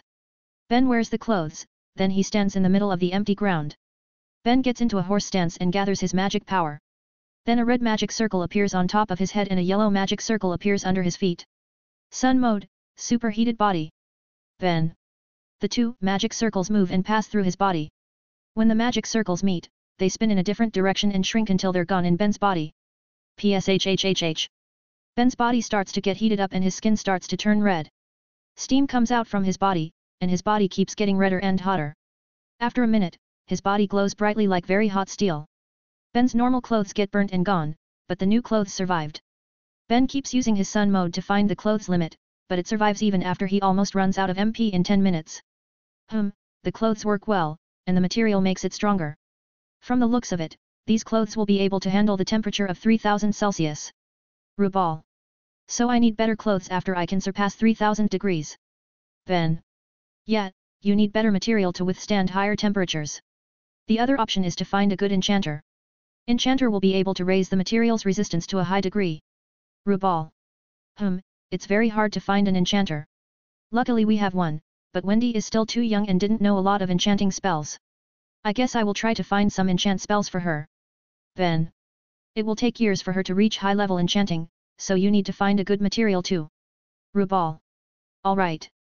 Ben. I will make some more clothes for you, in case something happen when you use the spell. Rubal. Gramps, can you make a weapon for me from those serpent scales or bones? Maybe a knife or dagger with high heat resistance too. Ben. Alright, I also plan to make clothes for Wendy too that can act as armors, so I'll make the weapon while I'm at it. Rubal. Rubal returns to the guild building, while Ben returns to his house. He wears a blue vest over his black shirt that has his guild insignia on the left chest. Ben then goes to the training ground to train his light magic.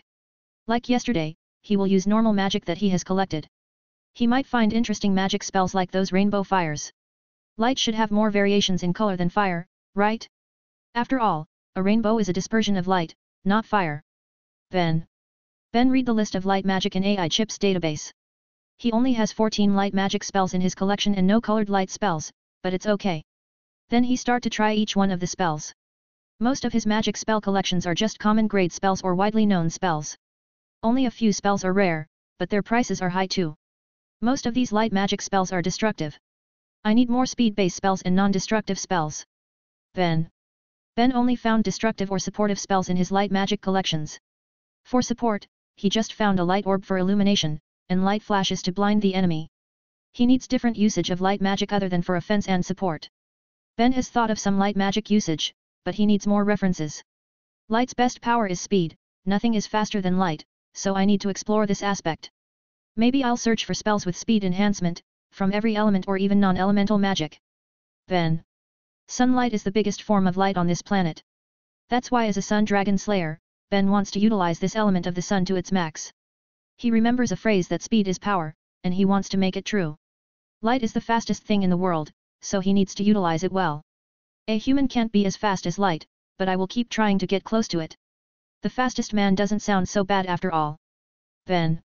Grin. For now, Ben can only do what he's capable of. He will try to improve his light magic with all the spells that he has found. AI Chip has dismantled all the magic circles from those spells. From the parts that have been dismantled, Ben can try to combine them and make improvements on his spells, or even make new spells. AI Chip, try to add heat to a light orb spell. Ben. What about the temperature? Just use 100 Celsius, for now, the heat of boiling water. We just want to test it, so use lower temperature first. Ben. Understood. Adding heat property to light orb. AI Chip process the command with Ben watching the process.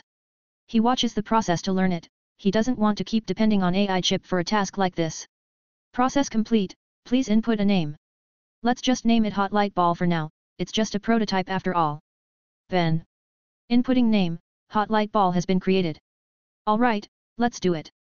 Ben starts to gather magic on his right hand. Then he makes the magic circle following AI Chip's procedure. A small magic circle appears on Ben's hand, and a yellow light ball appears on it. There's no change in color, and I can't feel the heat. Maybe it's because I'm immune to this level of heat after all. Let's try it on water. Ben goes to the lake and puts the orb on top of the water. He sees the water start to get heated and steam formed slowly. It's not that bad. Let's check if this thing has any firepower. This spell was used for illumination, so it shouldn't have firepower. But the heat should have added some power to it. Ben throws the orb to the lake and sees the effect. Pshhh. The orb just heated the water until it steam a bit before the orb disappear. The heat really adds a little firepower to this non-destructive spell. Now I'm sure that heat will add more power to light spells. That's good, but what about the cold? Ben tries the same thing like before, but he adds the cold property to the spell. AI Chip also succeed to make the magic circle, but when Ben try it, the magic circle become unstable and break. It seems the light supports heat more than cold. Or maybe I need a different procedure to add cold. I will need more reference. Ben has success and failure in his experiments today. However, this is a good step, he just needs to do more experiments. I've uploaded chapter 54 there today. You can also become a character in the fanfic. Check out my page in the public announcement tag. 30. Magic class. Ben spent his days improving his spells and learn the books that he have bought. He focuses on improving the heat of his spells for now, be it fire, light, or plasma. He has found some interesting properties like cold fire or smelly fire, but he will focus on the heat for now. He'll explore those strange properties in the future after he can raise the heat to a high degree. After 1 week of learning and training, Ben can raise his fire and sun magic's temperature to 3150 Celsius. For his light magic, he can raise the heat to 1000 Celsius, because their initial temperatures are low. As for his sun mode, superheated body, he can raise it to 2300 Celsius. It's easier to raise his outside spell's temperature than his body's temperature. His progress in 1 week is really fast, all thanks to AI chip's assistance. It's also because he hasn't explored the heat domain, which is an important factor of fire and sun, so he can train it fast in early steps. However, now it is getting harder to raise it even further. The thing that limiting him to raise it is still his physical and magical power. He can cover it with some mastery over temperature because of his learning. But now it's impossible to surpass the physical limit just with his mastery. I need to train my body again so it can withstand higher temperature. Ben. Name, Ben Cooper. Age, 12. Status, alive. MP, 46,816/46,816. STR, 80. AGI, 77. STA, 85. INT, 96. The training with temperature raised some points in his stats. However, it is still not enough to withstand higher temperatures. Even though he is a Sun Dragon Slayer with high heat resistance, but he still has limits on how much heat that he can take. It's fine for now, I will work on it slowly. No need to raise it too fast, I need to firm my foundation too. Ben will strengthen his foundation, so his power won't be fragile. I will work on the heat slowly. I will also work on MP control and mastery so that I won't waste too much MP for my spells. As for physical training, I'll just raise my training intensity. Ben. Ponder while petting Bella, who lay on his lap. Ben has set the list of things that he needs to train. He won't rush his progress again from now on. He has rushed it enough before because he needs power fast. But his power is enough for now, he needs to make it stable and firm. Ben Nii-san, let's go to the town. Wendy. Alright, I know it already. Ben. Today, Team Ben will go to Clovertown's magic school to teach again. Wendy has to wait for a week, so she's really eager to go. She wants to meet her friends soon.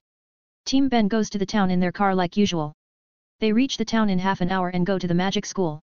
They go to their class that is located at the corner. Their class is filled with 11 problematic students with the lowest ranks in school. They're also from a poor family and have had low progress before. That's why the headmaster is really happy with the result that Team Ben made last week. If all his students can get a good result in his school, then the mayor will trust him to manage the school again. He have pushed the previous teacher, but the teacher just couldn't do it. When Team Ben enters the classroom, every student is surprised, and they seem happy. They thought Team Ben won't teach them again because their usual teacher have returned. Nii-chan, Wendy, I thought you guys won't come again. Girl. 1. The headmaster has asked us to teach regularly. We will teach you every Monday from now on, so get ready. I don't want to see any lazy bump in my class. Ben. Grin. Really? That's great. Boy. 1. Yeah, we won't be lazy in your class, only in the teacher's class. Boy. 2. Oi, you shouldn't be lazy in his class too. Ben. Sweat drop. They all laugh and then the class started. Ben starts by asking them to show their progress in this 1 week. Everyone is eager to show their progress to Team Ben, so they all do their best. The first one to try is a boy, he is Ron, a 7Y.0 with light green hair. He learned fire magic because he think that it's cool. He starts to use his fire magic, which is just a simple spell, fireball. Ben watches the process until Ron makes a small fireball on his hand.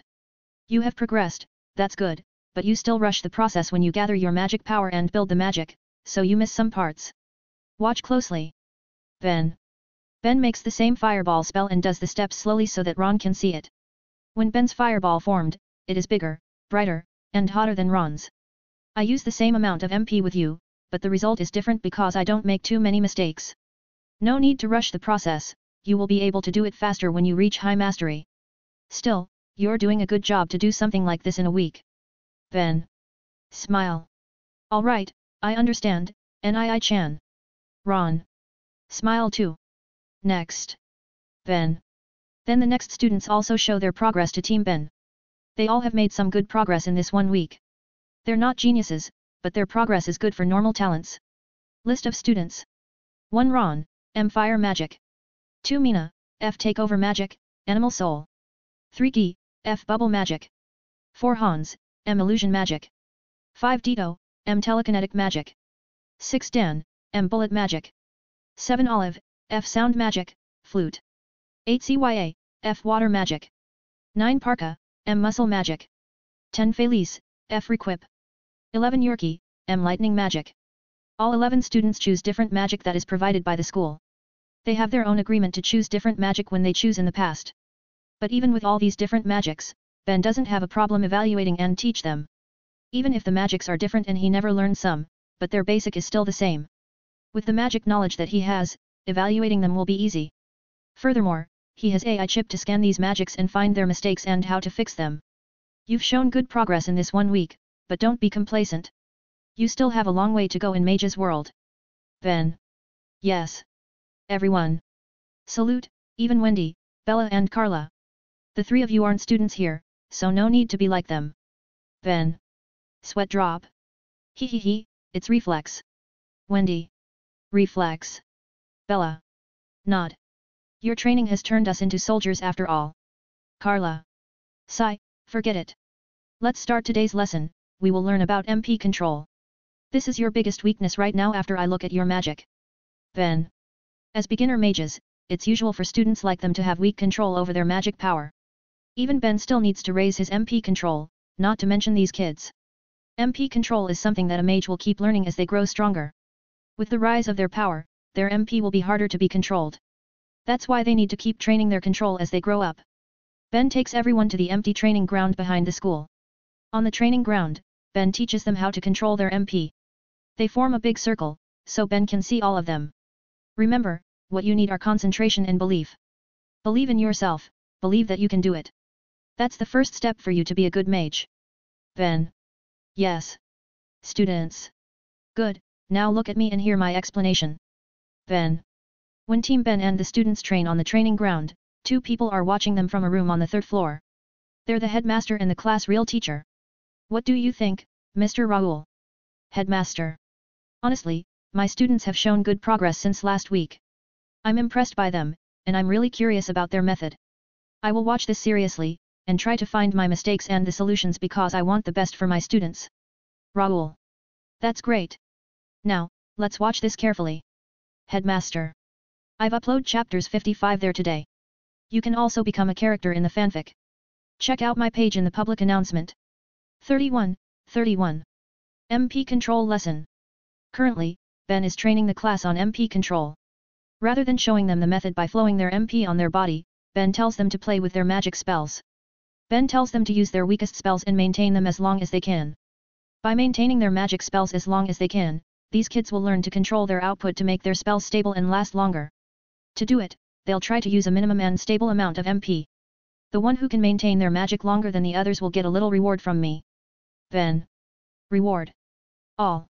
Yeah, you can ask anything as long as it's just a small request that can be done. Ben. Everyone gets motivated and thinks of what they will ask if they win. The boys are just getting excited and even discuss it with their friends. But the girls look at each other as rivals, and Ben doesn't realize this. I will ask Ben and to have a date with me. Girls? Wendy, Bella, Carla, you guys also join this training. But you won't get a reward because you'll certainly win with your experience. Ben. Wendy, Bella, Carla get disappointed. No complaining. You need to give example to them, not just watching. Ben. Wendy, Bella, and Carla didn't have any choice but to do it now. For Mina and Felice who use takeover and requip, you need to keep using your magic to transform in 5 seconds intervals. You don't use MP anymore after you transform after all. Ben. Yes. Mina. And Felice. Alright, let's start. Ben. Everyone then starts to use their simplest magic spells. They all are very confident at first because it feels really easy. However, as 3 minutes passed, the students start to have some difficulties. Ben looks at them and smirks because these kids have underestimated this training. They've used a lot of MP before, so their MP gets depleted faster. Now with low MP, they'll need to control their output to be very minimum just so their magic won't break. Wendy, Bella and Carla have done this many times before, so they have fewer difficulties. Even so, they didn't take it easy, because as time passed, they also getting low on MP. But they can handle it better than the students. The students watch Wendy, Bella, and Carla, to learn how they control their MP output. Some of them try to do the same, but it's not that easy. This kind of thing needs a lot of practice and understanding of the spell. After 5 minutes, the students start to lose control, and their magic breaks. They start to fail one by one after they lose control or even run out of MP. What's wrong? It has just been 5 minutes, you know. I thought I told you to use simplest spells. Ben. Pant, I never thought it will be this hard. Yorkie. You shouldn't underestimate magic, kids. Ben. Smirk. Ben looks at the remaining 4 students who still maintain their magic. They're Mina, Take Over, Gi, Bubble Magic, Dan, Bullet Magic, and Parka, Muscle Magic. The other students watch the remaining 4 to learn how they do it. Parka can maintain his magic for 7 minutes. Mina then failed to maintain her magic after 8 minutes passed. Gi after 10 minutes, and half a minute later, Dan also loses control. Wendy and Co stop after all students lose their control. Alright, so the winner is Dan with 10,5 minutes. Now tell me your request. Ben. Ben Nii, show us one of your magic spells power. Dan. Ooh, that's a good request, Dan. Hans. Alright then. Ben. Smile. Ben looks around the training ground and sees a big wood log. Ben approached the big log and everyone follow him. It will be better if there's a boulder, but this big log will do. Watch carefully. If you train hard, then one day you will be able to do this. Ben. Ben grab the log and throw it up easily. Then he takes a deep breath and gathers MP in his mouth. Sun Dragon's Fire Roar. Ben. Ben uses a fire roar spell toward the big wood log. The spell is aimed at the sky, so it's safe even though the size is big and the power is high. The students widen their eyes and have their jaws dropped. They never see a magic spell as big as this before, so they're surprised. Even though Ben's magic isn't the strongest, but for these kids, it is the strongest that they've ever seen. When Ben finishes his spell, the wood log is nowhere to be seen. It is burnt to crisp, and nothing left, except ashes that got drift away by the spell. This surprised not only the students but also the headmaster and Raoul who watch from the office. Even other teachers and students in the school are alerted by the sudden appearance of big magic with high power. That boy, he is strong. Stronger than anyone in this school. Is he an S class? Raoul. Widen his eyes. And no, he is an A class, but it seems he is close to S class title. Headmaster. Also has his eyes wide open. Even A class is high enough for a 12Y.0, and he is close to S class. Genius is really different. I hope the students won't get discouraged by this. Raoul. Yeah, I hope he has a plan by showing a magic at this scale. Headmaster. On the training ground, Ben is looking at the students who are rooted in their place and didn't move at all. He smiles and claps his hands loudly to make them return to their sense. Clap. Okay, stop daydreaming. The school haven't finished yet. Ben. Ben Nii, that spell, it's so strong. Ron. Said with starry eyes. Yeah, I'm not sure if I can reach that level. Dito. Look down. Some students are getting motivated, while some are discouraged. Ben has predicted this, and he already thought of how to solve it. Is my spell look that strong to you? Ben. Yes. Students. That's good then because my hard work has been paid off. Or did you think that I reach this level instantly? Ben. Has a serious look because he needs to give these kids an important message now. No. Students. That's right, it's not instant. I train hard, I do a lot of hard battles, I learn many things about magic, I do what I can to grow strong. If you want to be strong, then you need to work for it. Ben. The students are still unsure, but they're listening to Ben. Look at Wendy. I have trained with her for 2 years, and she show good progress. She isn't as strong as me, but she keeps training to be stronger and never gets discouraged. If you guys who have just trained for a week with me get discouraged like this, then maybe you should quit. Ben. Ben looks at the students who listen to him seriously and he nod. Mage is not an easy profession that you can do just because you want to. Being a mage is dangerous and needs hard work. If you can't do that, then stop now before it's too late. If you don't want to quit, then be more serious and work harder. Do you want to quit? Ben. And no. Students. Answer shyly. I can't hear you, do you want to quit? Ben. Shout. No. Students. Are you ready to train and learn seriously from now on? Ben. Yes. Students. Then keep your shit together and don't get discouraged. Follow mine and your teacher's guidance if you want to be strong. Can you do it, soldiers? Ben. Yes. They. Students salute like soldiers. Soldiers. Carla. Hi, it's his habit to say that like when he trained us. Wendy. Nod Ben's habit. Bella. Good, believe in me, believe in your teacher, believe in yourself. Together, we will make you become great mages. Ben. Said vigorously. Yeah. Students. Get motivated. I've uploaded chapters 56 there today. You can also become a character in the fanfic. Check out my page in the public announcement. 32. How to be a teacher. Ben has succeeded to motivate the students to train and learn magic more seriously. His method is not really the correct thing to be used on kids like them, but it works, so it's fine. After that training, Ben let them rest to restore their MP for the next lesson. Wendy go with the students to play with them during their rest time. Carla follows her, while Bella stays with Ben. While they rest, Ben goes to the headmaster's room to talk with the old man. He has another reason to agree on taking this as a weekly job. Knock knock. Ben knock on the door of the headmaster's room. Come in. Headmaster. Ben opens the door and enters the room. He sees the headmaster and Raoul inside. Ben knows Raoul from the picture that he saw when he took the job. You've done a great job, Ben. We've seen your training with the students just now. Headmaster. Thanks, I just taught them what I usually do in my training. Ben. Little Ben, I have a question for you. Raoul. What is it? Ben. Why'd you taught them to use their magic immediately rather than telling them the theories behind it? If they don't learn it, they won't understand the principle behind their magic. Raoul. Did you think they will understand some difficult words that we read from a book? Ben. No. Bella. That's your answer. B. Et. Raoul. These kids aren't so bright when it comes to thinking with their head. But it doesn't mean they're stupid, they just need a different method to learn. They learn by doing and watching, not by hearing or reading difficult theories. Ben.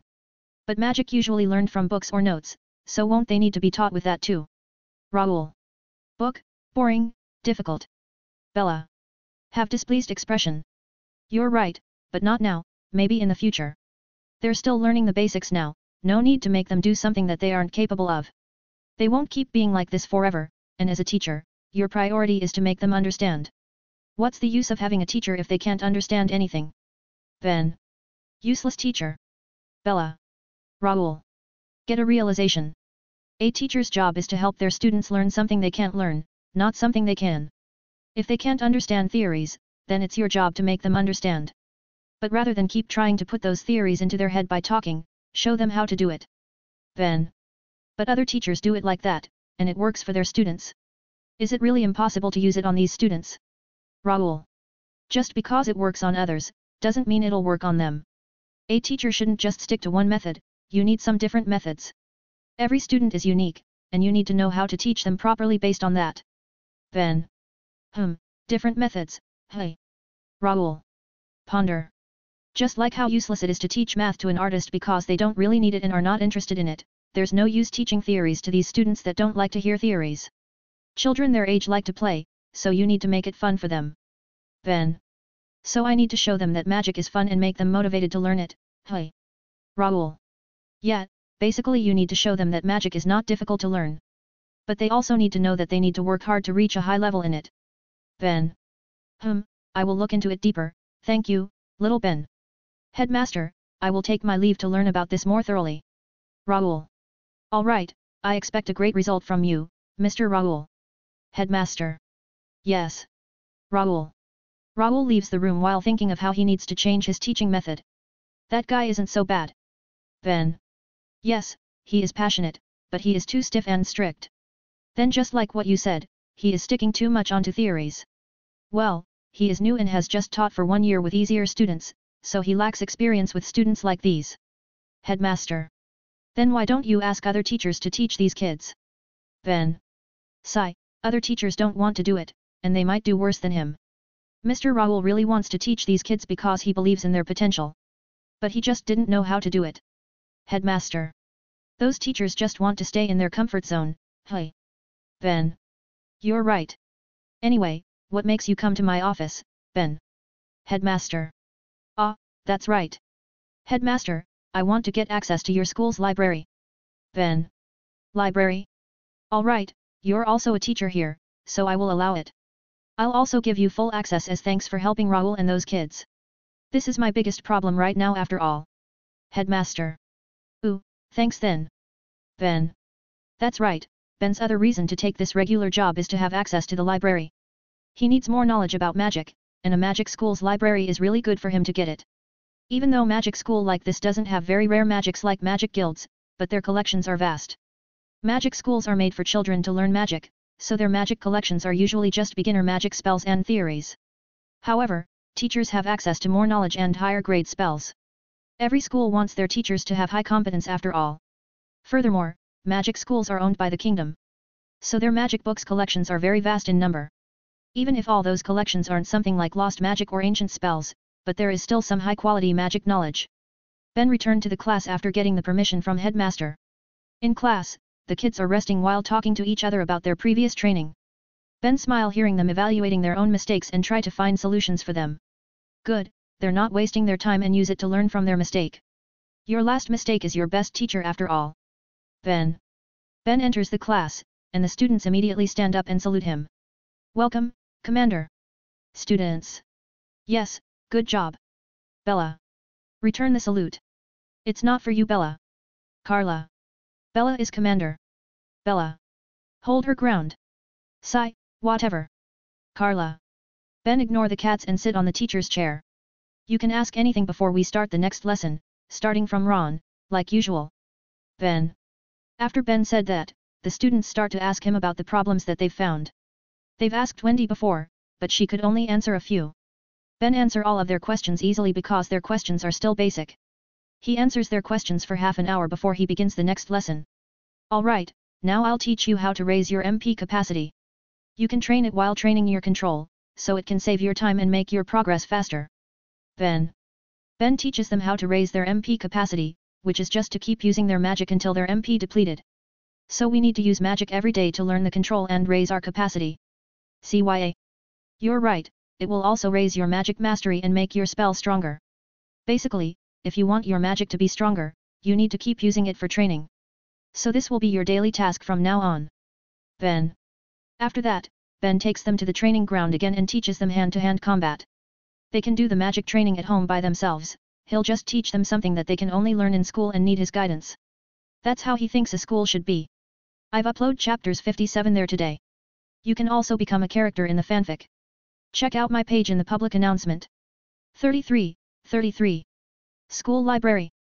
The hand-to-hand combat training is the last lesson for today. They end their lesson right when the school finishes too. Ben tells the students to train on their own at home and not slacking off.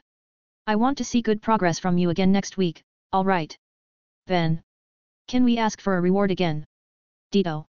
You really like rewards, don't you? Sure, as long as it doesn't need to use money. Ben.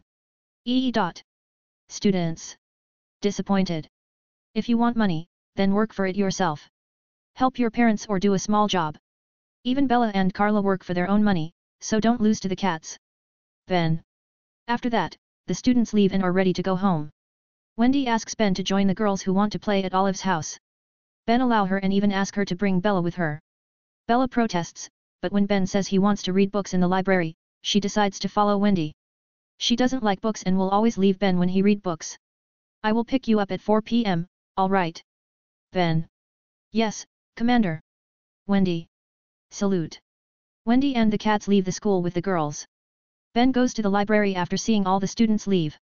He will scan many books today, and add them to AI Chip's database. Ben enters the library that doesn't look that big, just like a normal school library. But there's no desk inside, and only rows of book cabinets because students can't read here. The books in the cabinets also just have an introduction and description, so they can save space. They need to ask for a copy to read the books in class. Only teachers are allowed to read here, in a special room for teachers. Even so, no copy is allowed to be taken home. Any book copy that leaves the school perimeter will burn automatically.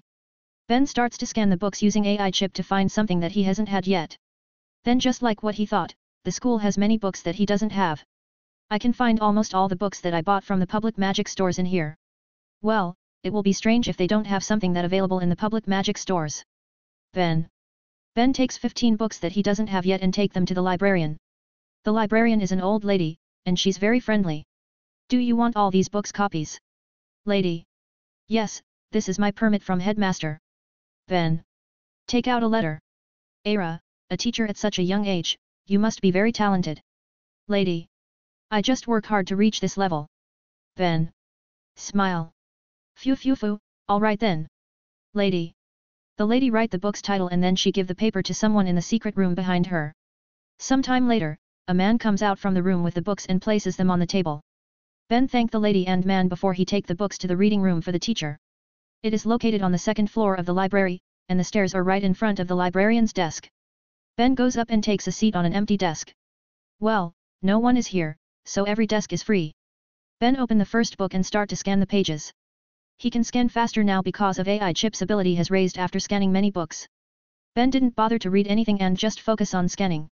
The old lady watched this through a monitoring lacrima device. She's intrigued by how Ben read the books at fast speed. Did that young man have magic that help him to read fast?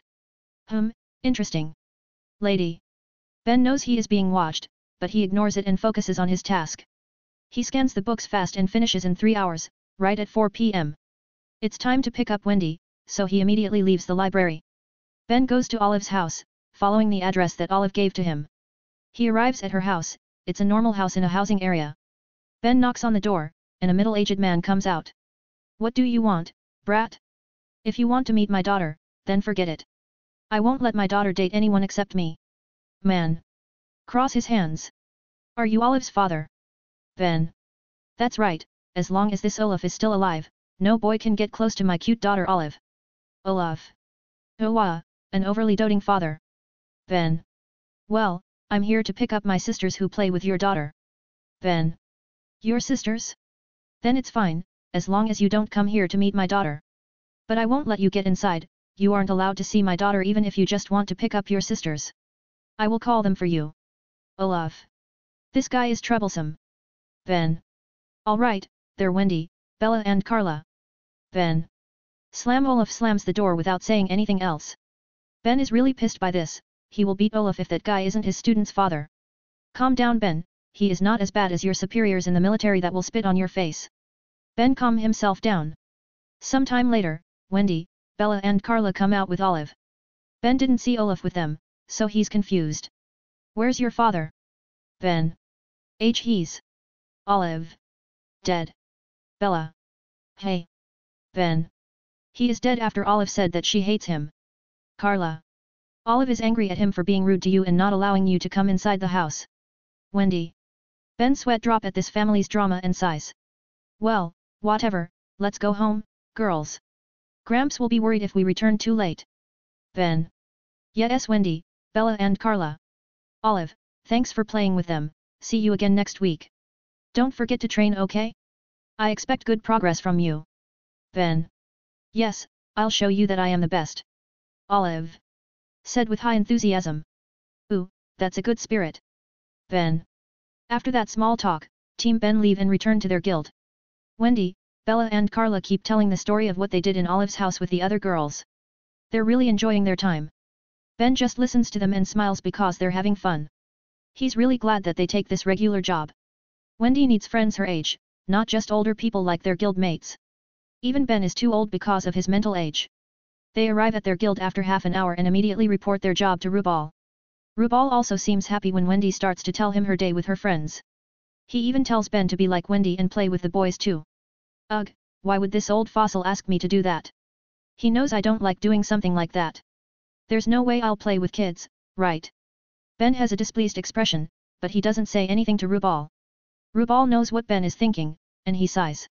He doesn't know that Ben is 25Y.0 inside, so he wants Ben to play like boys at his body's age, not just training and learning magic.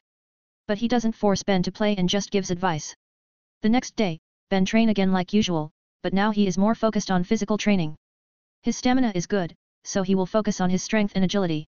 His intelligence is the fastest to grow because he keeps learning from many books. Name, Ben Cooper. Age, 12. Status, alive. MP, 46,816/46,816. STR, 80. AGI, 77. STA, 85. Int, 96. Alright, my priorities are strength and agility. If my body is strong, then I will be able to store more MP. Ben. Ben has prepared his training menu, and now he just needs to follow it. Let's get started. Ben. I've uploaded chapters 58 there today. You can also become a character in the fanfic. Check out my page in the public announcement. 34. An Aetherius. Ben started his physical training. He trains with his basic training like usual, but he adds more weight to his training. His current strength is very high for a human, and he can lift 500 kilograms weight like he lifts a dumbbell. That's why for his training, Ben used boulders that have very heavy weights ranged from 500 kilograms to 1000 kilograms. These boulders are from the rocky mountain behind their village. Of course, he asks Rubal to carry these boulders with magic. Ben starts his training by running, push-up, squatting, etc. while carrying weights. While doing physical training, he also trains his MP control and capacity. He flows ether nano all over his body like when he trained in the cave for 1 year. The flowing ether nano will strengthen his cells, including his muscles. It will boost his strength and can be counted as cheating, but it's fine because he still trains until he runs out of energy and can't move again. Ben keeps pushing himself in his training to gain maximum results. He knows that to grow stronger, he needs to surpass his limit. This is what Ben always did in all his training and if possible, his battle. 3 days later on Friday, he have his lone job with high difficulty. His current job is to destroy a dark guild that has attacked some villages and kill all the villagers. Ben is allowed to kill the dark mages by the Magic Council because they're too dangerous. Ben tries to trace the Dark Guild's location and finally finds it on Saturday night. They hide deep in the forest at the south of Ashtabana.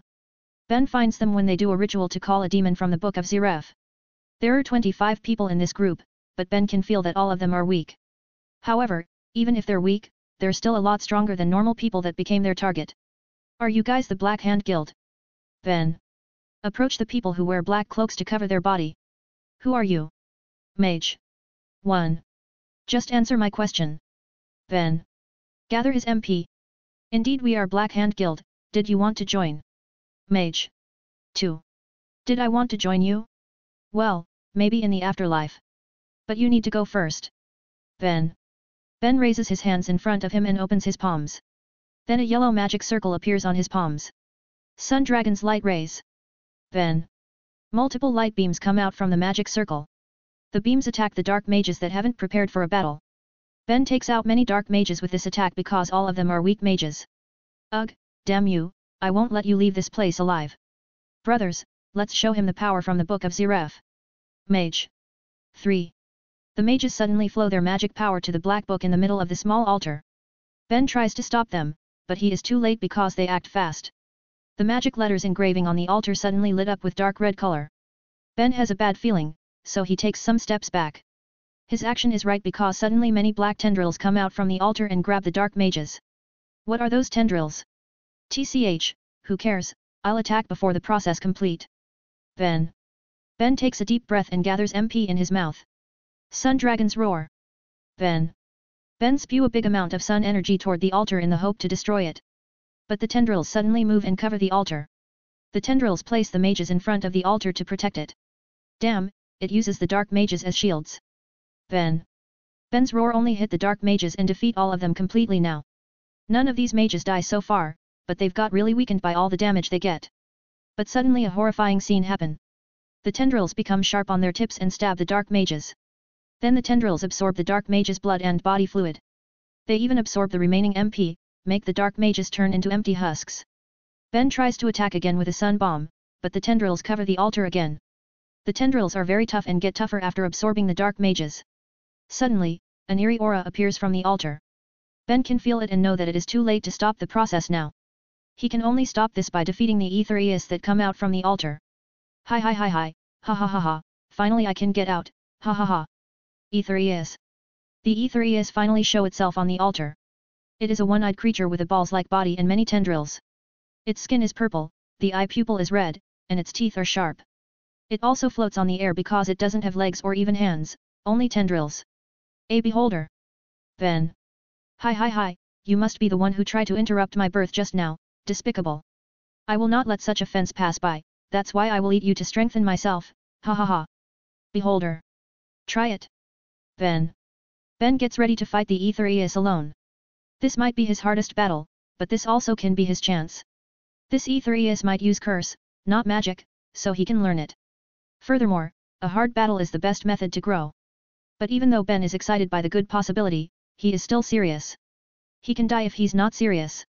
This Aetherius is very strong for the current him. The beholder suddenly shoots its tendrils at Ben. Ben runs and jumps to the side to dodge the attacks. While dodging, he also gather MP in his mouth. Sun Dragon's light roar. Ben. Ben shoots a light beam from his mouth toward the beholder. The light roar is very fast, so the beholder can't dodge. It hit, and explode upon contact, pushing the beholder back. The light roar also has some heat on it now after Ben improves it. The temperature of his light roar is 700 Celsius, 7 times hotter than boiling water, but still far below the fire's heat. The beholder floats up again with some chars and dents on its skin. It's the mark of Ben's attack just now, but it's just superficial damage. Then suddenly it shed the damaged skin and regrow new skin. Regeneration? This will be troublesome if it keeps regenerating. I don't want this to be a battle of endurance, so I need to give it fatal damages, or even kill it with one attack. But, it won't be that easy. Ben. The regeneration is really troublesome, and Ben didn't know the beholder's other abilities. He needs to be extra careful now, and try to find its weakness. AI chip, keep scanning and try to find its weakness and power. Ben. Understood. He needs a strong attack on his hands to give more damage and fast movement on his legs to dodge and evade the enemy's attacks. So Ben covers his hands with solar energy, while his feet with light energy. This method will enhance his attacks and movements like sun mode. It has lower power, but it also uses less MP, so he can use it longer. Ben starts his attack, he flashes to the beholder. Ben moves fast and he punches with his sun energy covered fist. The beholder's tendrils block his punch, but the hot fist burns those tendrils. These tendrils can move very fast to protect the body. Ben moves away from there using his light feet right on time to avoid a tendril that almost catches him. Ben looks at the beholder that regenerates its burnt tendrils and makes it new again. Tisk, as I thought, it's troublesome. Ben. Click his tongue. Ha ha ha ha, you won't be able to injure me human. Because Lord Zeref have given me, this Mrai the ability to regenerate every part of my body. Mrai. Your name is Mrai? Maybe it's Mr. I, not Mrai. Ben. Try to correct the Aetherius. No, it's Mrai. Mrai. Are you sure? Maybe you need to check it again. Ben. Is still persistent. It's Mrai. Mrai. Get angry and shoot a purple beam from its eye. Ben gets surprised and jumps to the side and avoids the purple beam. Mrai moves the beam to chase Ben, so Ben keeps running with his light feet. Ben then gather MP in his right hand and create a small sun ball. Sun Dragon's Bomb. Ben throws the bomb at Mrai and it explodes. Ben's attack stops Mrai from using its purple beam attack. It needs to protect its whole body with the tendrils. After he uses the bomb attack, Ben look at where the purple beam landed before. All the ground, grasses, and trees that got shot turn into grey stones. Petrification. Ben. Surprised. That's right, this is my power, Curse of Petrification. Mrai. Grin.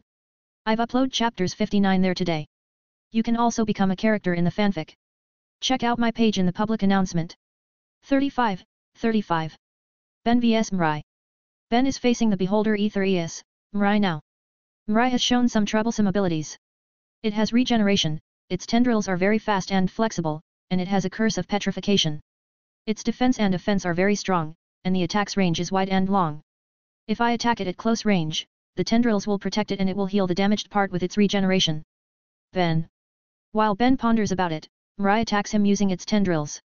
It can extend its tendrils and use them like whips. Ben ducks to dodge a horizontal swipe, then he rolls to the left and avoids a vertical attack. But then, a tendril come out from the ground and hit him on the stomach. Ben spits a mouthful of air and is sent flying up to the sky. He senses something and looks at Mrai's eye that turns purple, ready to shoot its petrification beam. Shit. Ben immediately gather his MP in his hands and clap them. A magic circle with 3 meters diameter appears under his feet. Sun Dragon's Sphere. Ben. A sphere layer of bright orange sun energy appears around Ben like a ball. The purple petrification beam hit the sphere and push it back with Ben inside. Ben falls to the ground while still inside the sphere. Phew, I made it in time, and luckily it can't petrify magic, or else I'll be doomed. Ben gets pushed rather far from his initial spot. Now his distance with Mrai is around 200 meters. Can that thing's attacks reach this distance? Ben can't see Mrai because of the trees between them. But he can feel Mrai's presence with his magic sense. He senses Mrai is coming closer to his spot now. It move, that means it can't attack from this distance. I'll wait here and see how far its attack range is. Ben wait on his spot while preparing himself to dodge and attack anytime. Ben sees Mrai is getting closer to him, then at 50 meters distance, Mrai sends its tendrils to attack Ben. 50 meters, and it doesn't use a petrification beam. Is it on cooldown or something? Ben dodges the tendrils' attacks while keeping his vigilance to the ground. He doesn't want to get attacked from below again. Then it really come, a tendril attack from under the ground. Ben can't dodge because he is still in the air after the jump, so he kicks the tip of the tendril away. He kick it without any magic covering his feet, so it surprised Mirai. Its tendrils are strong, and mages usually don't have the necessary power to hit it without magic. If they only use their body, they'll just hurt themselves. You are pretty fast and strong physically for a small human. And your magic power is rather high too. But it is not enough if you want to defeat me. Mirai. If it's not enough, then I will make it enough to win. A battle isn't mathematic or statistic, a higher number doesn't always win. No result will be decided until it really ends. Then. Phew, indeed it is, but if the number is too far apart, nothing can change the result on paper. Mirai. Mirai shoots a petrification beam, and Ben has prepared for that. He covers his feet with light and his hand with plasma. Then Ben dodges to the left and avoids the purple beam. Ben didn't stop and immediately run forward at high speed toward Mirai. The beholder Aetherius swipe its beam toward Ben, but Ben jumps to dodge it again. Mirai then sends a tendril to stab Ben while he is in midair. Ben catches the tendril and burns it with his hot plasma-covered hands. The tendril got to burn to a crisp, and Ben rip it apart. Ben looks at the purple beam that has disappeared and he looks at AI chip's interface. 10 seconds, the beam lasts for 10 seconds when used. Now what about the cooldown? Ben looks at Mirai who regenerates the broken and burnt tendril. Ben keeps running forward and prepare magic to attack Mirai. Ben jumped toward Mirai and an orange magic circle appear in front of him. Sun Dragon Solar Burst. Ben punches the magic circle and a big bright orange energy explodes from it. The magic circle creates a solar energy explosion to one side, and it engulfs a rather wide area. Arg, damn you human! Mirai screams after receiving the attack from a very close distance. After his attack finished, Ben move away from there. Mirai might suddenly attack him, so he needs to get away from there. Did it work? Ben watches the explosion site that has dust and smoke covering it. After a minute, the dust and smoke subside and Ben can see a big crater made by his attack. The ground is also charred and turns black like charcoal, with smoke still rising from it. It's not hot enough. From the description of this spell, Sun Dragon Escanor can even melt the ground and turn it into lava. So it must be really hot to turn the soil into the lava in an instant. Ben looks at the crater, and he sees Mirai lay in the middle of it. He still can sense magic power from the Aetherius, so it's not dead yet. TCH, it's not enough, hey. Ben. Right when Ben thinks of that, Mirai floats up again and looks at Ben. Its skin and tendrils are burnt and its eye is almost shut closed completely. It looks at Ben with anger, even with its almost shut eye. Mirai's burnt skin starts to crumble, and even the burnt flesh also comes out. All burnt tendrils also crumble and make Mirai look like a ball. All of its damaged parts are now discarded, and then Mirai regrows all that parts. Hateful human, you've really caught me off guard. It seems I've underestimated you too much before, so now I will be more serious. Mirai. Ben gets ready to fight again with Mirai who almost finishes its regeneration. I forget that I have a weapon. Ben remember that he have a weapon now. He grabs something from his right thigh, it's a knife. This knife is the one that he asked Rubal. It's made from the female giant serpent's fang, it's very sharp and has high heat resistance. Ben holds the knife with his right hand, then he flows his MP on it. The knife starts to turn red, then bright yellowish orange, indicating its rising temperature. Let's fight with this and save my MP for now. That attack used a lot of my MP, and I can't replenish it without sunlight or fire, so I need to use my MP wisely now. Ben gets ready to fight and just uses his magic on the magic knife. After evaluating the battle so far, he's confident he can dodge and move to attack Mirai just with his physical power. That's why now he just needs this magic knife to fight. This magic knife has a heat of around 2000 Celsius. It's very hot, so it should be able to cut Mirai's skin and tendrils easier. Ben runs at Mirai before it fully finishes its regeneration.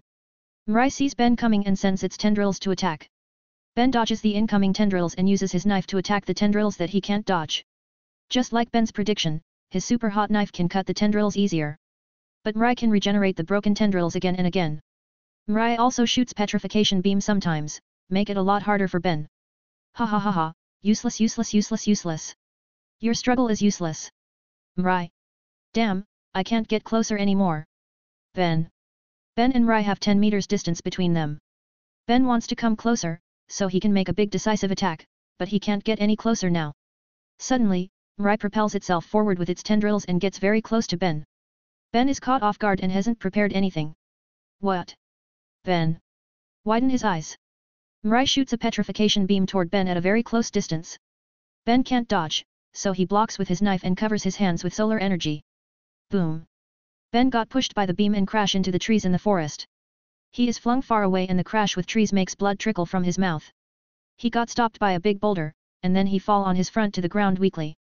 It's the end, human. Mrai. I've uploaded chapter 60 there today. You can also become a character in the fanfic.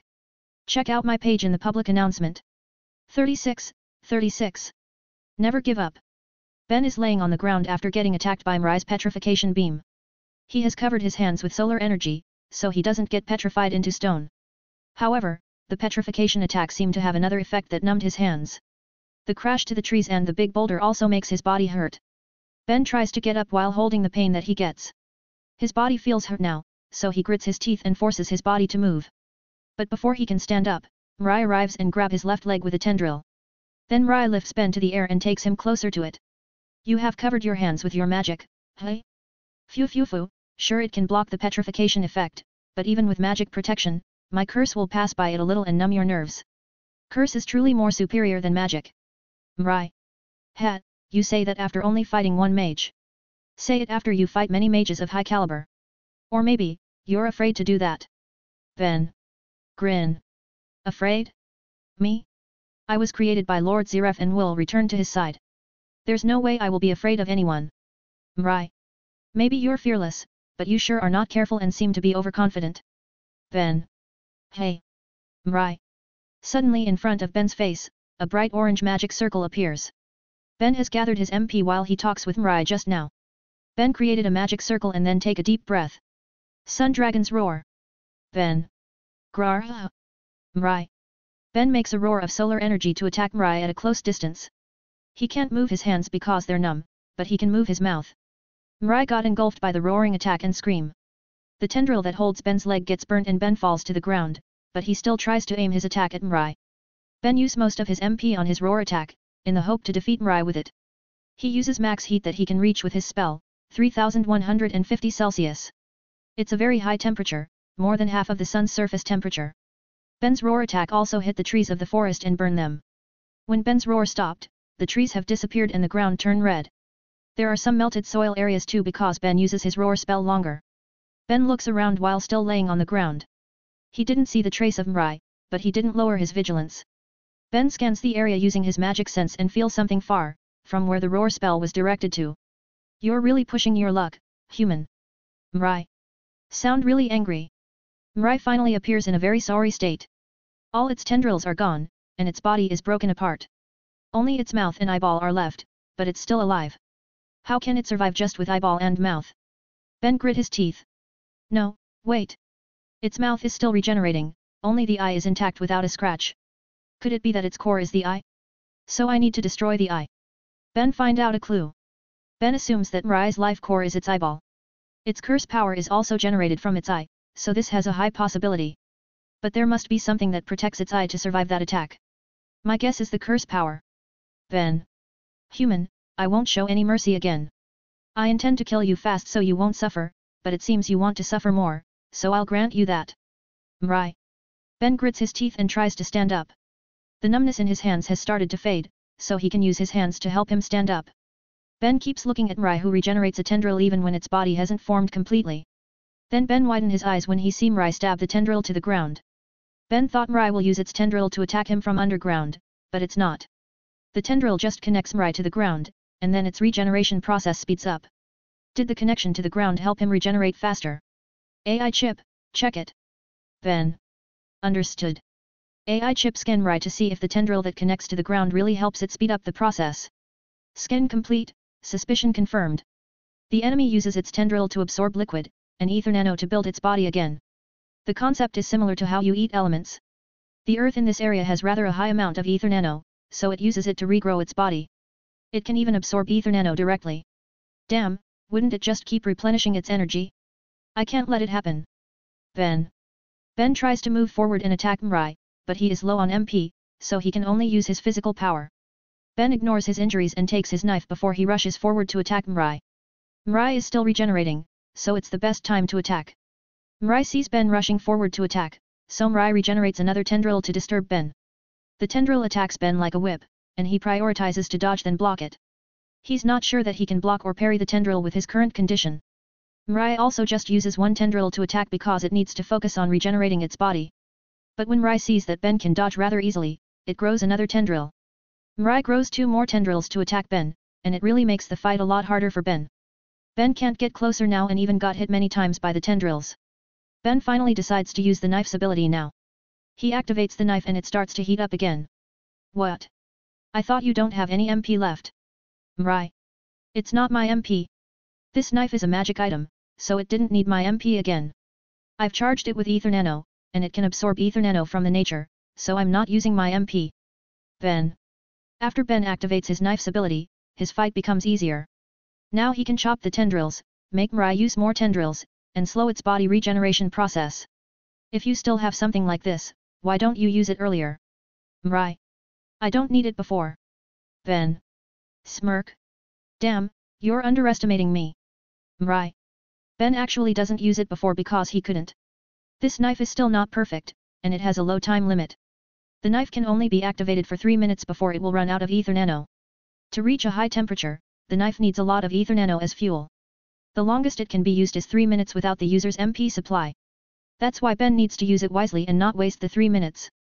Ben rushes forward more fiercely and keeps getting closer to Mirai. He cut all tendrils that come his way with fierce and sharp moves. After some time, Ben finally arrives in front of Mirai. It's the end, one-eyed bastard. Ben. Shit. Mirai. Ben raises his hot knife and uses it to stab Mirai's eye. Mirai uses its remaining short tendrils to block the knife and protect its eyes. The knife almost hit the tendrils, but then. PSHHH. Ben's knife suddenly ran out of Ether Nano and didn't generate heat anymore. But it is still hot enough to cut through the tendrils that block its way.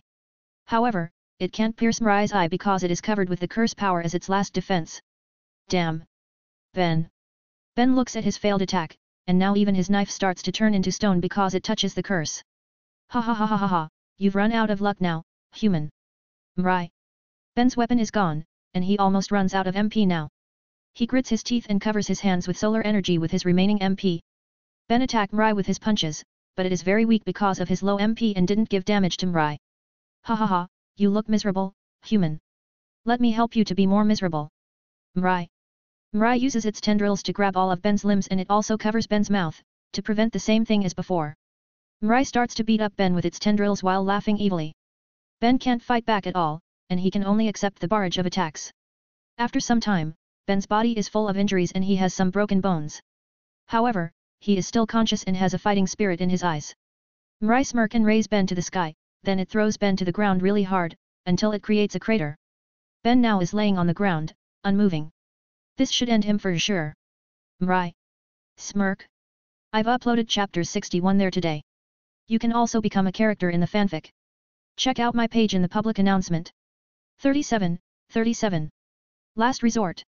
Ben is laying on the ground, unmoving at all.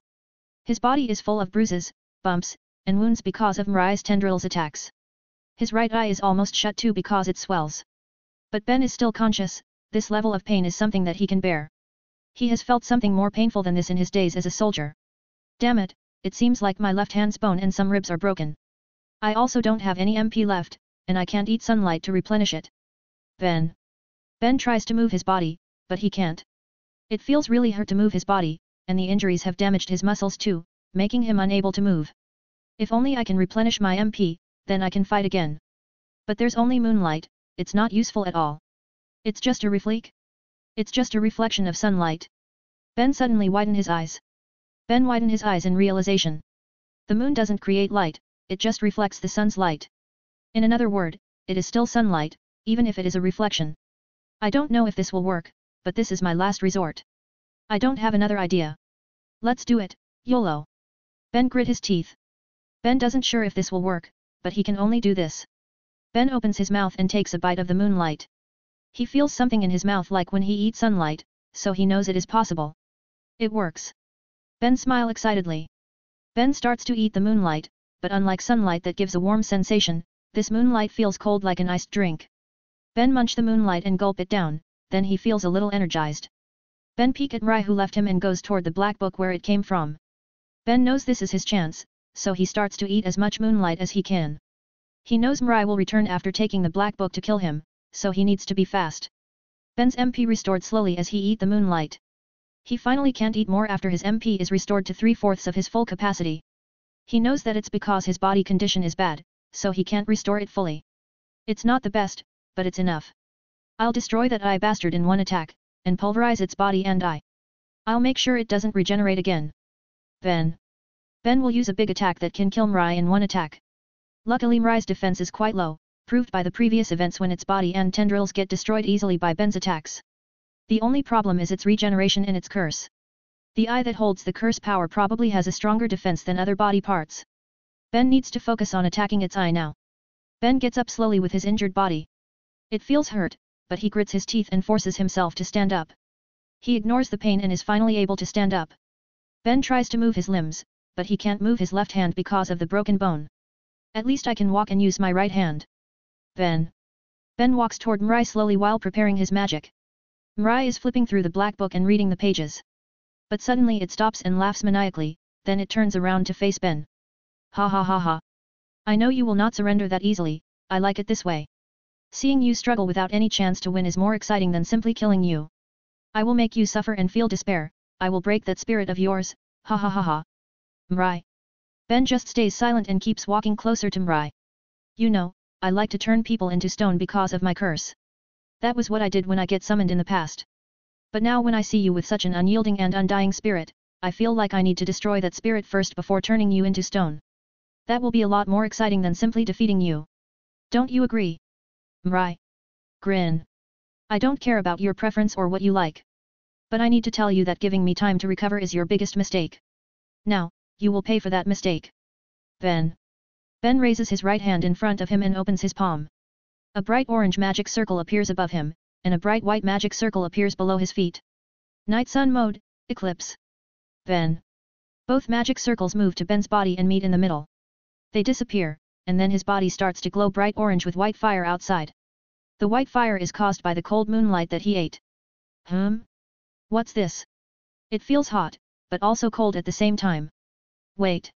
This cold is not temperature, it's eerie cold. Mirai looks at its tendrils that shivering hard now. Even its heart is beating hard and it feels fear. Fear? No way, I will never feel fear. Mirai's eye shaking. What's up? Losing your shit? Ben. Grin. Mirai widens its eye and its pupil shrink. It gets angered by how Ben makes it thought of fear. How dare you make me thought that I'm afraid of you, human? Mirai said angrily. You're the one who thought of that yourself. Ben keeps talking to stall time while he charges his magic spell. Ben is currently pumping all his magic power to strengthen this spell. He raises the temperature to the max that his body can take, 2364 Celsius, 64 degrees higher than before because he forces himself. Ben uses all his magic power and compresses it in his body. He will use his current best spell to end this in one shot. If he can't kill it in one shot, Mirai will just regenerate again. Human, you've really made me angry. I'll show you what you'll get after making me this angry. Mirai suddenly has a purple aura oozing out from its skin and covering its whole body. Its tendrils start to shrink and turn into sharp spikes. Its skin turns from brown to dark purple and looks thicker. Then its eye gets 2 times bigger now. I, Mirai, will never feel fear to a human like you. You are the one who should feel fear toward me. Human, I will show you, hell. Mirai's eyes suddenly glow purple, ready to shoot its petrification beam. Ben also hasten his spell charging to counter the beam anytime. Take this, my ultimate curse. Stone Age. Mirai. Shoo. Mirai shoots a very dark purple beam from its eye toward Ben. Ben places his right leg behind and lowers his body. Then from his raised right palm, a very bright yellow dot appear. Secret Dragon Slayer Art. Energy Release, Solar Flare. Ben. Boom. A very big and bright yellow whitish energy explodes from Ben's right palm. It is the release of all energy that he has amassed before in his Night Sun Mode, Eclipse. The concept is the same as the Sun's solar flare, where he released a lot of energy out. The solar flare clash with the purple petrification beam and get into a stalemate. Ben's spell's explosion is so strong that it pushes himself 5 meters back, but the purple beam can match it. Ha ha ha ha, it's useless, human. Mirai uses more power on the beam and it starts to push Ben's spell back. Arg, YOLO. Ben screamed to raise his own adrenaline. Ben starts to eat moonlight again and pour the MP that he gets into his spell. He keeps eating even when his body starts to get more hurt. But even with that, Ben can't push the purple beam back and still get pushed slowly. It can't go on like this, that guy has more MP than me. Ben looks at his left hand that has broken bones. Then he turned the left palm slowly to Mirai. Let's do this. Ben. A small yellow magic circle appears on Ben's left palm. Then a very small yellow light orb appears there. Light orb. Ben shoots the small light orb to Mirai's right eyelid. Hey! Mirai. The light orb hits the eyelid and it's rather hot, so it makes Mirai's eye flinch for a moment. But that moment is very crucial, and it makes the purple beam weaken. Ben's solar flare finally pushes the purple beam all the way back. It hit and engulfed Mirai. Aargh. Chiatir. Mirai. It is strategy. Ben keeps using his spell until he runs out of MP. When Ben finished his attack, Mirai is nowhere to be found. The ether ears have been burnt to ashes, and nothing left. Pant fi, Nally. Ben fall to the ground, he run out of energy and adrenaline now. But that's not a problem, he has won. I've uploaded chapters 62 there today. You can also become a character in the fanfic. Check out my page in the public announcement. 38. Return home. Ben wakes up after 7 hours, and when he opens his eyes, he finds himself in a white room. He looks around and sees some medical tools. His body also got wrapped in a bandage, and an 4 drip is connected to his hand. A hospital. Ben. Suddenly Ben hear a door being opened, so he look at the door on his left. He sees someone that he knows coming from the door. There's also a doctor and some nurses that come. You're Geld from Magic Council. Ben. Yes, I'm glad that you remember me, this will be a lot easier. Geld. Yeah, it's better to have someone you know asking you questions rather than an unknown guy. Ben. The doctor and nurses check on Ben's condition again and they nod to Geld. It seems my condition isn't that bad, hey. Ben. No, it's actually really bad when you came here 5 hours ago. If we came too late, you might lose too much blood from your wounds. Geld. That's really bad then. Ben. That was really bad, but from this morning, your body start to heal fast. Even some minor wounds have been closed, and some minor bruises were also gone. Doctor. Ooh, your medicine must be really good, thanks for that. Ben. Well, I don't know if it's because of our medicine. No patient has got the same result like you, so it shouldn't be the medicine. Doctor. Really? Maybe it's just compatible with me. Ben. Probably, and maybe it's also because of your high natural healing ability. Doctor. Well, what's important is that you recover fast. Doctor, please give us some time alone. Geld. Yes. Doctor. The doctor and nurses leave the room, leaving Ben and Geld inside. Geld takes a chair and sits beside Ben before he starts to ask questions. He asks about the chronology, so Ben tells him what happens. So it's true, a demon from Book of Zeref. Geld. You found the book. Ben. Yes, we found it when we investigate the area. We already have an assumption of what happened there, but we need to confirm it with you. Geld. Does that thing really dead now? Ben. Yes, we've investigated the book, and we've confirmed that the demon has died. Geld. You know by investigating the book. Ben. Raise an eyebrow. Yes, because these demons from Book of Zeref have a connection with the book where they came from. The book is like their ID, so we can know it from there. Geld. Geld doesn't explain it further, so Ben also won't ask. So, how did you find me? I don't think I called Magic Council or any authority before. Ben. It's because of your battle with the demon. The townspeople see a bright light coming from the forest, and a loud explosion sound also heard from the town. Gels. The townspeople were worried about what they saw and heard, so they asked the mayor to investigate it. The mayor sent some of his men to check it. When they found the battle site, they know it's not their area of work, because mages are involved. They called the Magic Council after that, and we came as fast as we could. Geld. It must be my last attack when I use all my power. I need to thank my flashy magic for it, I guess. Ben. I think so too. Geld. Geld then leave the room after asking for some details. Ben sigh in relief because Geld isn't an annoying officer. He knows some guys from Magic Council are troublesome and hate to work with mages. Sigh, I want to scan that Book of Zeref, but I can't ask more now. Being able to return alive is already a good thing. AI chip, what you get from the battle. Ben. Regeneration ability learned, 62-34%. Curse of Petrification learned, 35,21%. If I have access to the book, I will be able to learn more about these, but this is good enough I guess. Ben. Ben leave his thought and check on his body's condition. AI chip, scan my body.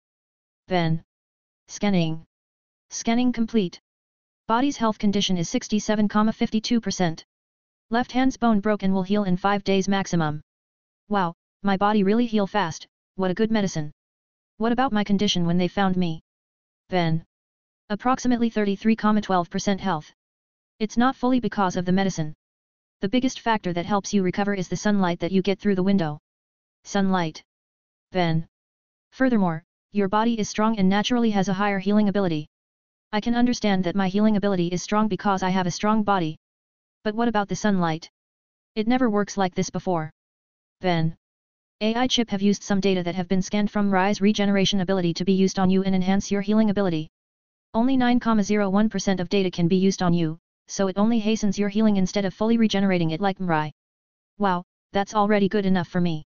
So unlike Mirai who absorbs ether nano and liquid through the earth, I absorb it through the sunlight? Am I a plant now? Is this photosynthesis? Ben. Yes, you are a plant.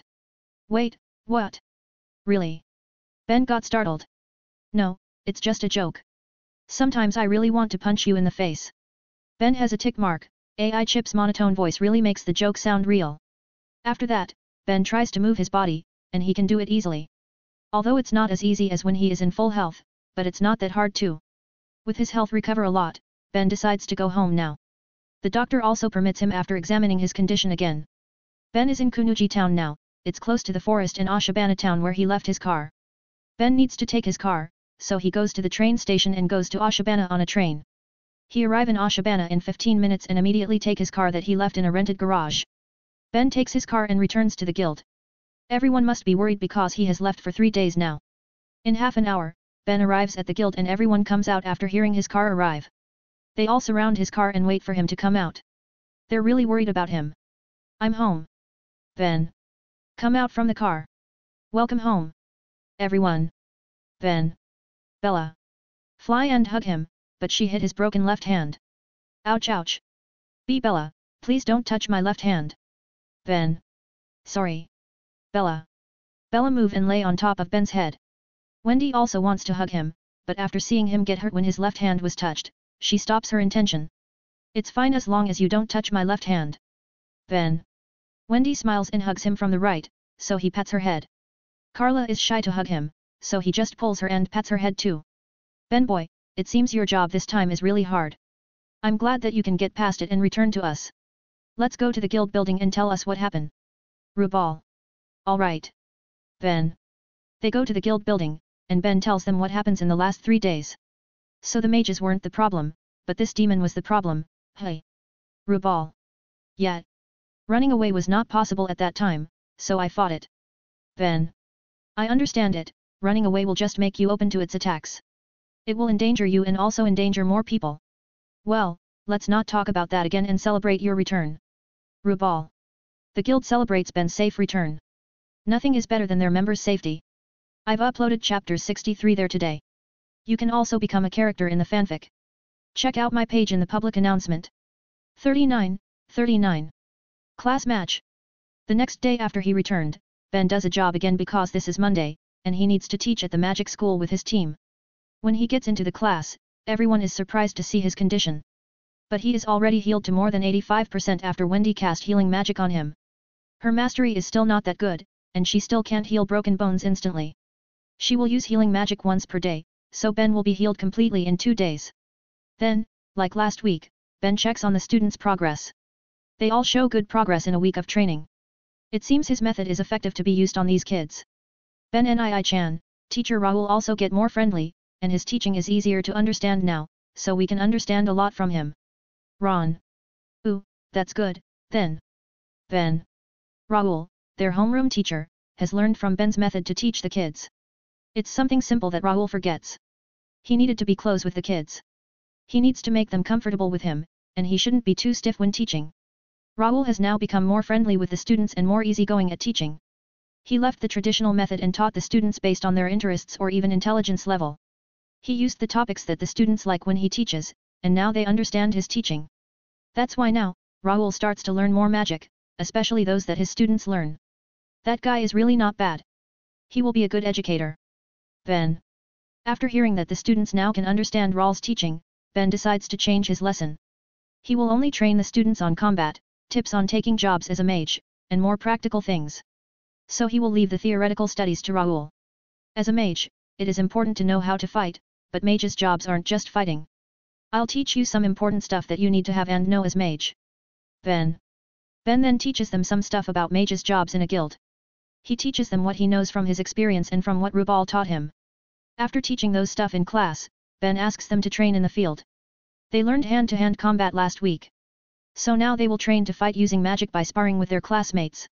Ben calls Raoul to oversee the sparring session. They will be the referee and stop any dangerous things. Wendy will be ready on the side to heal the students if they're hurt. We will pair you following your presence list, starting from Ron vs Mina. Ben. Yes. Ron. And Mina. Both Ron and Mina come up to the stage and get ready to fight. Start. Ben. Starts the sparring after seeing the two are ready. Take over. Animal soul, dog. Mina. Mina moves fast and immediately transforms into a dog. Her dog form is similar to a German Shepherd. But her fur isn't black and brown, it's orange and yellow. Maybe because she has orange hair. Currently, she can only transform into a dog. Mina can transform into a dog because she has some dogs at home and really know about dogs. While Mina transforms, Ron also uses his fire magic. He raises his right hand in front of him and opens his palm. Then a little red magic circle appears on his palm. Fire magic, fireball. Ron. A small fireball appears on top of Ron's magic circle. Then he throws the fireball at Mina, who has transformed into a dog. Mina jumps to the side and avoids the fireball, then she runs into Ron. Ron is panicking because Mina can dodge his attack, and he needs some seconds to make a new fireball spell. He can only make a fireball now, and he needs some seconds to cast it again. Too bad Mina won't give Ron the chance to make a new fireball. She runs fast at him, and Ron tries to run away too. But as a dog, she is faster than Ron. Finally, Mina catches up to Ron and jumps at him from behind. That makes Ron fall and can't fight back anymore. That's enough. Winner, Mina. Ben. The girls cheer, while the boys feel ashamed of Ron because he lost easily. Ben just stays silent, and he starts the next match, Guy vs Hans. Guy learns bubble magic, while Hans learns illusion magic. Both are interesting magic and don't have much power in the early stage. That's why these magics will need the user to be smart when using them. Ben starts the match, and both sides immediately make their move. Hans creates a white magic circle in front of him. Then two illusion clones of himself appear there. Clones illusion. Hans. Hans and his clones then run to Guy in 3 different directions. While Hans makes the clones, Guy also makes a spell. She raises both of her hands in front of him, and a blue magic circle appears. Soapy bubbles. Guy. Guy made many tiny bubbles from the magic circle. The bubbles then spread around Guy like a protective dome. Hans wants to confuse her by creating illusion clones. But Guy makes a wall of bubbles around her to detect the real Hans. The illusions aren't real, so they won't pop the bubbles, good thinking. Ben. Ben looks at Hans and Guy, who are preparing their next spell before they even clash. It seems they've learned from Ron's mistake for not preparing his next move faster. Hans passes through the bubble dome, and the one on Guy's right side pops the bubbles, so he is the real one. Guy wants to attack, but Hans has made his move and creates another 2 clones after getting inside the dome. Hehe, now you won't be able to find the real me. Hans. Are you sure? Guy. Smirk. Guy moves all the tiny bubbles to surround Hans and his clones, who haven't split. Through the bubbles, Guy finds out that the real one is in the middle. So she runs and sends a kick from the right to the real Hans. Hans can't see anything with all the bubbles covering his eyes. He suddenly feels a kick in his left stomach. Hans is sent flying a meter away and falls to the ground. He is still fine, but then Guy jump and pin him down. Stop. Winner, Guy. Ben. Yay. Girls. The girls cheer, while the boys have dark faces. They've lost 2 times in a row to the girls now. It's not really a tournament between boys and girls though, but it seems they think of it that way. Ben. The next match is Dito vs Dan. Dito uses telekinetic magic, while Dan uses bullet magic. In their fight, Dan shoots his blue magic bullets at Dito. So Dito uses a telekinetic wall to protect himself. Their battle finished after Dan ran out of MP because his bullets couldn't pierce Dito's wall. After that is the fight of 2 girls, Olive vs CYA. Olive uses sound magic with a flute magic tool, while CYA uses water magic. Both of them use their magic spell to attack at the same time. But then CYA's magic suddenly disperses because she feels dizzy when hearing Olive's flute sound. Olive's sound magic reaches CYA faster before CYA's water bullet can reach the middle of the arena. Olive keeps using her flute until CYA finally gives up because of the dizziness. Next is Parka vs Felice. Parka uses muscle magic because he thinks men need to be strong and muscular. While Felice uses Requip because her father is a magic items craftsman. So she can just get the armor and weapons from her father. They start their battle, with Parka turning into a 1.8 meters muscular man. On the other hand, Felice turns into a full armored knight with a shield and sword. They clash, and Felice mainly defends using her big shield. But in the end, Parka overpowers her and sends her out of the arena. The last one is Yorkie, but there's no one after him, so Ben matches him with Bella and Carla. Wendy is a good option, but she is still too strong for him. Yorkie uses lightning magic, and he has just learned one spell, Lightning Fists. In the fight, Bella and Carla just fly around him, causing him unable to hit them. Then, when he makes an opening, Carla catches him from behind, and Bella headbutts his stomach from the front. Bella and Carla are quite strong, so the headbutt knocks Yorkie out easily. Alright, you've done good in your first battle using magic, but it's not enough. I will tell you your weakness and how to fix it later, but for now, you guys will fight me, together. Ben. What? Students. I'll show you how a mage fights. Ben. Grin. I've uploaded chapter 64 there today. You can also become a character in the fanfic. Check out my page in the public announcement. 40. Ben vs students. Ben challenged the students to spar with him. Now they are getting ready to fight with Ben, who can't use his left hand. Raoul will be the referee again. Raoul looks at both sides and makes sure they're ready before he starts the sparring. Start. The students spread and surround Ben while preparing their magic. Ben just stands on his spot without doing anything. The first one to move is Dan, who shoots Ben with his bullet magic. Ben tilts his body to the left and avoid the bullet. But then a fireball is flying to him. Ben can just take it because it won't work on him. But he needs to downgrade his play and match the student's level. So he jumps back to dodge the fireball. When Ben jumps back, he hears a flute sound and feels a little dizzy. It is Olive's sound magic that can make someone dizzy. The sound magic doesn't affect Ben too much, because he is way stronger than her. But again, he needs to downgrade his play to their level, so the students can learn from him. Ben can't cover both his ears with his hands because his left hand is broken. So Ben ripped two little cloth pieces from his shirt and insert them into his ear holes. These won't block the sound completely, but they reduce the volume and also the effect. While Ben does that, the close-distance fighters attack him. Mina is already in her dog form, Parka has turned into a muscle man, Felice comes with a longsword, and Yorkie comes with lightning fists. Ben smile and get into a stance. Mina jumps to him and tries to bite him.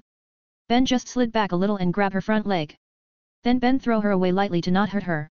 Yorkie arrives behind him and sends a lightning punch with his right hand. Ben tilted his body a little to avoid it. Yorkie, who jumps to him now, gets in front of Ben, making him an easy target to Ben. Ben trip Yorkie's feet and make him fall to the ground. Ben looks at the other students who just stay silent in their place, making him shake his head. After Yorkie fall, Felice comes to him and swings her sword from above. Ben draws his knife and parries the sword to the left. Then Ben kicks Felice on her armor and flings her away. Parka sends a punch attack at Ben using his muscular right hand. Ben smirk and send his punch to Parka. Their punch collides and everyone gets surprised when they see Parka fly back and leave the arena. He is stronger than Parka, who has a bigger body. Ron is shaking at the side. We can't judge him with our standard. Have you forgotten when he used magic last week? CYA comment on Ron. The other students then remember when Ben burnt a log until nothing is left. I thought he is just strong in magic, not in physical power too, Ron said. Who cares about that? We need to fight him now. If we want to win, then we need to work together. Dee walks forward and prepares her magic. The others nod and prepare their magic. Ben smiles seeing this. Will they cooperate better this time? Ben rushes to the students who are preparing their magic. They can't make their magic fast, and still need time. So Ben attacks them before they finish. Ben almost reaches them, but Hans blocks his path. Hans appears with two illusion clones to confuse Ben. Hans and his clones attack Ben together from three sides. Ben smirk and make a 360 spin kick. Ben's kick passes a clone, then hits Hans, who is in his front. Hans falls and failed to stop Ben. But he has bought enough time for his friends to finish their magic. The Long Rangers start to attack Ben with their magic. The first one is Dito, who uses his telekinetic magic to hold Ben's body. It certainly feels heavy, but it's not strong enough, Ben thinks while keep running to the students. The telekinetic isn't enough to stop Ben, but it can slow him down a little. Then before Ben reaches them, the students shoot their magic together at him. The first one to attack is Gi, who uses her bubble magic to blind Ben. She made many tiny bubbles and send them to cover Ben's face. At least that's the plan because it doesn't go according to plan. The bubbles get pushed down by the telekinetic magic and pop. This happens because Dito's telekinetic magic is pushing the area around Ben to hold him down.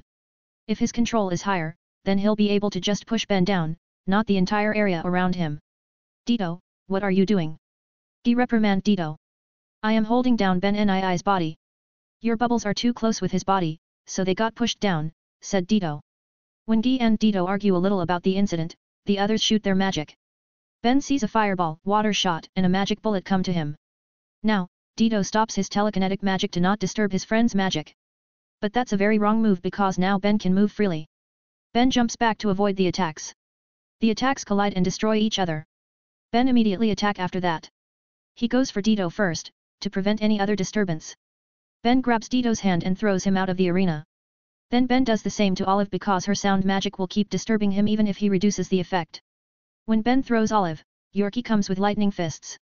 Yorkie sends a punch at Ben, and Ben dodges it easily. Ben takes this chance to grab Yorkie's shirt and throw him out too. Then Ben run to attack the others. Ron, Gi, Cya, Hans, and Dan get defeated easily after that. They use their magic to attack and stop Ben. But nothing worked. Now, only 3 people left.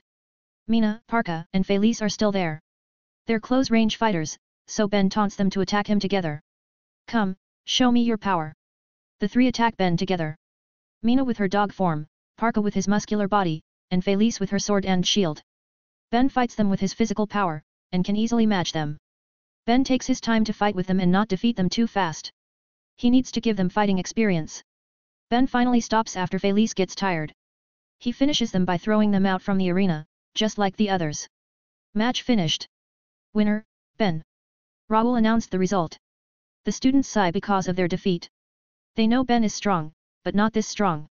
He doesn't even use magic in their match just now. Ben Nii-chan, you said you'll show us how a mage fights. But you don't even use magic just now, said Ron. Ben just smiled and said, because I don't need it. Ben then explains that a mage needs to manage their MP. They need to use a minimum amount to gain the maximum result possible. What you need to aim in a fight is not to use flashy or strong magic. It is to win. If you can win with simple magic, then use it, said Ben. A mage is someone who can use magic. But it doesn't mean they need to fight using their magic. If they can win without it, then it's not a problem. Or at least, that's what Ben thinks of. When you become a high-class mage, your jobs will often involve fighting. You might fight with one or many enemies, and you will need to conserve your MP well. You can't waste it even if you have a way to replenish your MP. You always need to save MP to be used for emergency, said Ben. Ben said this because he almost died before when his MP was depleted. Luckily he can replenish it by eating moonlight in a desperate situation. But the students can't do it, so he needs to teach them about MP saving. I've uploaded chapter 65 there today. You can also become a character in the fanfic. Check out my page in the public announcement. 41. Holder Magic. After sparring with the students and teaching them some important things, Ben let them go home. Then like last week, Wendy and the cats go to play with the girls, while Ben goes to the library. There are still many books in the library that he need to scan. Ben chooses the books and gets the copies from the old librarian lady. Ben goes to the second floor and starts to scan the books. AI Chip, is there any abnormality in my body after that battle? Ben asks AI Chip while scanning the books. Yes. The moonlight that you ate affects your body a little. What? Why don't you tell me? Asked Ben. Because I was not sure, and it was temporary. AI Chip explains to Ben that eating the moonlight has caused a problem for him. His body was made to hold the hot sun energy, but moonlight have coldness in it. That coldness affects his body a little. It's not a fatal problem, but it can't be ignored too. The coldness makes his body's ability to hold heat reduce a little. But it just affected his body for some period after he ate the moonlight. It is like adding a block of ice to boiling water. The ice will reduce the water's temperature. But because the fire is still on, the water will be boiled again. So it's not dangerous, right? It can be dangerous if you eat too much. The coldness can destroy your body permanently if you eat too much at once before you recover. Okay, I will be careful of that. The moonlight is just an emergency source of energy, I won't rely on that. Anything else? No other side effect has been found. Phew, what a relief. Ben continues to scan the books. Ben finished his book scanning at 4 p.m. He leaves the school and picks up his team, then they go home. As usual, the girls tell him what they've done with their friends. Ben just responds accordingly to their story. After they arrived in the village, they go to the guild building. They report their job like usual to Rubal. There's no problem with their job, so Rubal dismisses them after that. For the next 2 days, Ben focuses on recovering his body. Wendy cast healing magic on his broken bones in the morning, to make him heal faster. He also lay under the sunlight to absorb its energy and heal himself faster. He lay near the lake while the girls play near him. This ability to absorb sunlight and heal my body is really good. But I need a lot of liquid for it, just like a plant that uses water and sunlight, said Ben while enjoying the sunlight. Carla responds to him, maybe you'll become green like a leaf too someday. Everyone imagine if Ben becomes green like a plant, and cringe to it. Why'd I imagine myself as Hulk instead of a Dryad, Trent, or other plant magical creatures? Ben is confused about himself. Ben leaves that thought and closes his eyes. He checks AI Chip's database to read something to kill time. He scrolls through the list and finally finds something that interests him. The thing that interests him is Holder magic. All Ben's spells are caster magic, so he's not that familiar with Holder magic. He gets interested in it because he has some magic items like his car or knife. Ben wants to learn Holder magic to increase his range of abilities. These two types have their strength and weakness. By learning both types, he will be able to cover each type's weakness. Besides, Ben likes to learn new things, and Holder magic is basic knowledge. So there's no way he won't learn it. He might be able to make Holder type spells in the future. Ben asks AI Chip to transfer all knowledge about Holder magic to his brain. AI Chip transfers it to Ben and he feels many information entering his brain. Ben has gotten used to this, so he doesn't feel dizzy or hurt at all. Ben gets all the information about Holder magic that AI Chip had scanned in the past. He processes all that information while enjoying the sunlight and breeze of air. What the heck? It uses magic items but still needs the use of the mage's MP? Isn't this a scam? I thought this will use an external source of MP like Lacrima. Even my car use Lacrima, not a mage's MP, Ben protests in his head. Ben protests, but then he remembers that his car's mechanism is new. The old model uses the mage's MP, not Lacrima. Wait, the knife uses Lacrima as fuel. So I can use it when I ran out of MP before, ponder Ben. Ben thinks of it and remembers that the crafter of that knife is Rubal. That old man knew how his magic car worked in detail. So Rubal must have applied that concept in Ben's knife. Ben grin and go to Rubal immediately. He will ask that old man to teach him magic items crafting. The Lacrima energy is his idea, so he has the right to ask it. Ben goes to the guild building and sees the old man is flipping a magazine's pages to look at sexy girls like usual. He hides the book immediately when he sees Ben, but Ben doesn't care about it. Old man, can you teach me how to craft magic items? Asks Ben. You're interested in it? Sure, why not? You can make your own magic items in the future when I'm not around anymore, replied Rubal. Are you feeling like your time will come soon? Well, you're very old already, joked Ben. Platak Rubal hit Ben's head with a wood stick. You sound like you want me to die faster, rascal. I'm joking, said Ben while rubbing his head. Rubal snorts and sits on his seat. Ben takes a sit on the floor, then the lessons start. Rubal explains some theoretical stuff first. Ben records all of it using AI Chip so he can learn it every time he wants. Thanks to your invention to use Lacrima as fuel for the magic car, now I can also use Lacrima for normal magic items, explains Rubal. So, does it use the same mechanism? Asks Ben. It is. That's why you made the right move to patent your invention. Did the council and kingdom want to use it?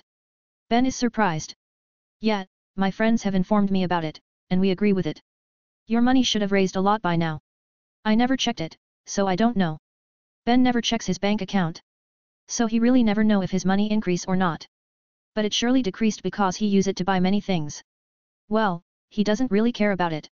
He has a good life now, and he won't change it even if he has a lot of money. He knows what's important in life is not money, but himself and the people around him. He had asked Rubal before to move out from the forest. Ben has a lot of money, so they can just build a big guild in the town.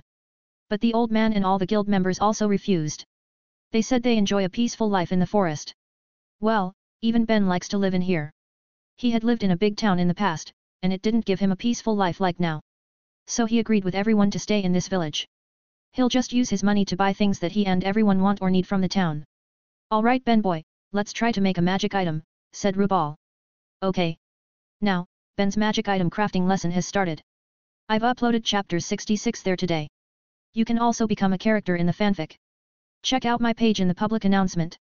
42. 42. Crafting magic item. Ben is learning to craft a magic item now. He watches Rubal make a wand using a wood stick. Rubal writes some magic letters on the wand to make it capable of flowing ether nano. It doesn't use lacrima? Asks Ben.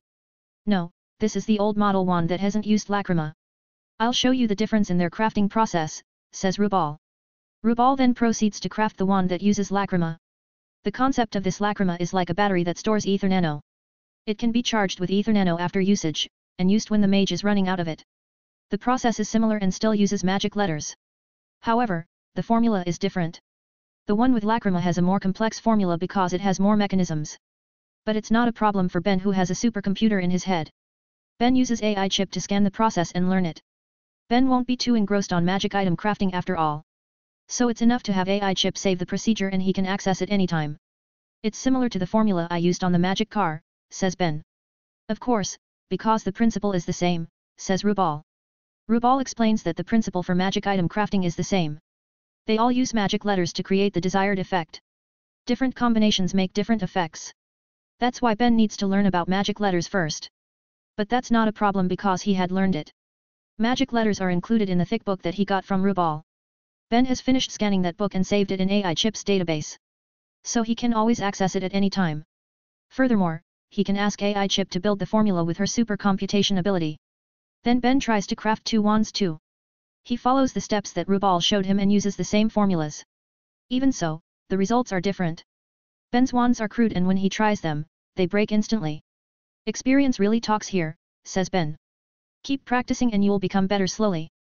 Even the most genius crafter will fail at first. Everyone has their share of failure, says Rubal. Ben spends the rest of his day crafting wands. He has succeeded to copy the normal wand. But then he starts experimenting by using other formulas. All the experiments failed, but Ben is satisfied because he gets a lot of data. The next morning, Wendy cast a healing spell on Ben again. When she finished, Ben's broken bones have almost healed completely. Just getting some sunlight will make him recover fully. Ben continues his magic item crafting practice in the field. This way, he can get sunlight and also experiment. Ben still uses wood sticks as his materials, because he can find them everywhere. The girls are playing and training on the field too. They also ask him to evaluate their training sometimes. The girls have become more serious with their training nowadays. They don't want to lose to the students that they teach, after all. Ben teaches the girls while experimenting to make magic wands. For a week, Ben keep doing those. He trains, teach the girls, crafts magic wands, and experiments with formulas. He gets a very good result in this 1 week. His achievement doesn't faze Rubal anymore now. The old man even said that he have achieved months of learning in a week. It is all thanks to AI Chip's supercomputing ability.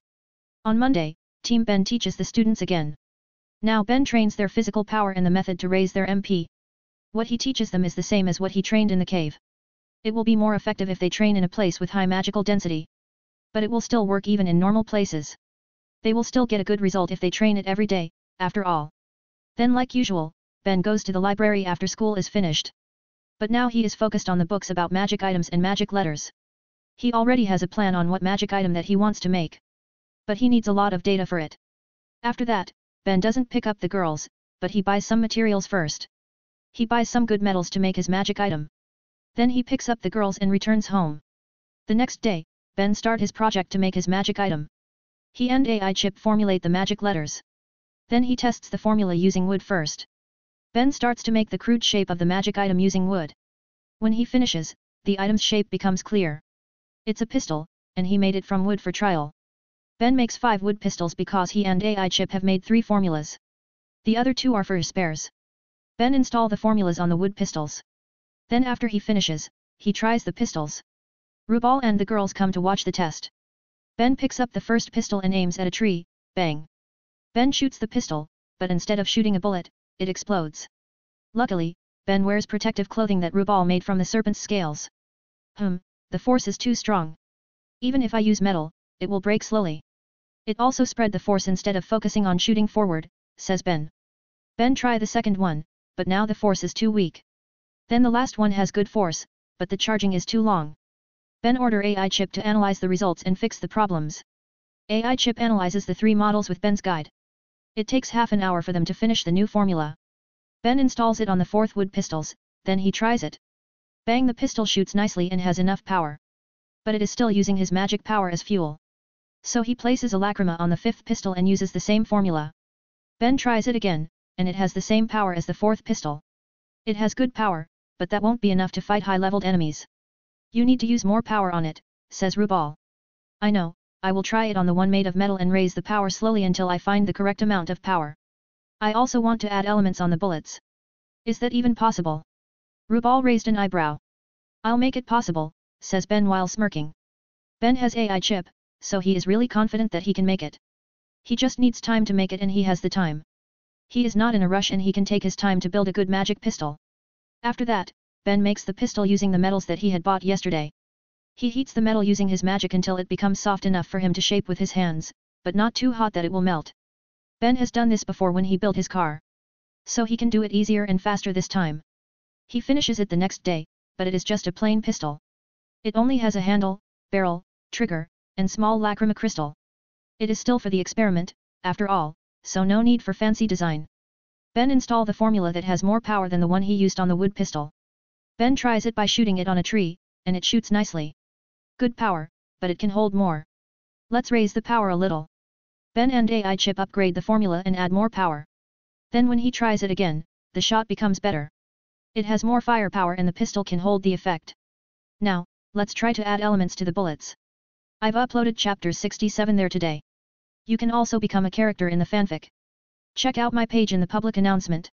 43. Magic gun. Ben keeps experimenting on his magic pistol. He even doesn't take a lone job to focus on his pistol. He wants to be prepared for any situation that might happen in his job. He wants to add an element to his magic pistol, but it's harder than he thought. The base magic that is used on his pistol is bullet magic. Bullet magic itself is categorized as a dark element.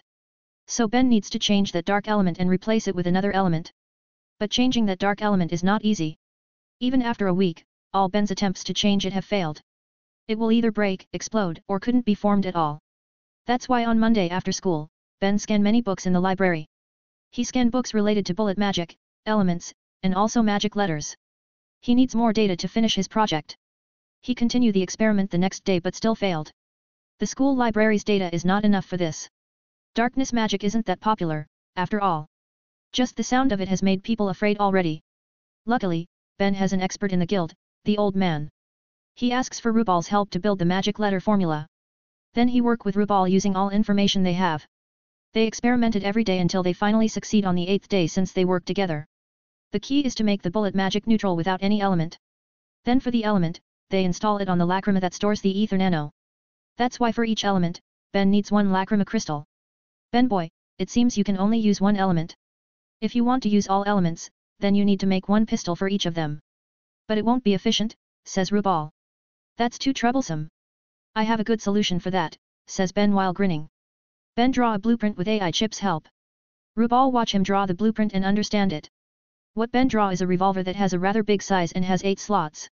Those 8 slots are for fire, water, earth, wind, lightning, darkness, light, and his sun energy. Then inside the handle, Ben will install another lacrima crystal. The size will be almost as big as the handle. It's like a magazine, and it's also changeable. So Ben can change it if the energy is depleted. But this crystal will not have any element. It is just to add more energy because the crystals in the slots are small. They won't have enough power to shoot many times, so he needs another source. It's like having more batteries. This round thing, is this for storing the lacrima crystals? Asks Rubal. Yeah, it will hold all the crystals inside. To change the element, I just need to roll it to the desired crystal. Ben explains to Rubal. This is a good idea. How many rounds of shooting that this pistol can do? Asks Rubal. I don't know, we need to test its limit first. I can't wait for it. After he draws the blueprint, Ben starts to make the revolver. He make the crude version first for the prototype. Then he makes the lacrima crystal batteries. The crystals are from the cave that he used to train last year. Ben finished the prototype the next day, and he tested on the field. Other guild members come to watch the test. They're curious if Ben's new magic item will work. Ben wears protective gear that Rubal made. The guild members take some distance from him to avoid accidents. Ben only uses the small crystals on this test and doesn't use the magazine lacrima. He wants to test the limit of these small crystals first. Then Ben starts his test using the fire element first. Bang, the first shot goes well without any problem. The damage on the target tree is also good. It won't kill strong mages instantly, but it can give them fatal injury. Some rounds of shooting, and it will be able to kill a mage. Ben tests the other elements, and only the sun element have a little problem. It ejects stronger energy than the others, which is good. But the revolver won't be able to hold if he used it too much. It seems you need to tune down the power of the sun element. Rubal give Ben advice. No, this is good. I need a stronger shot among these 8 elements. It can be used for trump card or finisher, says Ben. Ben starts to shoot again just with the small crystals. He shoots until the crystals run out of energy, even the sun crystals. The result is 20 shots for the 7 basic elements, and 10 shots for the sun element. 150 shots in total without the magazine lacrima. The sun element cost 2 times energy, but it's 2 times stronger, so it's fair. Let's try the magazine, says Ben. Ben load the magazine lacrima then shoots again. He doesn't change the empty small lacrima crystals to know the magazine's limit. The result is 532 shots using the basic element. Nice, this is really nice. With 682 rounds in total, those 2 serpents that I fought in the past will die even if I don't use my own magic. But it seems the revolver needs to be stronger, says Ben while looking at some thin cracks. Then you'll need a better material, says Rubal. But this steel is the best that I found in the town. Because you bought it from the normal way. You need to buy it from a special way, says Rubal while smiling. Ah, I can ask for your friend's help. Ben realizes what Rubal means. That's right. I will contact them to find the best material. You just need to prepare the money. But Ben boy, I want you to make enough for your team too. Rubal asks Ben to make pistols for the girls. Don't worry. I've planned the ones for Wendy, Bella, and Carla. Ben answers it easily. Us too? Asks Wendy. Of course. This is a life-saving item, so I will make one for each of you. Ben smile and rub Wendy's hair. After the experiment, Ben give his bank card to Rubal. The old man's friends will buy the materials for the magic guns. Rubal said that his friends have good reputations in the mage's world. So they'll be able to buy high-end products easily. While waiting for the materials, Ben train like normal. He has prioritized the experiment these days. So now he will train like normal, and even harder than before. He also helps the girls train and plays with them. The girls have shown good progress these days. They play around often, but they still train following their schedule. It has been days since Ben checked his stats. So he is curious and decides to check it now. Name, Ben Cooper. Age, 12. Status, alive. MP, 48,981/47,981. STR, 85. AGI, 84. STA, 89. Int, 99. Finally, I pass the 80th mark on all stats. Intelligence is just 1 point away from 100. My MP also raised a lot after my fight with that Aetherius. It seems possible to pass 100 on all stats in this 1 year, or even less. Ben thinks while looking at his stats. Ben has changed his training menu since his battle with the serpents. The change is working because now his stats have raised significantly. Hard battle is really the best place to grow. If I keep getting hard battle, then I'm sure I'll surpass the 100 marks in 6 months. Then I'll be in S class, and have access to more dangerous places, hehe. I've uploaded chapter 68 there today. You can also become a character in the fanfic. Check out my page in the public announcement. 44. Mithril guns. 3 days after Ben tested his revolver, the new materials arrived. Ben wants to see Rubal's mysterious friends but fails again. Those mysterious friends are his top list mystery that he wants to solve. But Ben doesn't think much of it and focuses on his task. He checked the material and it looks like metal, but it's very light for a metal. The ore's color is silver with black accents. That is mithril, the best metal that can flow ether nano better than any other metals. It is also light and strong, says Rubal who suddenly appears behind Ben. Mithril? I've only heard of the name and never thought that it is real. It must be very rare and expensive, says Ben. It is rare, but not very rare. There are many more items or materials that are rarer than mithril. But among metals, it is the rarest to find. So it's very expensive. Oh. Ben grab an ore and inspect it. You don't want to ask the price? Asks Rubal curiously. No, as long as my money is enough, then it's fine. Ben boy, I think you need to find a wife who can manage your money in the future, says Rubal while shaking his head. I'll think about it, answers Ben nonchalantly. Ben takes a piece of ore and tries to heat it with his power. Mithril's melting point is so high that his current highest temperature can't melt it. He can only heat it until it can be shaped with a hammer. This material is really good. I can't even melt it yet, says Ben. Yeah, that's why only a few people can process mithril. The heat and techniques that are needed to process mithril are not easy to master. It needs years of training and experience, says Rubal. Then why did you want me to use mithril? I never even saw one before. Don't worry, who do you think I am? I won't order mithril if I don't know how to process it. Some people in our guild also can process mithril. We're just poor, so we can't afford to buy any mithril before, says Rubal with a smug expression. You can be smug about the first one, but you should be embarrassed at the last one. Ben's sweat drop at Rubal. Cough anyway, you can leave the processing to us. I just need your help with the heat. No other fire that we produce can be as hot as your fire. Alright. Some guild members then take the mithril ores to the workshop.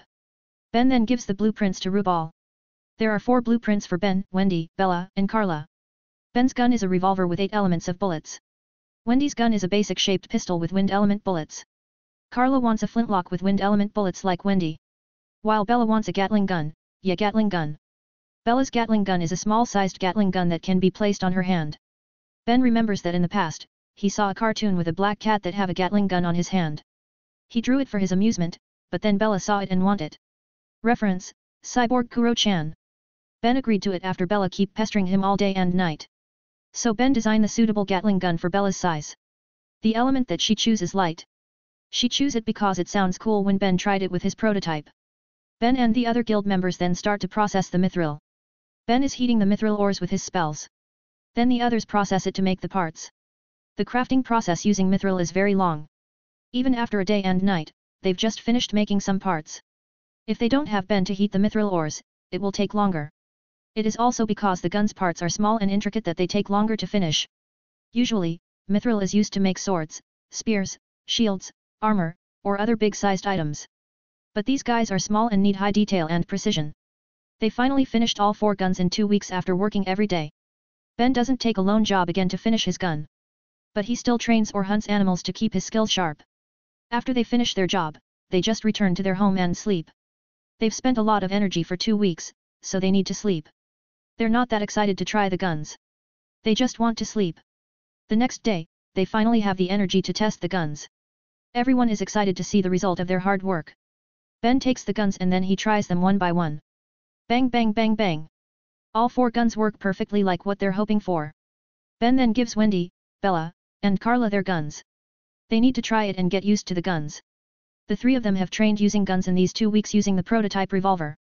Ben taught them the techniques and gave them some tasks to finish. So at least, now they can use the guns, although they're not professional. Wendy, Bella, and Carla start to shoot their gun at the target tree. They need some rounds to get used to the guns because they train using Ben's prototype. But then they start to get the feeling and their shots become better. Ben tells them to keep shooting and count their shots. He wants to know the girls' gun's limit. Wendy's pistol could shot 553 bullets, Carla 547, but Bella only has 231 rounds. So few, complains Bella. No, I've designed your Gatling gun to have more bullets although the power of each bullet is lower. It has a high firing rate, so the bullets can't be too strong. I think you must have lost many counts because the Gatling gun shoot too fast. Ben says to Bella. Oh, okay, says Bella, accepting the explanation easily. Now you guys need to take care of your guns.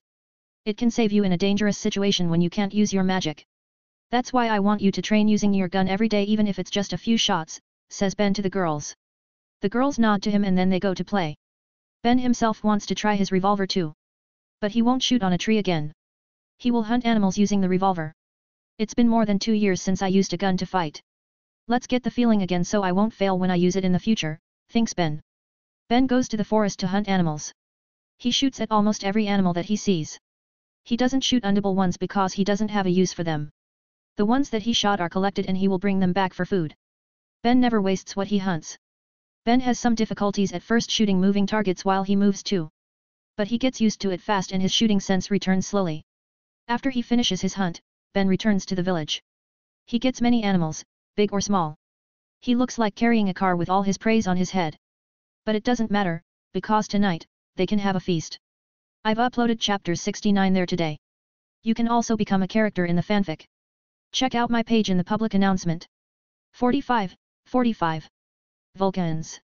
Ben's new magic revolver has been created. He wants to make some new magic knives with leftover materials. But it can wait until he has the time to craft them. Now, he is ready to take another difficult job, and that's what he does.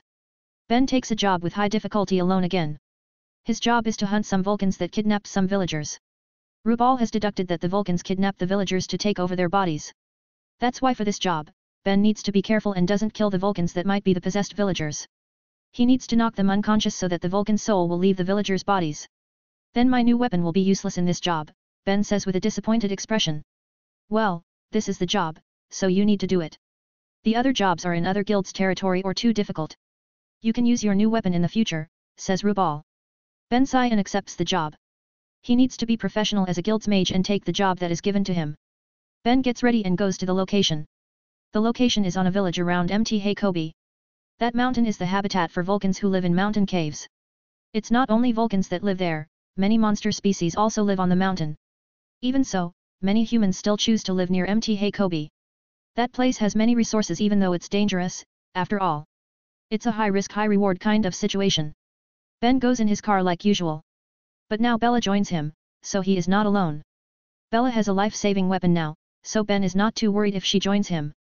But she will still not participate in the battle. I need to be careful with their takeover magic. Different from humans' takeover that takes over the creature's power, these Vulcans are really taking over someone's body. In case of mage, Gramps said they can only use their magic on a weakened mage. So I need to avoid injury and gets weakened, ponders Ben. Ben thinks of his strategy to defeat the Vulcans without endangering the villagers. It will be really difficult because he needs to hold back. But if he's not using enough power, he can't defeat the Vulcans. The situation is very tricky. After an hour, Ben reached the village that sent the job. Ben goes to meet the village chief and asks for detail. The chief explained it detailedly to Ben and Bella. 8 people were kidnapped when they worked on the field. Someone saw the culprit be Vulcan, so they post a job on the magic guilds. 8 villagers, so there will be at least 8 Vulcans there. Alright, I will take care of it. Let's go, Bella. Ben takes Bella to find the Vulcans. Ben tries to find the Vulcans' trails around the village. He finally finds a trail and follows it toward the mountain. The trail then meets with some other trails with similar shapes, so they must be closed now. Ben and Bella finally find a big cave that seems to be where the Vulcans live. They enter the cave and walk stealthily to not alert the Vulcans inside. They finally reach a big room and hear Vulcan's voice. They peek and see there are 9 Vulcans inside. Vulcan is a primate-like monster with a big body and arms. The Vulcan in this cave has white fur and black skin. 9, are these all of them, thinks Ben while looking around. Ben uses his magic sense and doesn't find another Vulcan. So his targets are these 9, which makes him sigh in relief. Too many Vulcans will make the fight more difficult. Ben asks Bella to hide while he will engage the Vulcans. Bella nods and hides behind a rock. Ben confirms that Bella has hidden, then he launches his attack. Sun Dragon's Bomb. Ben makes a small sun ball on his right hand. Then he throws it in the middle of the Vulcan group. The Vulcans are surprised, but they can't get away when the bomb explodes. Boom, the bomb explodes, but the power isn't as strong as usual. Ben uses less power on this bomb to not kill every Vulcan and not make the cave collapse. The Vulcans get flung away and they crash to the cave walls. The ones who were close to the explosion get quite the damage, and 2 of them fall unconscious now. The 2 Vulcans then turn into villagers, and the Vulcans' souls leave their bodies. The Vulcans roar in anger and shout loudly at Ben. Ben just smirk and taunt them with his hand. The Vulcans are intelligent, and they understand that Ben is looking down on them. The remaining 7 Vulcans rush at Ben. Ben uses his light element to cover his feet and sun element on his hands. It will make his movement faster, and his punch stronger. A Vulcan jumps at Ben and sends a punch with its big fist. Ben slides forward and gets under the Vulcan. He grins and sends a strong punch to the Vulcan's crotch. I hear Vulcans are perverts, so this is your retribution, says Ben with a mischievous tone. The Vulcan realizes it too late and gets its crotch punched viciously. It falls on the ground with closed legs, twitching body, frothing mouth, and its eyes rolled back. Then it turns into a villager. 3 done, 6 to go, says Ben while grinning. Ben looks at other Vulcans who reflexively close their legs and cover their crotch with their hands. They never thought that Ben will be this shameless and vicious. If I'm not wrong, all of you are males, right? The female Vulcans are in Rose Mountain, after all. Hehe, do you want me to make that thing bigger? Asks Ben with a sinister smile. The Vulcans shiver and shake their head rapidly. But Ben doesn't care for their answer and rushes at them with his sinister smile. The Vulcans are panicking and they run away from Ben. Ben runs at a fast speed toward the Vulcans. He gets behind a Vulcan and sends a kick between its legs. The Vulcan gets flung upwards and receives the same fate as the previous Vulcan. Ben wants to chase the other 5 Vulcans, but they rush at him first. The Vulcans jump together because they think Ben can't take all of them at once. But they underestimate Ben too much, Ben gets closer to a Vulcan, then he grabs the first Vulcan's fist. Ben redirects the fist to the second Vulcan's crotch while sending a knee kick to the first Vulcan's crotch. Ben's knee hit the first Vulcan at the same time when the punch hit the second Vulcan. Double kill, says Ben satisfied. The third Vulcan attacked Ben from behind with a punch. But Ben just slides backward and gets under the third Vulcan. The Vulcans are 2 or 3 times taller than him, so he is now under the Vulcan. Ben sends a back elbow to the third Vulcan's crotch and finishes it. The third Vulcan doesn't transform into a human. So it hasn't take over a human's body. Then when the last 2 Vulcans come to him, Ben throws the third Vulcan at them and stops their movement. When they stop, Ben flashes to their crotch and sends double punches with both his hands. The last 2 Vulcans fall unconscious too and transform into a human. Then for the one that doesn't transform, Ben beat it up again to make sure of it. But even after he kick and punch its crotch numerous times until its little Vulcan swollen, the Vulcan doesn't transform. Good, it's a real Vulcan's body.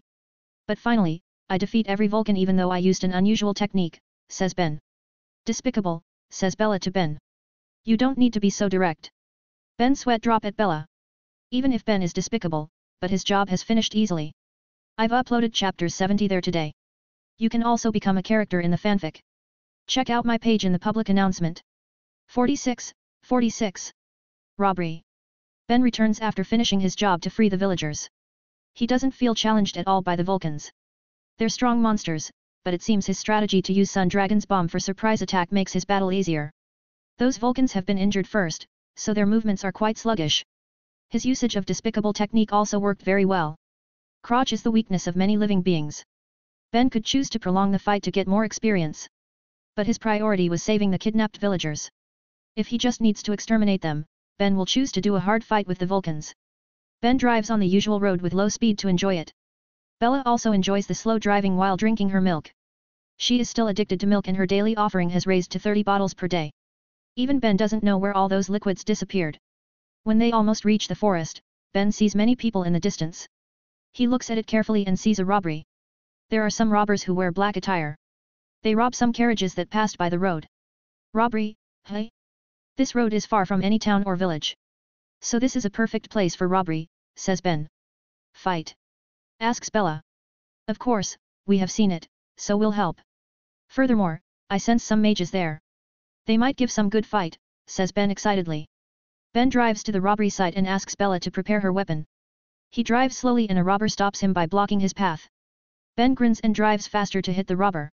The robber gets surprised and jumps out of the way. But he still gets hit by the side of Ben's car and flies some meters away. Ben grins and stops his car. What a dumbass, trying to stop a car like that. Ben and Bella get out of the car and look at the robbers. They put up their guard after seeing their friends got hit by Ben's car. Ben walks toward them slowly with Bella sitting on his head. Why'd you hit him? Asks a stupid robber. Because he got in the way. Ben asks back while tilting his head. The robbers fumed at Ben's answer and get ready to attack. But then a man stopped them. Ben can sense that this man is a mage. You guys are really stupid. Can't you see that he has a magic vehicle? This brat is a mage. You're not his opponent, says the man. Yeah, let us handle this, says another man. 2 men and a woman come forward to face Ben. They're mages, so they will fight Ben who is a mage too. Ben senses their magic power, and they're quite decent. They're stronger than the dark mages that he fought last time. The normal people get away from the mages. They don't want to accidentally get hit by stray spells. Ben also asks Bella to take some distance and support Ben if he need help. The 4 enemy mages prepare their spells. Ben also covers his feet with light element and hands with the fire element. Ben likes to cover his limbs with magic to enhance his power with low MP. Ben looks at the enemy's magic. The first man makes a purple magic rope. The second man covers his hands with green liquid. The third man controls 11 blades that he carries in his back. Then the woman gets behind the 3 men and closes her eyes while raising her hands. She raised her hands and her hair also floated up. All the men's eyes suddenly glow white at the same time. Ben doesn't know what happened, so he asks AI chip to scan the enemy's magic. Then suddenly the first man throws his rope at Ben and tries to capture him. Ben jumps away to dodge the rope, but some blades have fly toward him. Ben takes his knife and parry all the blades easily. But the blades are moving around him, so he needs to keep parrying. Then a ball of green liquid fly toward him, but he can't get away with the blades disturbing him. The blades block his path to evade the green ball. So Ben has no choice but to destroy them all. Ben gather his magic power and take a deep breath. Sun Dragon's Fire Roar. Ben uses a Fire Roar attack. Ben uses a fire roar to destroy the blade wall and green liquid ball. The fire roar has a wider range than the sun roar and light roar. So Ben chooses it to destroy all the blades and liquid balls. The blade's formation breaks, while the green liquid evaporated. Before it evaporated, some green liquid droplets fall on the road and it sizzle. Ben now knows that the green liquid ball is acid, so he can't get in contact with it. Ben's fire roar keeps moving toward the enemies. The second mage now makes an acid wall to block the fire roar while they move back. The fire hit the acid wall and push it back. The acid starts to evaporate, but the fire also getting smaller. The fire overpowers the acid wall and evaporates it completely. But the fire roar doesn't have any power left to hit the enemies and gets destroyed. Ben doesn't wait and rush forward to attack. The enemies have anticipated this and they spread to three sides. The woman still hides behind her comrade. She hides behind the second mage who uses acid. Ben has a hunch that the woman is important, so he aims for her. Ben rushed to the second mage and woman.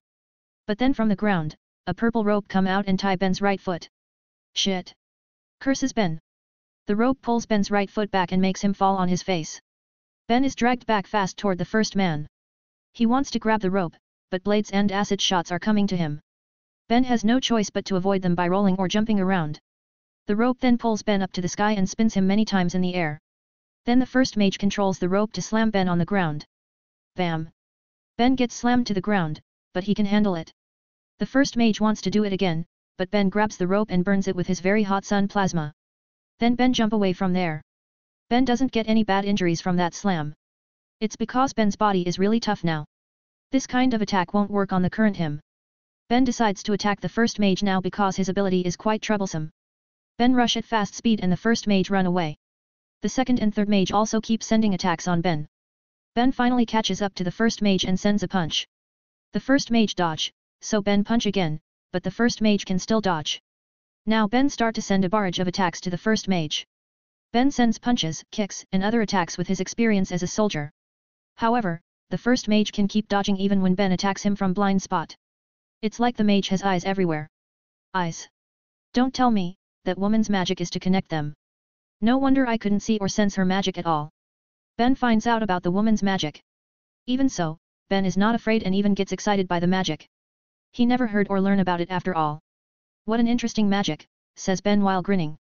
I've uploaded chapters 71 there today. You can also become a character in the fanfic. Check out my page in the public announcement. 47. Second gear. Ben gets excited when he finds out about the woman's magic. It's a new magic that he never knew before. Her magic can connect her comrade's sight, or maybe even their sense. He wants to know how her magic works. But AI chip can't scan it, so he needs to ask the woman even if he needs to force her a little.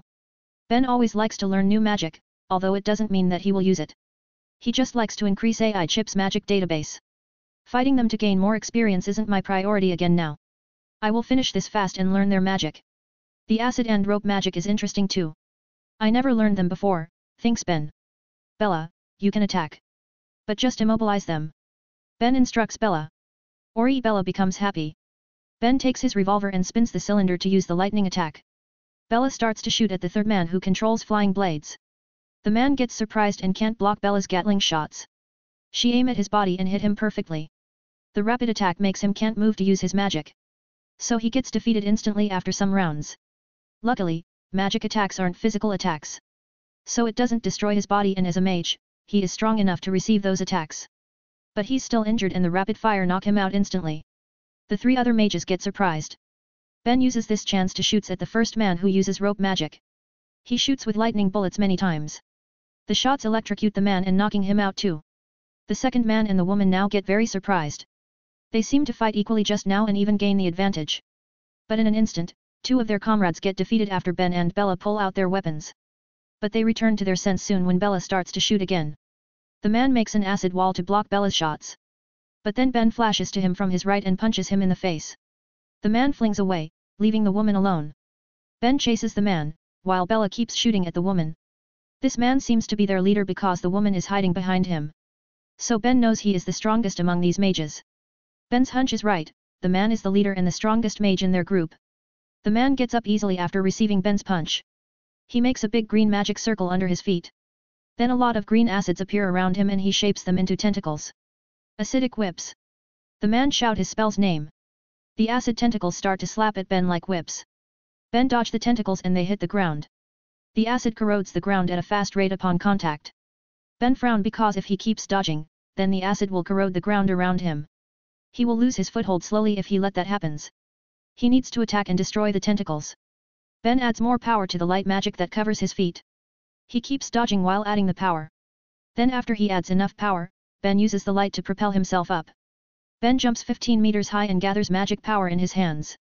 He covers his right hand with solar energy and creates an orange magic circle in front of him.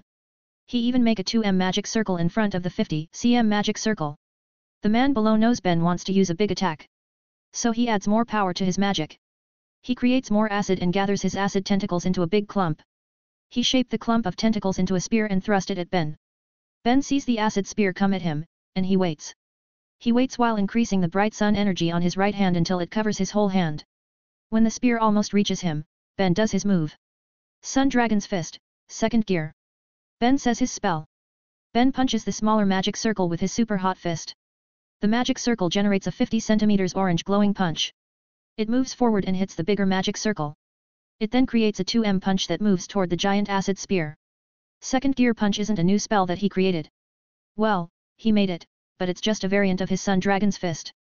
He got the idea when he thought of a way to strengthen his fist attack easily. Then he thought that rather than improving the old spell that would take a longer time, he could add a new magic circle for power up. It is a solution to raise the spell's power instantly. He will still work on improving his mastery to strengthen the spell, but this technique isn't so bad too. Boom! The giant hit the giant acid spear and engulf it. With the heat of Ben's sun energy attack, the acid evaporates instantly upon contact. The enemy mage widen his eyes seeing his magic evaporate. He wants to get away, but Ben's attack moves very fast to him. So he can't get away and gets hit by Ben's glowing punch. Boom! The impact of Ben's attack that hit the mage and the ground create a booming sound. It scatters the dust everywhere and also cracks the ground. All eyes move to the impact location. Bella and the woman also stop their battle, which is not really a battle. The woman just made a magic shield to block Bella's shots. She is not a fighter and just a supporter. Ben disperses his attack and soon the flying dust disperses. On the ground is a big crater with a fist shape. Then in the middle of that crater is Ben's opponent that has been defeated and knocked out. Ben's win is not that strange, but the strange thing is that the ground doesn't burn. Ben's punch is so hot that the acid evaporates instantly and everyone around it also feels the heat.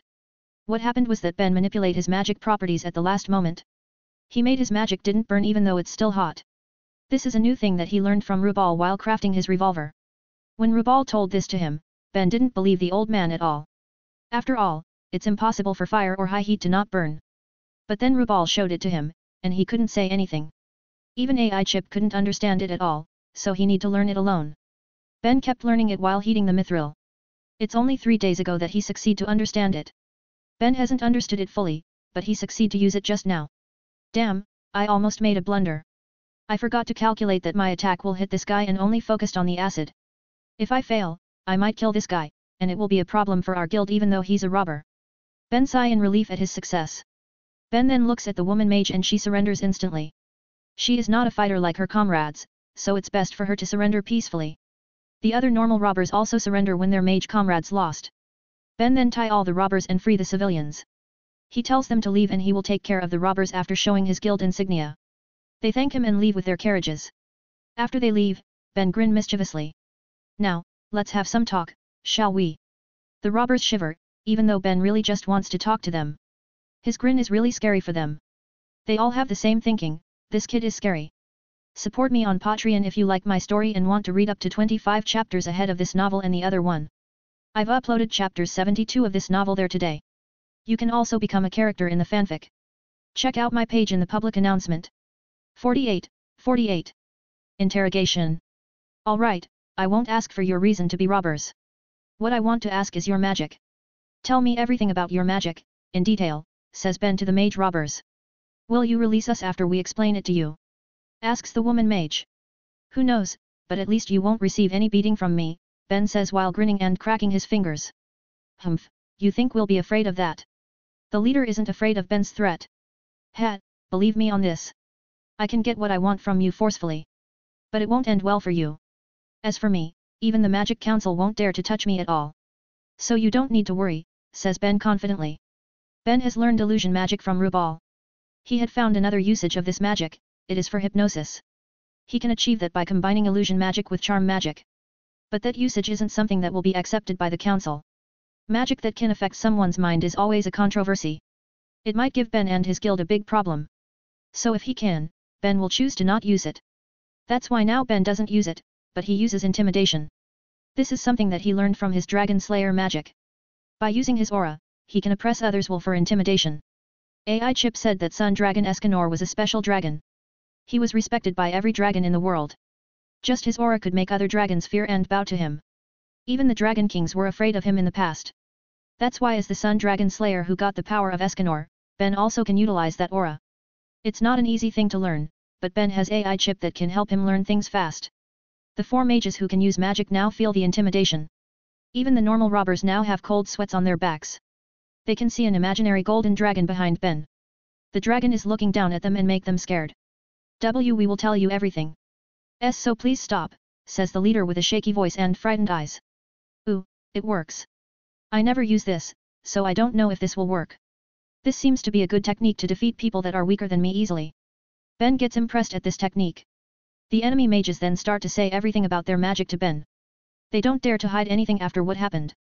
Ben has AI Chip to record what the mages say. Ben is excited when he knows that the woman's magic is connection magic. She connects her comrades' minds, including their sight, hearing, or other senses. They can also communicate easily like using telepathy with this magic. As for the acid magic, it's like what Ben thought of. He can create and manipulate acid using his magic. The user can use many types of acid as long as they know those acids well enough. Rope magic is magic that can create ropes from any element. This mage is a dark element user, so his rope magic has a dark element. This means Ben can use this magic using his element. He is really excited about this. As for the last one, he can control blades as using telekinesis. It's like what Ben thought, so he's not that surprised. But the usage of telekinesis interests Ben because one of his students uses telekinesis. He can teach this method to his student later. After he gets all the information that he wants, Ben calls the Magic Council. The robbers are in despair when they know the Magic Council has come to capture them. This is the risk of the job that you have chosen, so you need to accept it. But if you haven't made too many crimes, your punishment will be lighter too, says Ben to the robbers. The robbers sigh because Ben is right. They have chosen this path, so they need to accept the risk. They just never thought that they will fail this fast. This is actually their first robbing. But they're really unlucky to meet Ben on their first job. If only they choose another location, they wouldn't get caught by Ben. 15 minutes later, a unit of Magic Council law enforcers come in a big flying ship. Then like in the past, the leader is Geld again. It seems he is tasked to take care of Ben's call. We meet again, says Ben for courtesy. Yes, indeed. I am tasked to take care of anything that involves your guild by the higher-ups. Geld answers while his men take the bandits. As I thought, says Ben lightly. Ben then tells Geld the chronology like usual. Geld process it fasts and leaves the area soon after they finished. But before leaving, Geld tells Ben something. In 2 months, there will be a racing tournament in the capital. It is a yearly event and the prize is big too, says Geld. Oh ho, a racing tournament, interesting. But why'd you told me about this? Is it the council's job to find participants? Asks Ben jokingly. Of course not. I just see that you have a nice vehicle here, so maybe you want to participate. Also, you're a great inventor, so you might want to show off your invention there. Geld says while pointing at Ben's car. You know, hey. Asks Ben. I am tasked to take care of your guild, so I need to know about you too. The council also wants to see how your new model will compete against the old models in a race. Besides, I think you will join it because you seem to love cars, says Geld. Ben just smiles and doesn't say anything again. Geld also smiles and leaves with his unit. They fly away in their big flying ship and return to their HQ. Ben and Bella also leave and return to their guild. Racing tournament, hey? Interesting, says Ben while thinking of the tournament. Join? Asks Bella. I will consider it. It seems fun and I want to test my car's limit. But I need to prepare many things first and make this car suitable for racing. Make car faster. That's included, but there are more things that I need to improve too. Ideally, I need to have a special car for racing. But we don't have time to build a new one, so we can only use this one. I also need to learn the previous tournament to know how it works. Bella race too. Haha, you will. We will race together, so you will also become a racer. Yay, Bella win. Alright, let's win the tournament together, Ben says while rubbing Bella's head and make her happy. Ben drives back to the guild while planning on how he will improve the car. He had learned a few things about the tournament. So he already has a few things in mind to improve his car. But Ben also knows that every year, the tournament has a different theme. He needs to find out the theme for this year's tournament and prepare his car accordingly. But one thing is for sure, he is really excited about this. Ben is grinning happily while thinking, Other Worlds Racing Tournament sounds really interesting. Support me on Patreon if you like my story and want to read up to 25 chapters ahead of this novel and the other one. I've uploaded chapters 73 of this novel there today. You can also become a character in the fanfic. Check out my page in the public announcement. 49.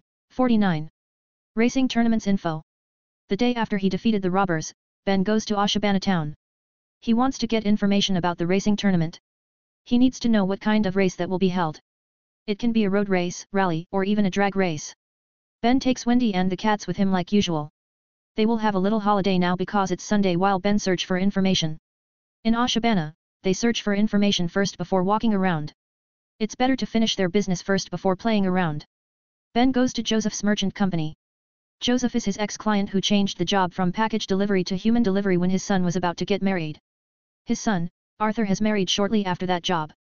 Ben and Co were invited, but they didn't come because they have a job. That was when they became teachers for the first time. Team Ben gets inside the company and meets with Joseph. He looks calmer and more relaxed than when they met him before Arthur's marriage. It looks like many of his weights have been lifted off from his shoulder. Oh, it's you guys. It's been a long time, Joseph greets them. Yeah, it is. You look better than last time, old man, answers Ben. You're right. Many problems have been solved after that, so my stress level has dropped. I can enjoy my life better now without too many worries, says Joseph. That's good then. Where's your other mage guard? Asks Ben when he realizes that there's only one mage guard. Sigh, he was the spy sent by my brother. He disappeared after my brother was arrested, and later we found out that he sided with my brother. He is a wanted man now with 100,000 jewels bounty, says Joseph with a sour face. 100,000? He is that weak, says Ben nonchalantly. Joseph and his mage bodyguard have dark faces when they hear Ben. Sure, that mage isn't a strong one among mages, but he is not that weak. However, to only got 100,000 jewels bounty means that he is weak for Ben. Well, let's stop talking about that. I come here for another reason. Do you have any information about Fiori's racing tournament? Asks Ben. Racing tournament, hey? A magic guild should know about that more than a merchant like me though. Why don't you ask your guild master? Joseph asks back. If that old man knows, I won't ask you about this. We are a small guild and live deep in the forest, so information doesn't reach us most of the time, says Ben. Oh, I'm sorry about that. Well, I know a little about that. I have some connection with the kingdom, so I have some information, says Joseph. Joseph then explains that the racing tournament won't be held on the circuit.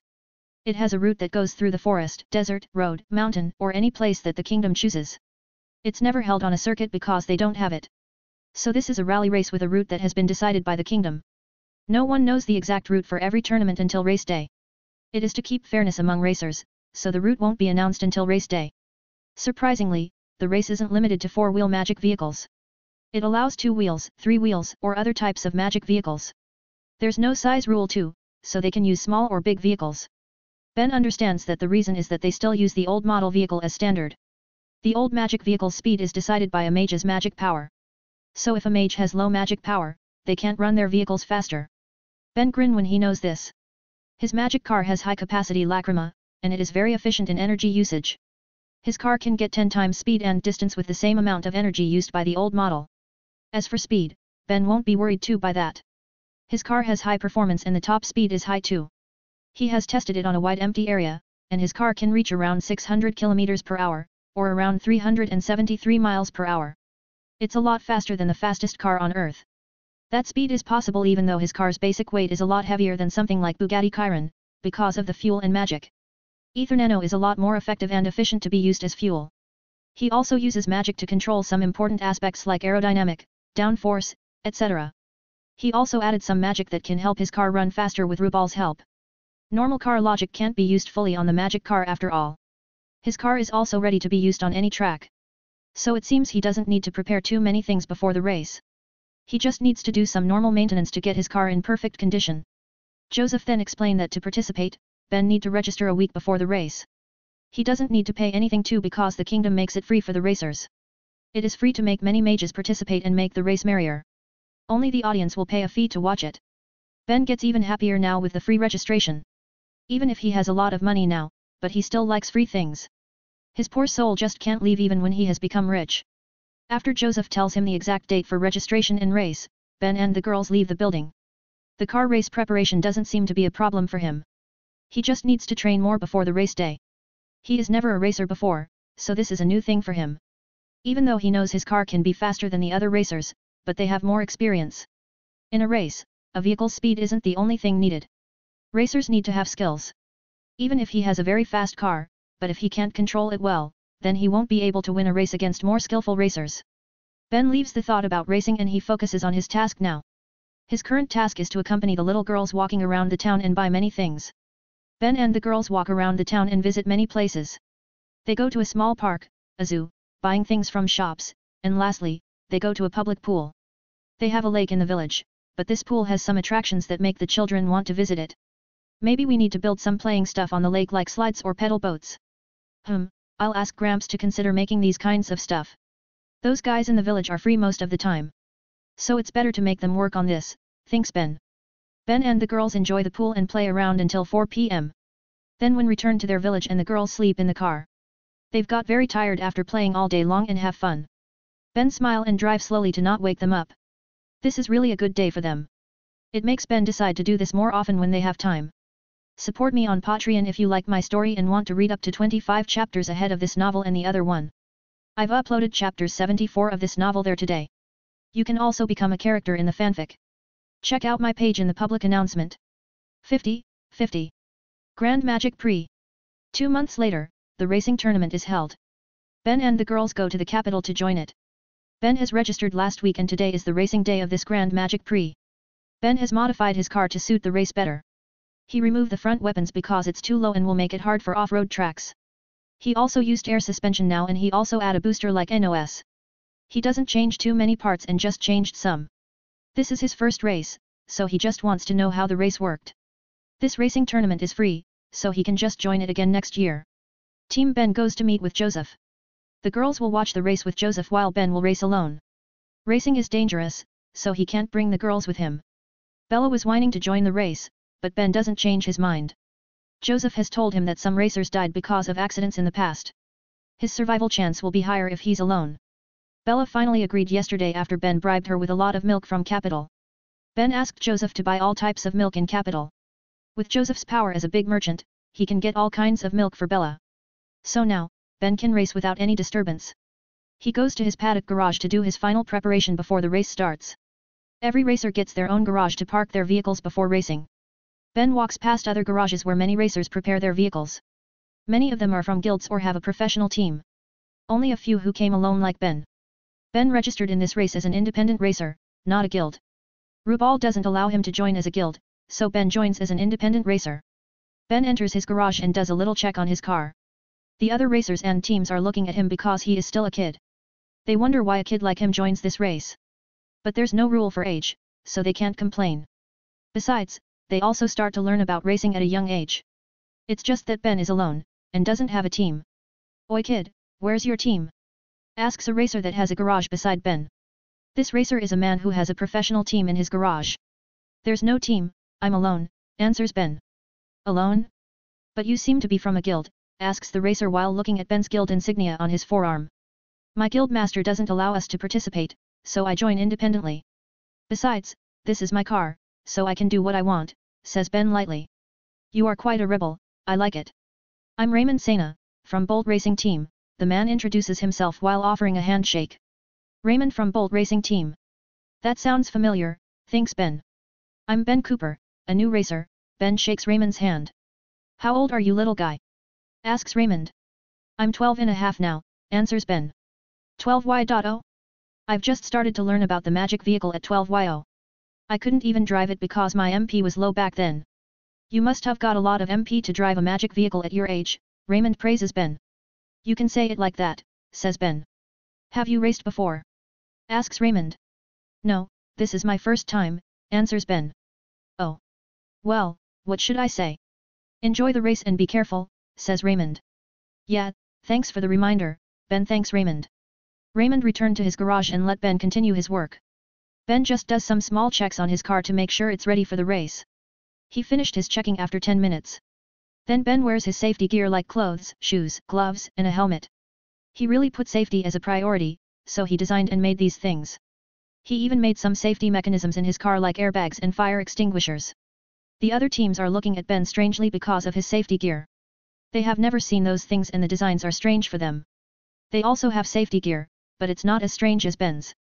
Well, their standards are different. Ben has watched racers on Earth and their safety gears are like what he wears. So Ben doesn't see it as a strange thing, and it looks cool instead. The race finally started after an hour. The racers go to the starting grid with their vehicles. Now Ben can see the various vehicles, mainly cars and bikes. Their designs and sizes are various too. Some racers also have a navigator in their vehicles. Their tracks will be a little difficult, so they need a navigator's help. But Ben doesn't have any navigator. It will just make him worry about his navigator's safety. There's no qualification round to decide the starting position. It is based on their registration number. Ben gets number 24 from 33 racers, so he is on the back row. The host announces the racers' names to the audience. Then when he announces Raymond's name, the crowd starts to cheer.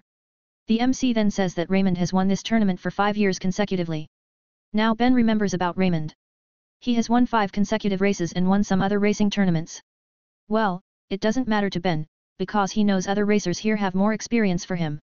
After the host finished introducing all racers, the race will start. The host starts a countdown and the racers get ready. Ben also shifts his car's gear to the first gear to start the race. 3, 2, 1. Start. The host starts the race. Ben immediately hits the gas and so are the other racers. The starting track is still normal with a long straight line. This is an advantage for Ben because his car is really fast. He drives fast and overtakes many racers in front of him. When the long straight line ends after 1 kilometer, Ben has reached 5th position. His car's engine is the best among all these vehicles, so he is the fastest in a straight line. The track now follows the city's narrow road with many curves and intersections. Here, the racer's skills are the most useful things. So now some racers behind Ben start to overtake him. When they leave the city road, Ben becomes 8th. He has succeeded to overtake some racers who overtook him too. Now the racetrack is on the highway that has wide size, but the ground is soil. So it's a rally time, says Ben. Ben runs his car fast and moves forward in position. He overtakes some racers and becomes 4th. But the 3 racers in front of him are really fast. They use an old model but still can run that fast. It means that their MPs are high and their vehicles are special. Among those 3 racers is Raymond, who is in 1st position. Ben keeps his 4th position from his competitors. 3 people can keep up with his car's speed on this highway. They're really good, says Ben. The track then moves to the open area without any road. The track is on rocky ground with many areas of sand, like a desert. There are no people here, and the racers are watched through a lacrima vision that is held by a tamed flying wyvern. On this rocky track, the race starts to become barbaric. Some racers use their vehicles to hit the others' vehicles. Some weak vehicles get destroyed and those racers lose. This is not against the rules at all, so it's legal. So this is the accidents, hey? Interesting, says Ben while smirking. Support me on Patreon if you like my story and want to read up to 25 chapters ahead of this novel and the other one. I've uploaded chapters 75 of this novel there today. You can also become a character in the fanfic. Check out my page in the public announcement.